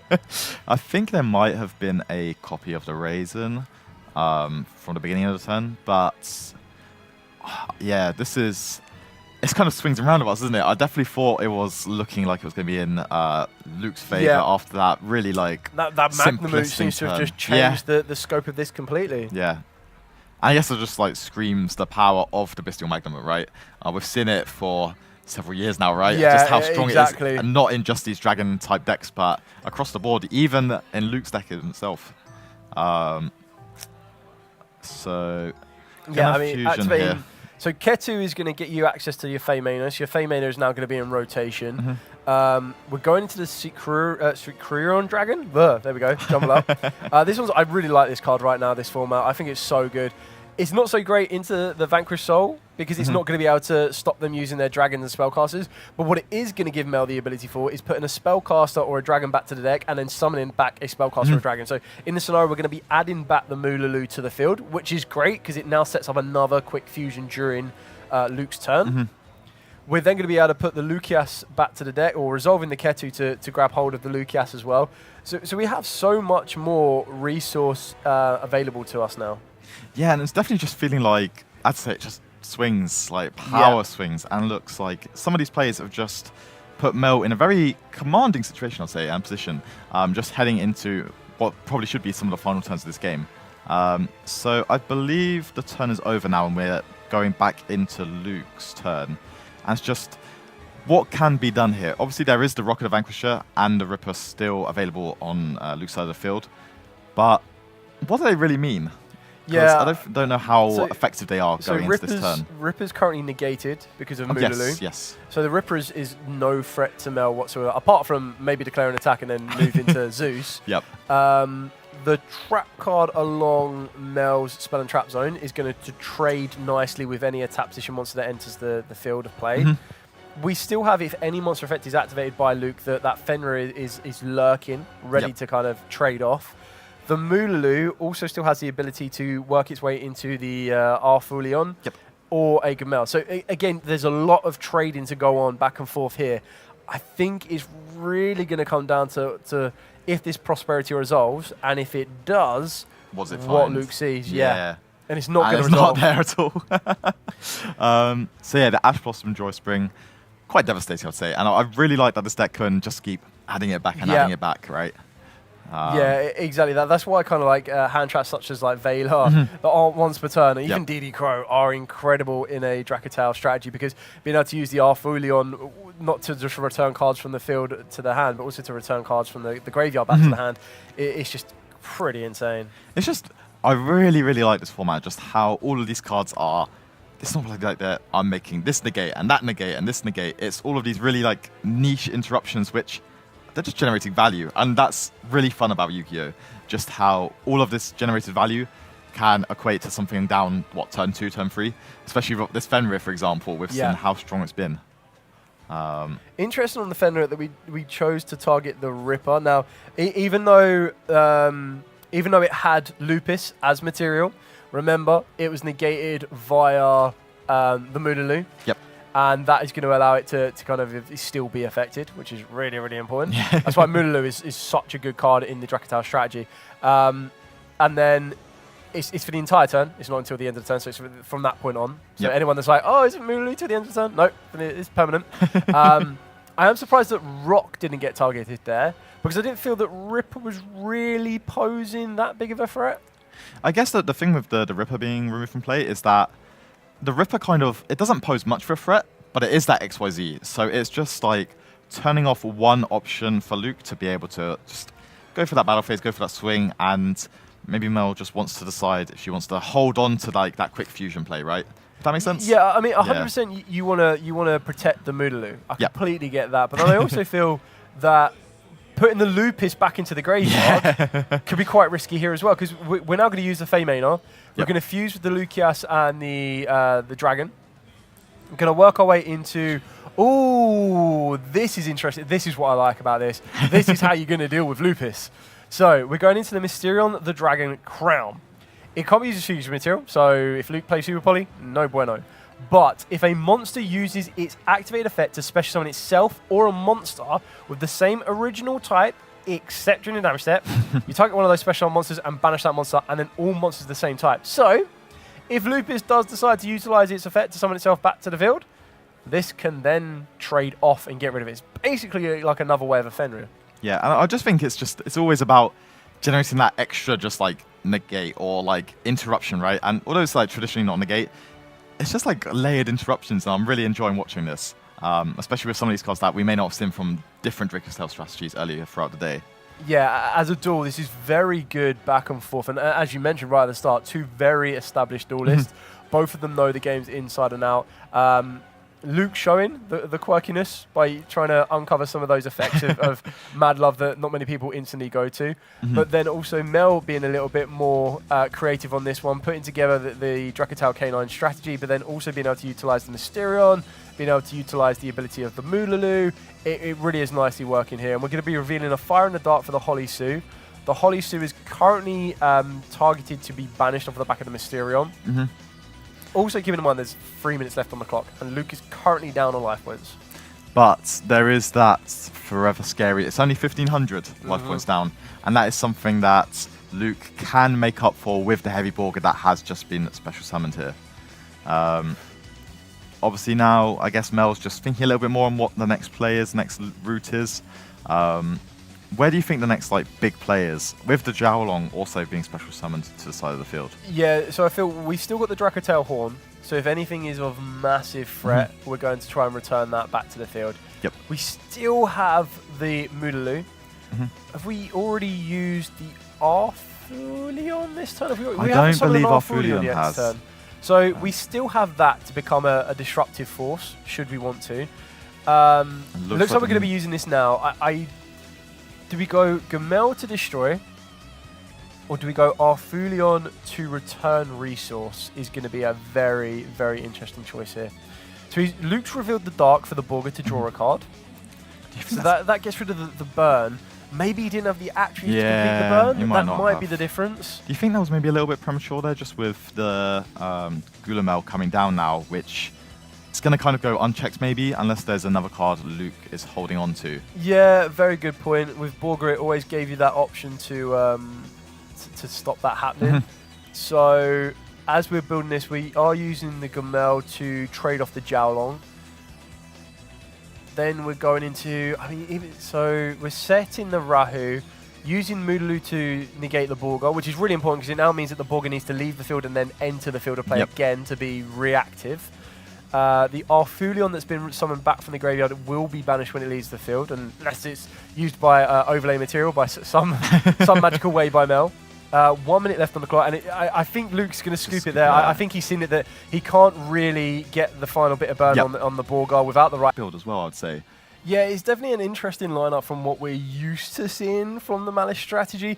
It's also quite funny as well, because when we came into this event, a lot of people would have expected that these two decks, Mitsurugi's and Malice, would have kind of fallen off and would not have been sitting at these last two tables. As you mentioned as well, usually at the start of a tournament like this, any big event, you kind of go, what deck do you think's going to win? But you actually said to me, I think Josh Kelly is going to be one of these ones. We have seen Josh Kelly this entire circuit doing very, very well. Don't take anything away. We do still have Dave standing in his way. Now, Dave does not get to this end of tournament of 9 rounds without doing incredibly well himself. So we're seeing Josh start straight off with prayers. Probably the best, most custom start you could have possibly imagined for the Mitsurugi strategy. And it's very, very interesting to see how we're going to be able to proceed from this.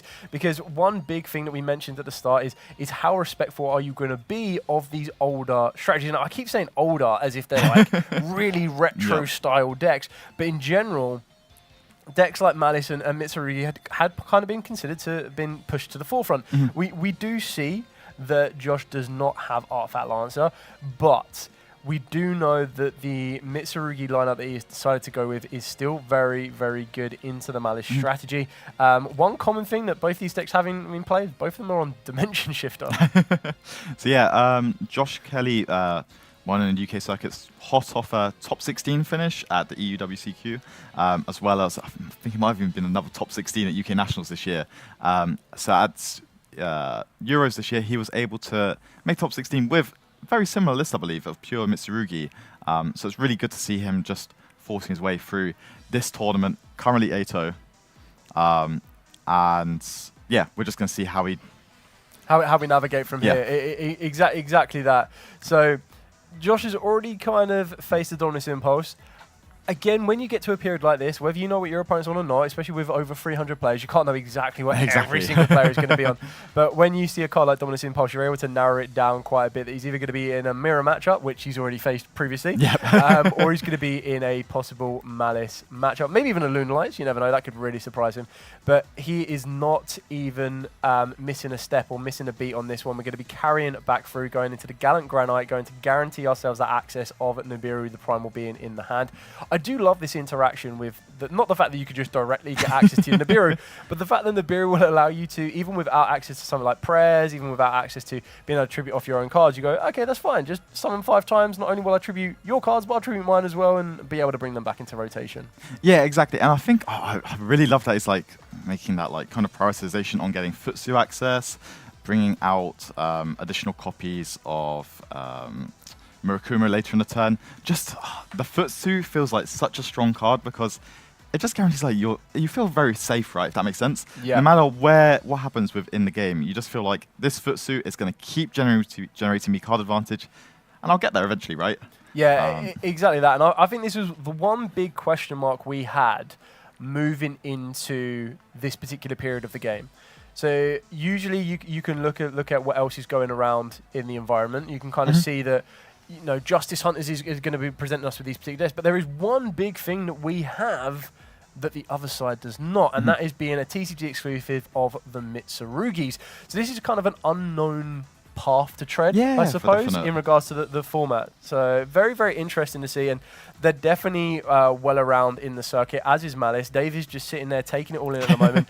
I can't imagine he's a stranger to a Mitsurugi matchup prior to Justice Hunters in general anyway. I think the big thing here is obviously starts to turn by activating that Dominance Impulse, which, although Josh probably knows what's going on here, it's okay, but that Dominance Impulse is usually very, very strong into the Mitsurugi Rat matchup because just stopping that ritual from being able to ritual someone from the deck is so key as well, right? Just to be able to stop a lot of like the key plays that might go ahead. Obviously, Dave starting to turn off now. Josh Kelly's board really, really strong as well. Already got the Futsu and the Murakuma set up, so even if something like Nibiru the Primal Being comes down, still getting so much advantage, right? Yeah, exactly that. And taking a quick peek into Dave's hand, it looks like there is a Gold Sarcophagus, a Cyvus Wizard, followed up by a Book of Eclipse. Not so great in this particular matchup. I believe he drew a White Rabbit for turn. And then one other unknown spell card, which I believe looks like a Trill Tactics Frost. I believe you're right there. And I think I really like how you start this turn. I think the Book of Eclipse is actually going to be really, really strong here, just because, although, yeah, you've got the IP Masquerena to like try towards the link play, right? I think the Book of Eclipse being able to kind of set the Futsu face down is really, really strong, and it kind of makes Josh have to go into some like maybe more awkward lines, if that makes sense, to try and generate the advantage there. Yeah, one other very niche interaction of this Book of Eclipse, which I can't imagine is going to provide Dave with much advantage, but it's one thing that a lot of people do forget, is that Nibiru can only tribute face-up monsters. Yeah. So if there was a world in where Book of Eclipse could flip down his own monsters during a Nibiru phase, that would never really be entering wouldn't really cause much of an issue. But we are going to be trading off this Book of Eclipse. Now, this is the one big difference as well, is that being able to tribute cards as cost is the big difference between still being able to, you know, utilize your fusion materials, utilize your tribute materials, and everything else in between. Being able to back this up with a Trill Tactics Frost, what we've traded here is we have traded the ability with the Book of Eclipse for the ability of being able to use IP Masquerena at this exact moment in time. Because if that changes and Josh is able to provide another monster to the field, then IP is back online. As it stands right now, IP isn't that fretful to Dave's ability. No, for definite. It's just really, what does Dave decide to take off of this Thrust? Is it going to be the talents? Is it going to be maybe another engine type card? Obviously, having not committed the normal summon to the turn yet, we'll see how it's going to go. Obviously, the talents here, most likely look at hand, I'm going to guess. Maybe take control. If it's taking control, that's pretty big for Josh, in all fairness. But, okay, going to take the Murakumo here. Interesting, we take control of a face-down monster here. Yep. Because Dave's not really going to be able to get rid of that. Ooh, okay, we'll flip up our own Makumo. I mean, taking the IP would have been quite interesting, because then you IP, and then all you need to do is get one monster to the field, and you jump straight into one of your link-free Malice monster. So normal down the White Rabbit, probably the best one you could ask for a normal summon, next to Dormouse. But I do like the fact of the White Rabbit is it gives you access to one of your track cards straight away. I think if there was like an imperm, definitely that's going to come down here. I would be assuming that one of the set cards is maybe Mitsurugi Prayers. But I guess Josh maybe not expecting the Murukuma to be taking control of there from the Triple Tactics talent. And I guess that the Murukuma also like poses a threat, right? Because it's going to also force Josh to discard one of his cards from his hand, which maybe he doesn't want to do. Yeah, it is a very kind of interesting position to be in because, number one, I can't imagine Dave is going to want to link off that Murakumo anytime soon. Yep. We do have one zone locked down with our own Chessy Cat. Yep.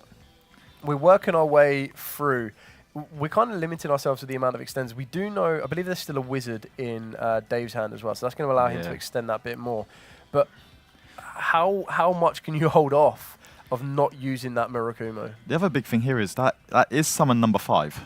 Yes. As well, so we cannot forget. And then obviously the Murakumo will be tributed. Yeah. Which such a good card. I love Murakumo so much, and just how it can make some of these matchups just kind of scary, right, to play into. So the Magatama here, is it going to be used to ritual summon or is it going to be used to tribute?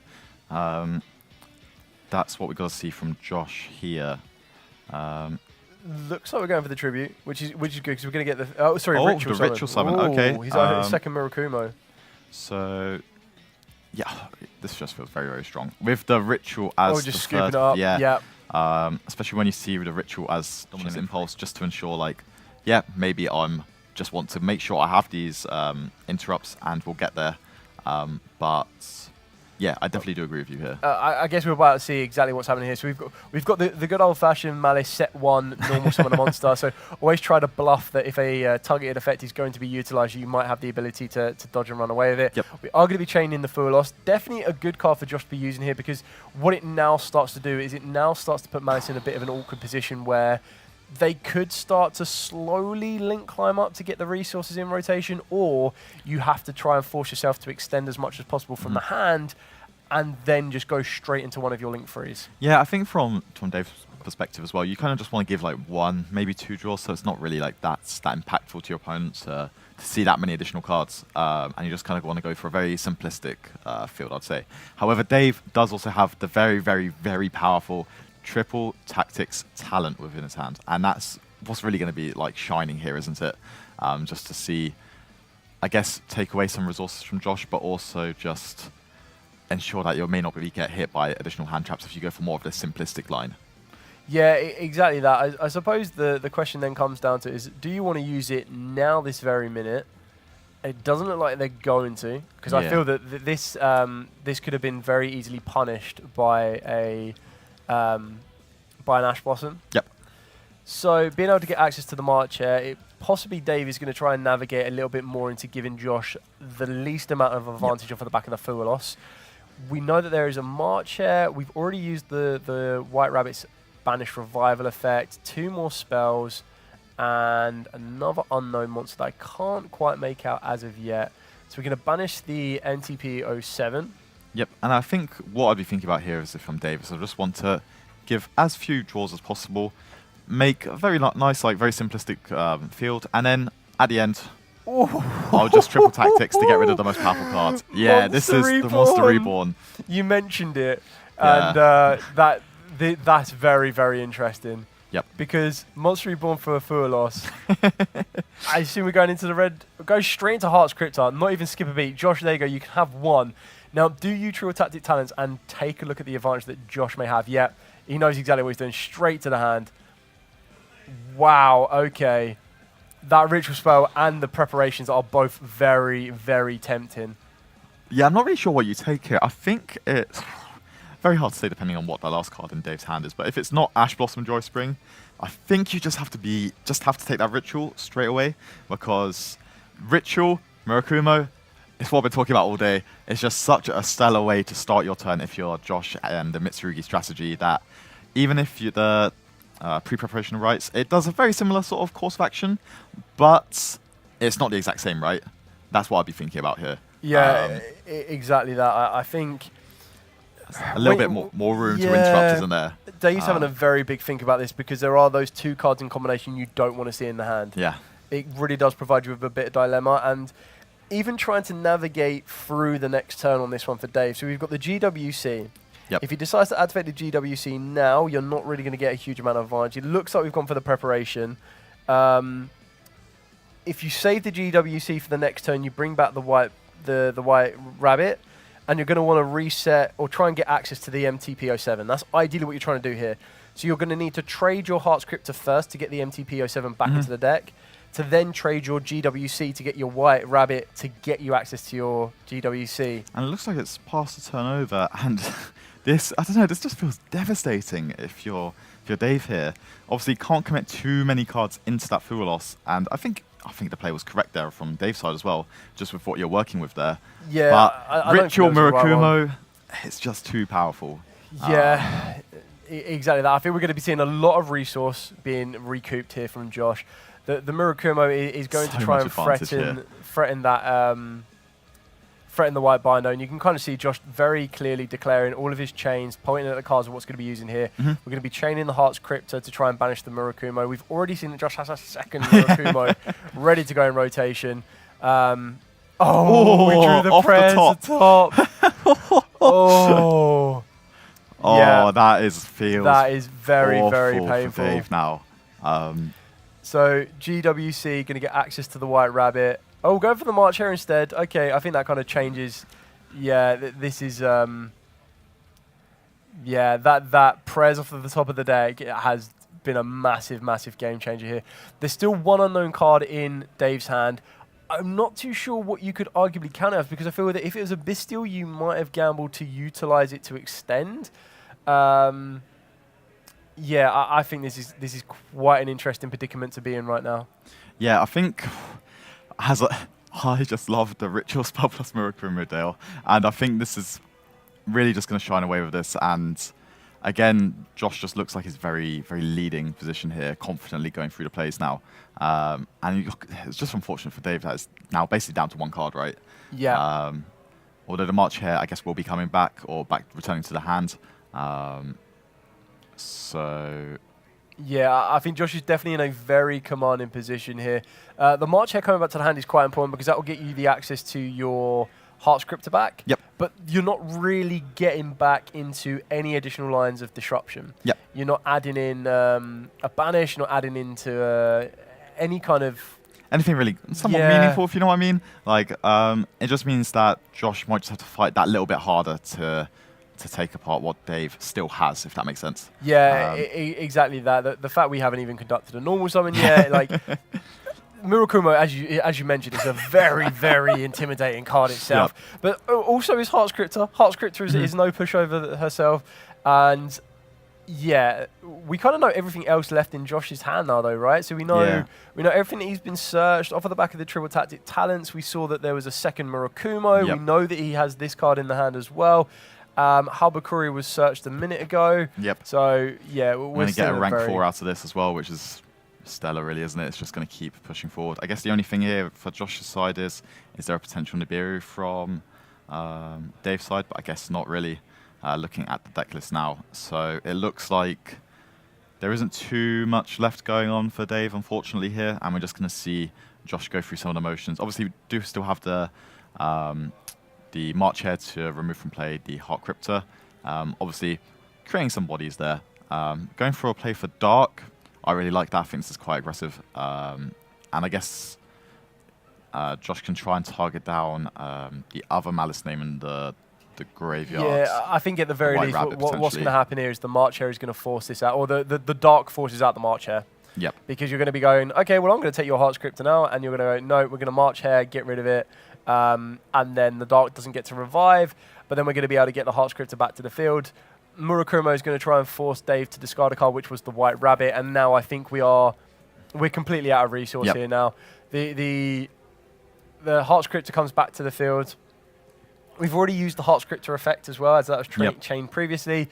Now it is just a moment of time of can Josh loop the Murakumo again one more time, which will clear this field back off? And sitting at a baseline of 3,200 attack, plus the Dart Charmer, he's not far off of becoming an undefeated UK national champion. Exactly, and I think it's really strong here is just, I guess if Josh has the ability to, it's just, you've got to deal with that Heart Crypto, because it is at 5,000, I believe, now, right? So it's a 5,000 when it comes back from being banished, So again, but it has no built-in protection. So a loop of the Murakumo kind of does the job there. Trying to see if there's anything else in Josh's extra deck that may be required to be called upon, but I feel that there's enough there to kind of deal with it. I guess maybe Josh can go for an aggressive Dynamondo to maybe shuffle it back potentially and return it to that extra deck. But we'll see. Obviously, there's a lot of ritual monsters coming down now here, Dale. Yeah, he's got the whole family. He's got the Habakura, he's got the Murakumo, and the Futsu. He is showing them all off. Exactly, and I think Dave is just kind of just expecting here, just wait and see exactly what happens and how this game ends up going. So. Yeah, I mean, at least he's having a good old chuckle about it. Both Duelists having a bit of a laugh on this one. Both of them know that the reveal of the talents just made it so difficult, and you pretty much called it here. Yes. The Dynamundo being able to deal with that Heart's Crypta takes away that resource so that should Dave manage to survive another turn, being able to bring it back or banishing it. We're going to be trading off 1-for-1 here. Murakumo, Dynamondo. Dynamondo is going to work its way back during the to Dave's turn. Passing to Dave here, I can't imagine there's a top deck that's going to be anything too I can't imagine, especially like into the Murakumo, which will basically negate anything, right? Yeah, it's very, very hard. What card can you think of any card in Yu-Gi-Oh that you could top deck right now? Not even in Dave's deck. Any card of the game you go, I top deck that and changes the tide. Oh, I bet it'll be a Fool Loss or a Chummy. It's always a Chummy. Oh no, it's the soul card, the Engage, which unfortunately is nothing here. That, to be fair, of all the cards, it could be. that is it, Josh Kelly looking at